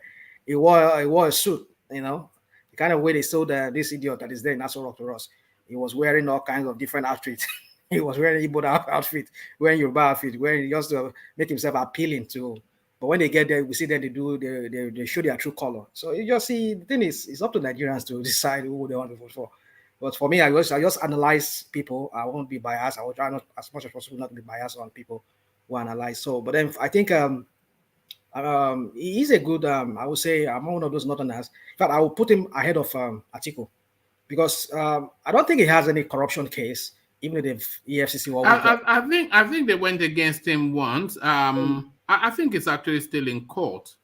Yeah, well, I think it's Ganduje that is spearheading that space. So let them bring whatever evidence they have. I'm not saying all of them are clean, but as far as we know, I don't think there's any corruption case that is successfully prosecuted against him. So for him going to PDP, I mean leaving PDP, I think he knows that he has no future there in that party. He feels his PDP will never give him tickets, and which I think it's not even in the northern people. The turn of any northern people to even want to clamor for any ticket right now.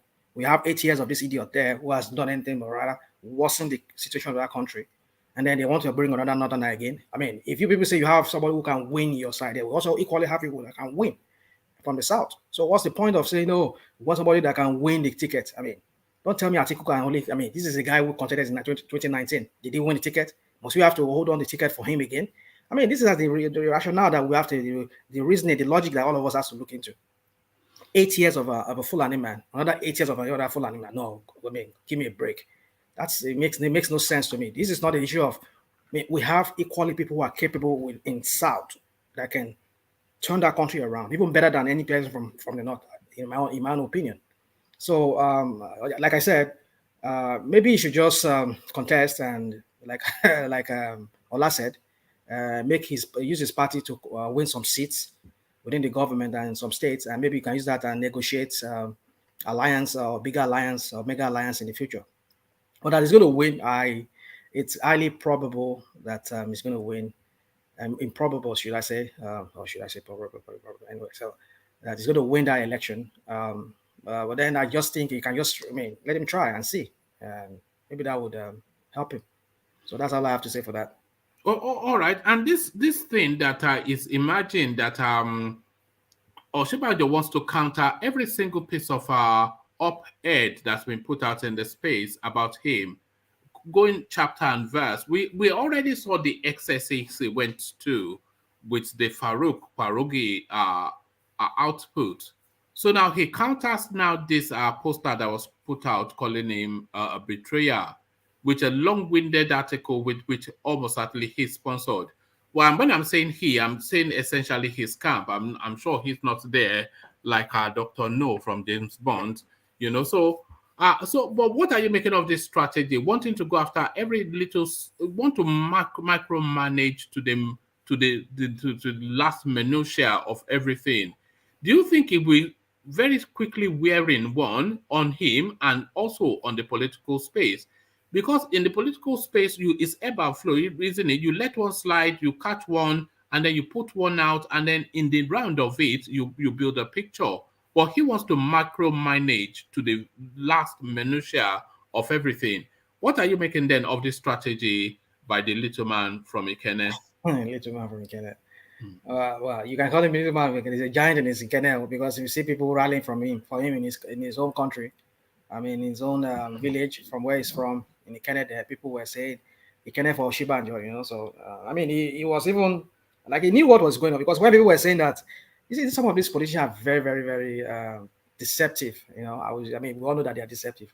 But what I'm just saying is that, I mean, this guy, was it you or somebody reported it here that which I've yet to confirm, that he has already moved his political card, I mean, whatever registration from Lagos State.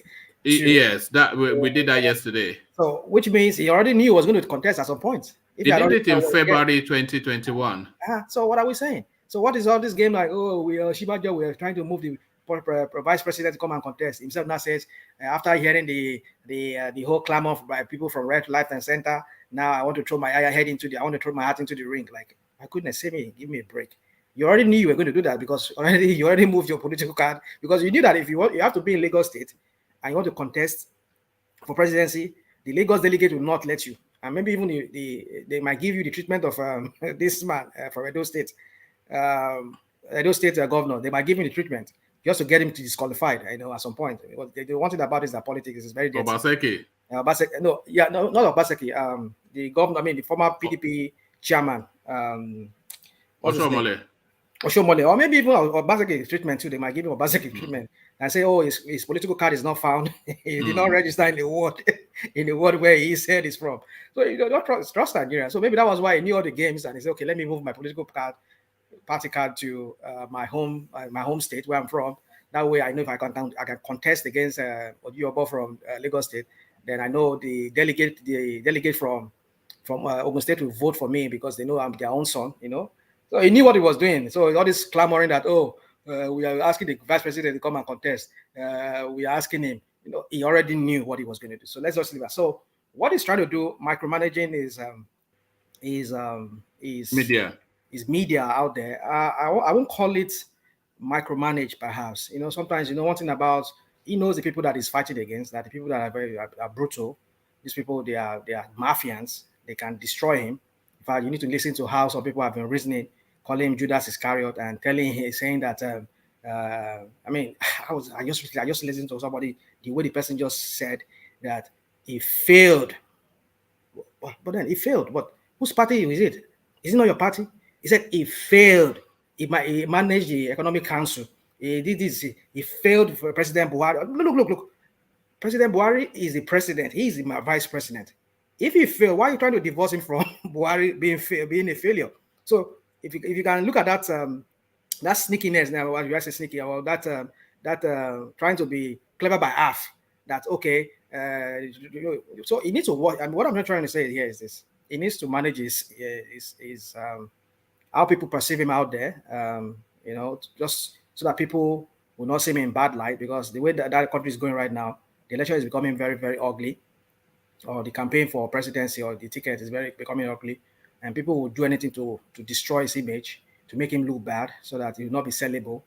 And I think him trying to like refute that, maybe at some point he might get really, really, really really tired of it at some point, because when it becomes too much and his campaign media could not really handle the barrage of accusation and other kind of accusations coming his way. But I think it's not a bad thing if he's doing it for now. But I think doing it now also makes it tell people that, look, I'm not what people think I am, or what people portray me to be. So I want you to see me this way. I'm this person, kind of person. I'm not his campaign man. Don't get me wrong, guys. I'm not for him. I just try to be balancing whenever I try to analyze things. Are you anticipating that one will have to step down for the other before the primaries? That is if they don't come up with a consensus candidate. I'm talking about TINUBU and Osinbajo. So if they don't already agree, because they've now announced the dates just today, the 30th and the 31st of May is when they're looking to have their presidential primaries. So are you anticipating that one will have to step down for the other? Otherwise, they will end up splitting their vote base and then opening a portal for Amechi. Yeah. Yeah. It's seeming to look like that, but I don't see Osinbajo stepping down. I don't see TINUBU stepping down. So in the event that they do not step down for each other, it could be maybe another ploy by the cabals to decimate TINUBU'S influence by putting up Osinbajo. That way, if both of them steal each other's votes from the southwest and maybe other parts of Nigeria, then Amechi might really have the upper hand, because if his own vote is intact from the whatever the mathematical thing that they might do, or the magical thing they might do among themselves. But then it's possible that that could give Amechi the upper hand. But I don't see Amechi really going anywhere with that declaration or whatever. I don't see him going anywhere, except if the Northern cabals within the APC. Because at this point now, well, everybody's just trying to read the game that is going on. You know, couple with that video that we saw of Malaboni and maybe was it the Attorney General, whoever was that went into some kind of closed door meeting with Atiku. So when you read all these things, you just don't understand what is going on. But you just know that there's a scheming going on somewhere. They won't come out and tell us there's a scheming, but we can read. And some of us have been very good in reading that and then really say what's going to happen at the end of the day. But at this point, for me, I don't see Osinbajo stepping down. And if Osinbajo steps down for TINUBU, then it means that TINUBU will win that ticket. That is if they did not do Ojoro. I mean, another Ojoro, they come up with another Ojoro, because these people, they have both plan A, plan B, plan C, plan D. If anyone does not work, one other one will work for them. So, but I just hope TINUBU and Osinbajo, they have their own plan A, B, and C, and D, because these people they are trying to fight against.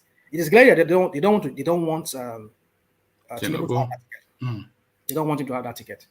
They want to skip him out because some people just feel maybe he's not going to be their kind of person who they can control, or who will maybe carry out the Northern agenda or whatever agenda they have.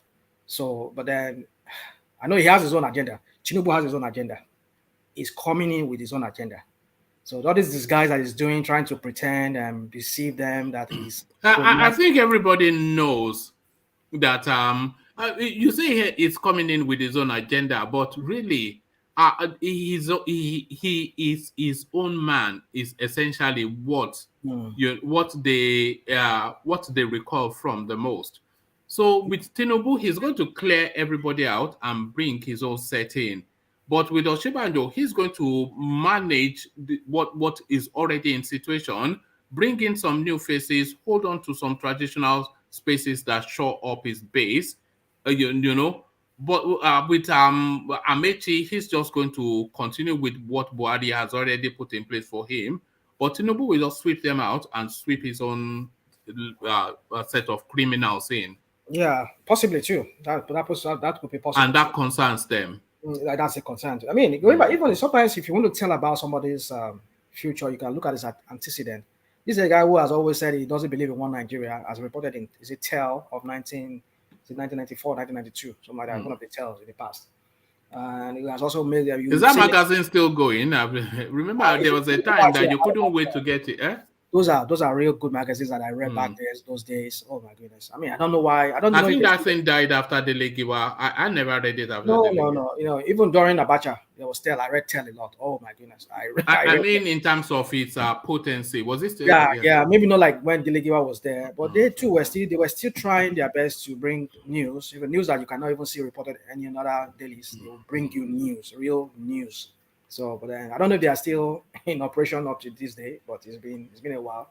So anyway, so talking about the Tinubu, you see, like I said, I don't see Oshiba just stepping down, but the only way they can, if one should step down for the other, which is I think Oshiba should step down for Tinubu. But Tinubu is not sellable. That's just what I think. It's not. It's going to be. He's coming with a real baggage, and it is already condemned in some ways. So let's just allow Oshibajo go on. But I don't think Tinubu's people around him will allow him to give it to Oshibajo because they see him as a traitor. I don't know. I don't think they will allow him to want to step down. So you see, that is their game. This their game is so ugly that you just can't even understand what they are about to do or what they are up to. So, but just to answer your question, I don't think both will step down for each other. And if they do, it means they want to form a united front and being able to clinch that ticket for APC. And like I said, if by venture, either one step for each other, or maybe none of them get his ticket, either Tinubu doesn't get that ticket, or what's his name? Osinbajo doesn't get that ticket, APC will implode. No, if Tinubu if they give it to Rotimi Amechi, then forget APC it. Will implode. Yeah, that's the end of. And if PDP comes back into power, then APC will cease to be a party. So APC will implode, and that because they cannot handle opposition because they hate each other in that party. Of course, the only thing that holds them together is the power they hold. They just pretend like they like themselves. No, they APC, hate each other. They hate each other. So APC will implode, and I doubt if PCP. I doubt if Tinubu will be able to hold it together in any party. I don't see it's not going to. It's going to be. No, too he short. would revert back to his ACN or something because there's rumor going on that they are making grounds for him to move to SDP. Yes, somebody mentioned that in the comment section just now. I've heard about that some days ago. In fact, they interviewed SDP chairman. Was it day before yesterday or 3 days ago on channel? Was it Channels or Arise?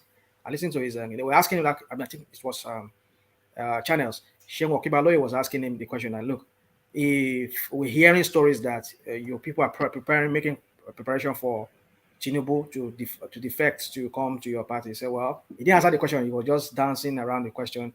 He says, well, everybody's welcome, whatever. He said he was just going around.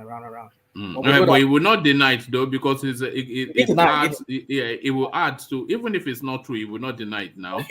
Of course, because it adds to the cachet of their So well, let's just see how that plays out with them. It might, because what I just say is this: if Tinubu or any of his boys does not have that ticket, if IME does not have it, or anybody from the southwest, which I think will be, I will consider as Tinubu boy too, one of his boys, then I don't think APC holding it together, and APC will implode. Fayemi is saying we will hear from him after Ramadan, which is to tell us that it says he's still consulting, which is to tell us that he will declare after Ramadan. So firstly, he's not a Muslim, so I'm not quite sure why Ramadan affects him. But if he comes into the race, how does that then recalibrate still this already duo that then turns into a menage a trois? Fayemi, Tinubu. What did you just say now? What did you just say now? I mean, I was thinking you were trying to speak a French word. Borrow this English. I said menage a trois. A threesome. Frisson. Frisson, or what did you say? No, just go on. I don't understand what you're saying. I'm trying to understand the French word you're trying to use. But I said menage a trois. You are not a French speaker, so you wouldn't know, but that's in common parlance in English as well. But it's like a threesome, isn't it? Unless I'm mistaken, which I think I'm not. Go on. Yeah. All right. Now you've got me confused. But essentially, if Fayemi comes into the mix, does that not then even add more to what it then turns it into like a three-way betting? Yeah, that's going to be another bad thing to the whole thing again, because already we're talking about just two people who are already stealing votes for them from them each other's side. And because the Southwest, how many delegates do you have from the Southwest? So if they are already, halfing or sharing into half the delegates from the Southwest, then the other delegates, and then if Amechi has South and Southeast intact, which I think is going to do, then the North is going to be where they're going to fight. And so if Tinubu and what's his name, Osinbajo, are already sharing their own number of delegates that is supposed to be for one person, then that could give Amechi that upper hand. Because I know the cabal will strongly work for him, perhaps, because they feel that he's somebody they can use. Because considering what he has done for Asina State and some part of the North, making railroad for them there, and then abandoning his own people in the South.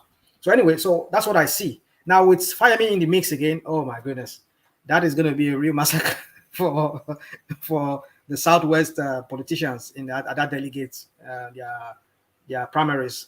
So I would just advise, just let the two of them just slug it out for now. Let what's his name throw his hat in the ring. What's his name? Fayemi, which I doubt if he would, if he really has that decision made up that he's going to declare. But then if he has not made up, let him not even think about it at this point. Because if he does, then I'm sure the Southwest will lose out in this election. Complete it, all of them will lose out, because they only have just few delegates from the Southwest. The majority will come from the North, and if Amechi could have his own brothers from the South Side and Southeast backing him, because his number one is of Igbo origin, and also is the state where he happens to be his own kind of tribe people character happens to be from the South Side, even though we know he's an Igbo person, then that will give him the upper hand among them. So that's the analysis I see there. So Fayemi should not just throw his hat in the ring. That's all I would have to say. But his ego is such that he is almost certain too, because he equates himself very much to the level certainly of Osinbajo and almost certainly to of Tinubu as well, because he sees himself in equal measure to these people, and he would think to himself that well, if Osinbajo, who I am equal to, or even because that guy he strikes me as somebody with some sort of superiority complex, somewhat. Yeah. So I cannot see why he would not. When an element like Rotimi Amechi is saying he wants to be president, and he Fayemi, of course he will. I cannot see why he will, certainly. Well, but does it dilute the Yoruba space is the thing. What Enigmatic is saying that is a persona non grata in Yoruba land. Meaning it might not get any vote from him from South. That is detested and distrusted. Yeah, but because if he throws his hat in the ring, if he gets some part of, or if not all the delegates from Ekiti State, then he has taken another number of delegates that would have count in favor of either Osinbajo or for Tinubu, or probably possibly for him too alone. Then they will share the remaining one from other states, and then they will. Do you think if they go in and dilute the votes in this way, and then they open up that space to let Rotimi Amechi in, so the Ogun State delegates, I'm assuming they will go with Osinbajo. The Ekiti State delegates will go with Fayemi, and then that opens a portal to let Amechi in. If Amechi comes through and then ruins that Yoruba space, do you think Yoruba land will forgive both Fayemi and Osinbajo if neither of them or all three of them don't get the ticket? I think they should not exclude anybody out of it. They should not forgive any of the three of them. That is, if the three of them are the ones that are throwing their hats in the ring. They should not forgive Osinbajo. They should not forgive Tinubu. They should not forgive Fayemi, because the point is they brought about the loss for the Southwest in this election. Catching the ticket for APC. So do you think there's a real danger of that happening? This dilution that is. Yeah, it will. Definitely, it will, because like I said, everything goes by delegates. The delegate counts at the primaries. So if already they have like 200 delegates from the southwest, and maybe they have like 400, or let's say they have 300 from the south, from the north. I mean, south, and southeast. Maybe they have like maybe 250 or 200, and then already Amechi is already having like, let's say he's having like 200 from south seats and south put together. The many 50 delegates, they are sharing it among themselves. The three of them sharing it among themselves. That is the three people west southwest. Then within the southwest, it has 200 delegates. Already, Amechi has 200 delegates. Bam. I'm just giving an example. That's just an example. Bam, from the south and southeast. And then they are having like 50 among themselves, or 70, 50, 100, and 107. And then the north now, which has the 400 delegates now, or 300 delegates. Now they have to share it among themselves. Let's say Amechi even has like 100 out of it. The others who have 100. And they share 100 among themselves, or 70, 50, or as the case may be. Or maybe even Amechi has 70, 50, 70, I mean, I have 75. Amechi will carry that thing. I mean, Amechi already is having, they already considering name their, what's that tattoo they gave him in Casina? The Mariah Jaws of yeah. So you can imagine. So I see that playing out that way for him, because the delegate that would have been for just one person from Southwest will now be shared among the three of them. So diluting it that way. So for me, that's what I see might invariably happen at the end of the day. But that's why they need to start thinking about a consensus among themselves from the Southwest. Because if they say they all want to go out for that thing, I think it's going to be brutal for them. They will kill themselves. I mean, they'll ruin their political career at that place, at that delegate primaries. That's what I have to say. All right, thank you, Rational Mind. So thank you, Rational Mind, and thank you, gentlemen. So we seek to start to round off here, and to round off, to land back still on Rational Mind, and we kick the rounding off with Babati, who I suspect may not be with us anymore, because it's not like Babati to be quiet. So Babati, are you still there?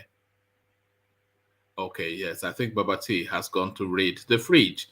So one of these days I'll get to find out what all these fat boys look like. Always look at engineer, he's still munching away. It's not too, oh God, but engineer, we have to talk. This your late night carbohydrate eating, although I'm not one to talk, I do it too. So thank you, Babati. So from Babati, we go on to let's go to engineer so we can release him back to the fridge and the kitchen to go and see what Madame left there.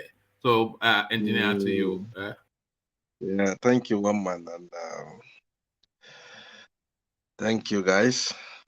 All we need to understand here is when it comes to the issue of Nigeria, we, the ones in diaspora, we love our country, and there's nothing we can do to see how that country will move forward. And something we need to realize, the election time is coming. I'll just plead with people, please and please, if you are making a choice, make the right choice, because 8 years, add that 8 years to your age.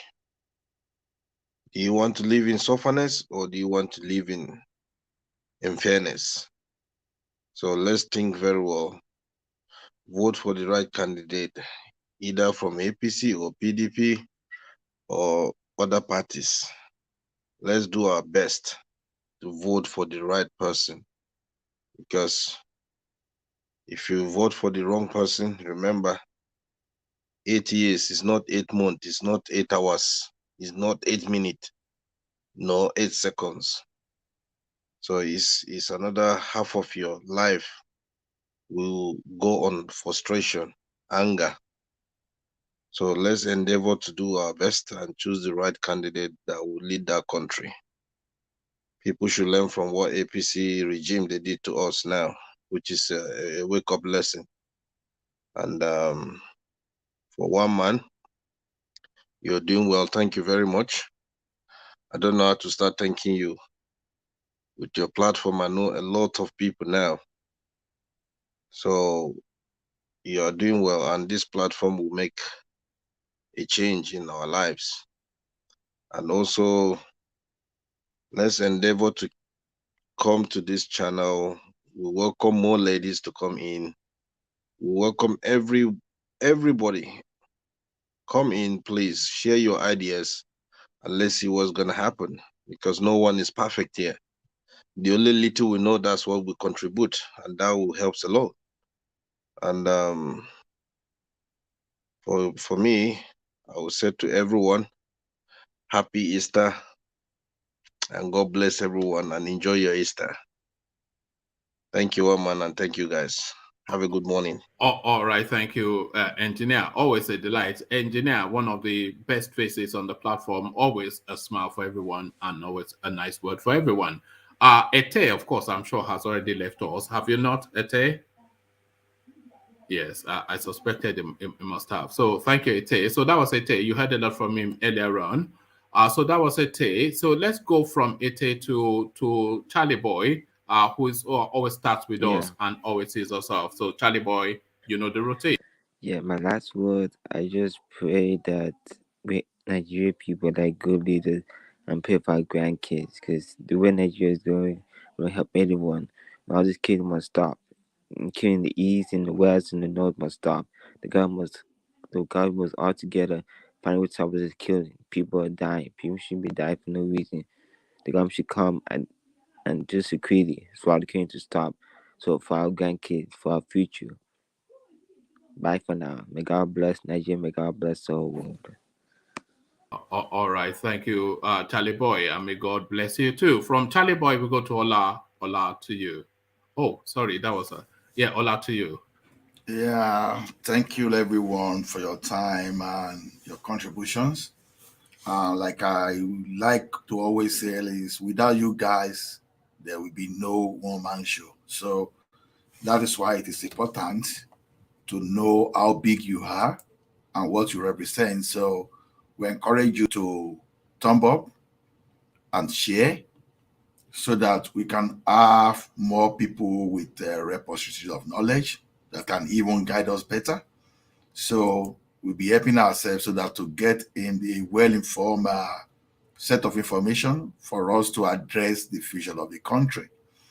So as it is now, we know that we are all the same in one struggle, whether you are Hausa man, whether you are an Igbo man, whether you are Yoruba man or Southern people, Ijaw person. You see, we are all in one struggle. So it is we against them or they against us. So among us, religion, ethnicity, honestly, I don't think they mean that much. It is only when the political elite want to manipulate us, they use all those things as tools against us. So please don't let us fall for that and let us start emancipating ourselves from them. If I can give you an example, for example, it's what we've seen recently. You will see these people, they be pardoning themselves, the criminal among themselves that have set us back, they will pardon him. That is an example. They are setting the ground for themselves, laying the precedent so that many of them now they know that they will be in jail tomorrow. So they are potential prisoners. So they are making sure that they do everything in favor of themselves, even by the time they lose the country dry. By the time they just convict them and sentence them, they will still come out and still get some kind of pardon. So at the end of the day, who are the losers? The masses. So that is why whatever is going to happen next year, even personally, the way things are going, I'm beginning to believe that there may not be elections. But let's assume there will be elections. Let us raise our antennas. Let us be sensitive. Let us forget about ethnicity and focus on those that can deliver. And don't let us be on one another jingola for a politician, because that is not what our trouble. So let us use our let us use our knowledge and let us apply our senses, because I know we are all sensible, to vote for the right person. I won't give you a particular candidate, but I will say those people that have not dirtied their hand, that they don't have the blood of Nigerians on their neck or right on their palms. So you can look into the polity and vote for the right person, get involved in the process, and already you are getting involved in the process by participating in this forum, but you need to do more by thumbing up and by sharing the message. So I know at the end of the day, what will happen to us is that we can always get better, and that is what I wish for Nigeria. For the Muslim faithful, Ramadan Mubarak, and for the Christian faithful, Happy Easter. And I hope we will embrace the kind of a lifestyle of Jesus Christ, So we do the right thing, and we won't join the corrupt processes, and we try to make sure we do the right thing to free our conscience so that our country can become very great. Wherever you are, I greet you. Good day. See you later.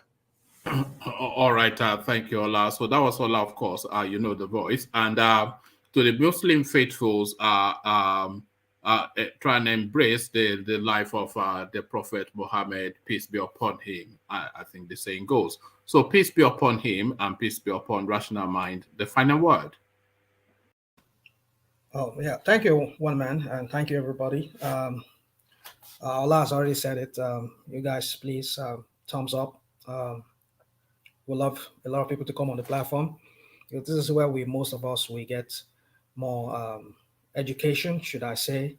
You know, a lot of topics we go over here. We discuss a lot of things. So please, thumbs up, as that helps the algorithm to propel it up. Also, please also subscribe if you've not, and I will allow one man to do the remaining reading out and thanking you guys there in the chat section who are always chatting and trying to correct and try to tell us the new information or whatever. So we appreciate you guys. So I think one man will have to call you guys out at the end of it. So anyway, for me, in conclusion, I just want to, already we've talked about that.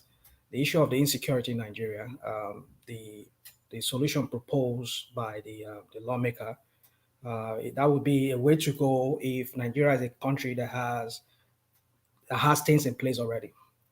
By things in place, I mean, if they have things figured out, we have a lifestyle or kind of an economy, or we have database, we have constant electricity, we have running waters, we have what is obtainable in developed countries.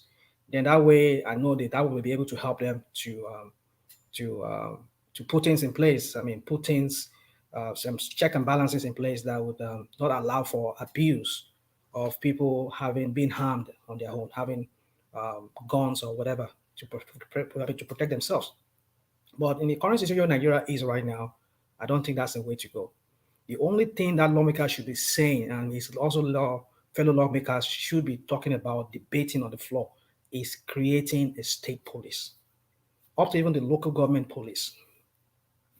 If they can allow these three tiers of government, three tiers of government, the state, the federal has their police, they can change the departments of state into a kind of a federal police, and let those police that they have currently right now under federal government, that they have an IG, let every state has those police under their control. Let them pay them. Now, also the local government can also recruit their own police. If local government could recruit their own police, I tell you, that will go a long way in stemming, because they say every situation is local. I mean, by every situation, I mean every crime and whatever is local. So they know their terrain, they know their areas, they know how to deploy whatever they need to deploy to arrest or to put down whatever criminal act that is being done. So, but then if we're going to go by the way of arming people on their own, it's not going to work. Nothing's going to work. It's going to create more anarchy in our country, mayhem. Like already we saw on Sahara Reporters, landlord who shot his tenants simply because he asked him to stop using generator at certain hours. I mean, these are lunatics that we have in our country. So, I mean, just because you tell somebody and then you have to shoot him, and even so, we need to think about that's just one of the many people or a time bomb that's waiting to explode if we go that route of harming people on their own.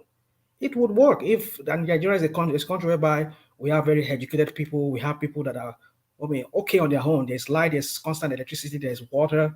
People, because that country right now, people are on the edge. People are angry. People, you can't tell somebody who has not eaten for how many, can even afford to eat 3 square meals again, and you have him, he has a ham, he has gone with him. I mean, why would he be hungry? Why would he want to shoot somebody if he has the opportunity? So it's not the way to go. So the way to go would be, let us create state and local government police. Let the federal retain whatever they need to retain as their own federal police.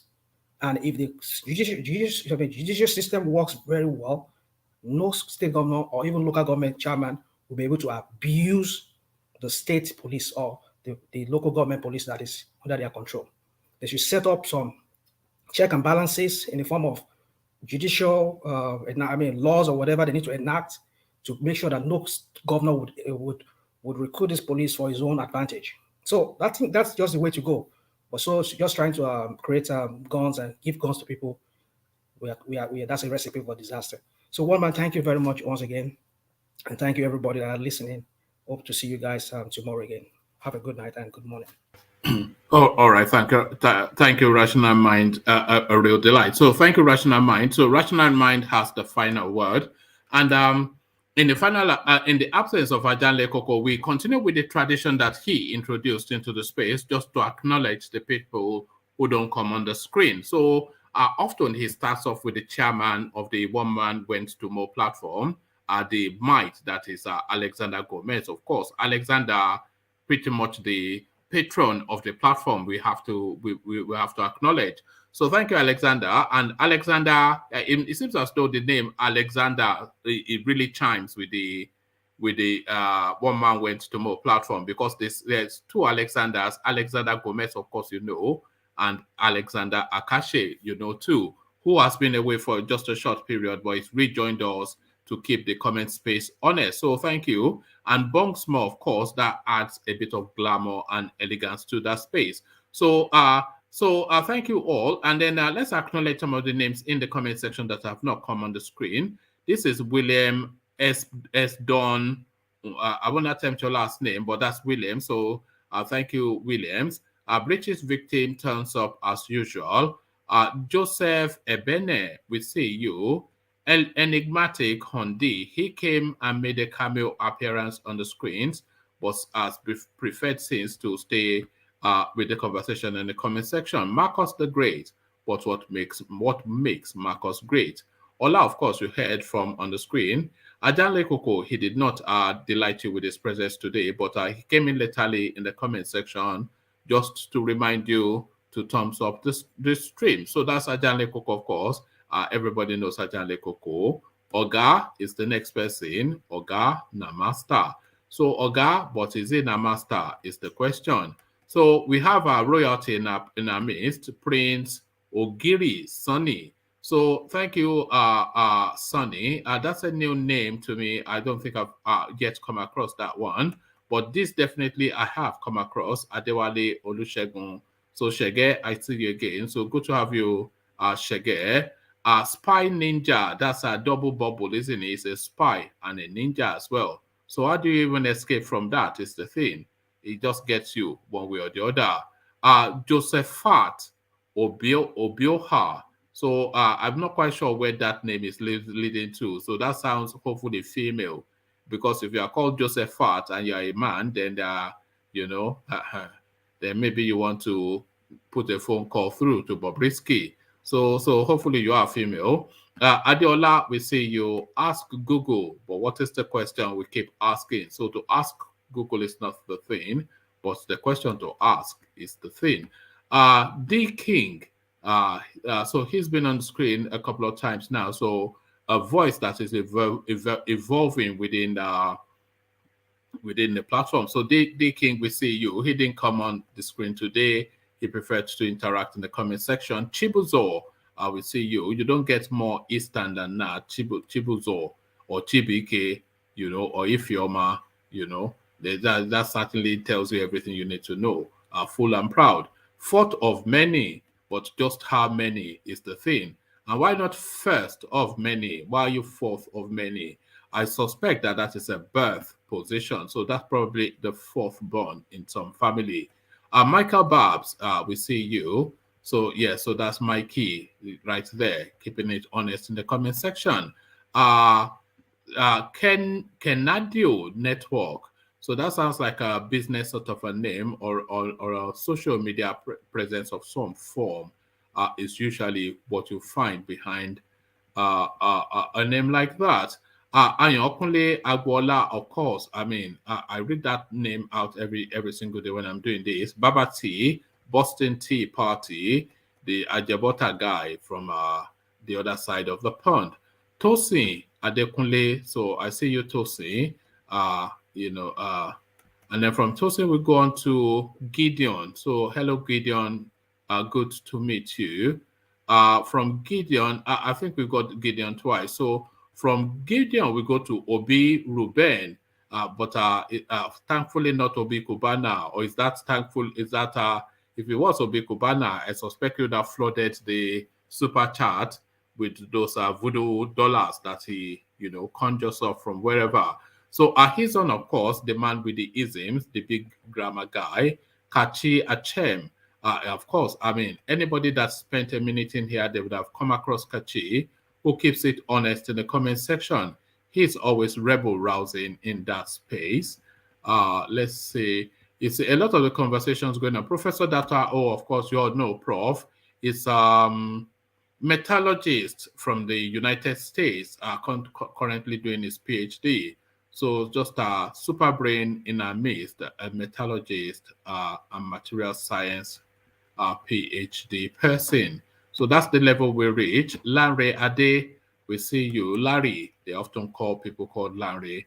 I wonder if he's ever come across that. Almost certainly he has come across that nickname. So now the only other time I've ever heard this name was my own grandfather.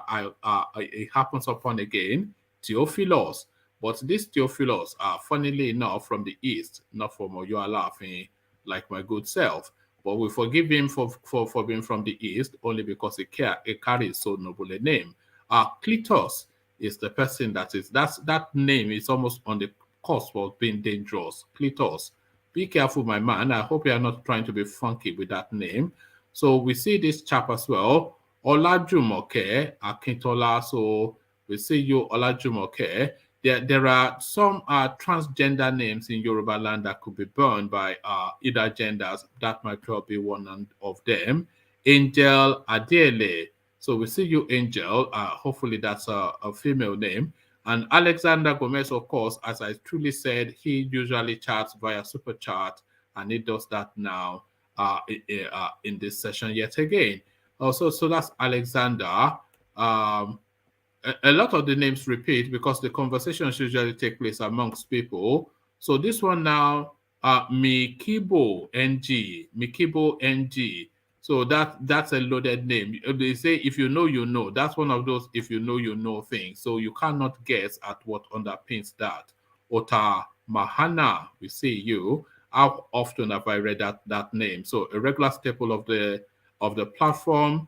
Eva Meliva, Obi-Wan Kenobi. So that's just a rhyming words right there. That's a play on words. A pun, A-P-U-N, a pun. That's a play on words. Edo Tony. So yes, Edo Tony usually comes under, what does it come under on the platform? World Peace. Truth hurts. But then why tell it? It's just easier to tell a lie, isn't it? Yeah, just more kinder to tell a lie. You don't always have to tell the truth. Anybody that tells you to always tell the truth is a masochist. You don't always have to tell the truth, especially if it's not an impactful situation. Fidelix, we see you, or Benin Fidelix. So we see you. That's a name that I've yet to come across, but we come across it now. Noah Rotimi, what a name. How do you even begin to try and decipher that? So a name wrapped in riddle. So there it is right there, Noah. We say you, at least we know what Noah means. Like I said, the names repeat because the conversations are usually taking place between either a group of people or two people. But this we come across now. Olaniyi. I won't attempt your last name because I don't. You know I'm notorious for mangling people's name. Boluwaga Laditi, how often have you heard me read out that name? So we see you, Boluwaga. Good to have you on board again. Tolulope Folani. So there it is right there. All praise to God. Tolulope, Tolualope is what Tolulope means. Mickey Okata. Look at that. That sounds like a name from Nollywood something. If that name is not in the movies, then it should be. Paul Matthew. So that's Paul Matthew right on your screen. Good to meet you, Paul. That's a name. That might well be an Englishman because I'm not quite sure how you even try and ethnicize that. I am African. He's a YouTuber too. He usually goes under that appellation on YouTube, and but he joins us every so often just to share his thoughts on matters that we're discussing. So on and on it goes. Jaja, but is there for Pobo? We asked the question, but it's not yet answered it. Flash Mankind, bonjour, monsieur. I only say that really because Flash is based in France somewhere.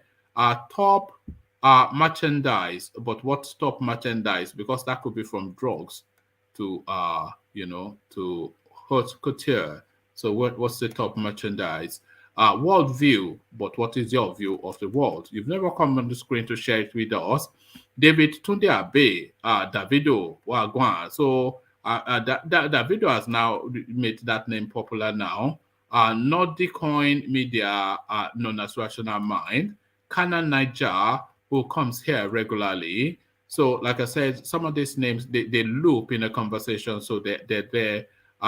We've got our two royalties, actually, because this is a different one. Prince Todd Umana. So, Prince Todd Umana. So, I'm pretty sure that Stud is not the birth name of anybody. Perhaps it's a hint to the girls, either what they call him or what he aspires to be amongst them. So, Lit Igwe Vlog, we make this the last one, Lit Igwe Vlog. So that is a Charlie boy for you right there. It comes under so many names. Lit Igwe Vlog, Jake something or the other. And by the way, that Jake something that it does is a nod to Jake Paul, who I think is a huge fan of. Hopefully, he's a bigger fan of this platform than of any of the Paul brothers. But that is it right there. So that has been the session. So we've been through it to land here. The usual protocols, of course, enough people have said it. Even if you've not clicked on the like and subscribe button, then please do that for reasons that we just explained so many times. You should know them off heart by now. So there it is right there. The session comes to an end, but the conversation does not end here. Converge in the comment section where we can chew over the fat even more. So I leave it here. Carry conversation within the comment section, but here I say peace.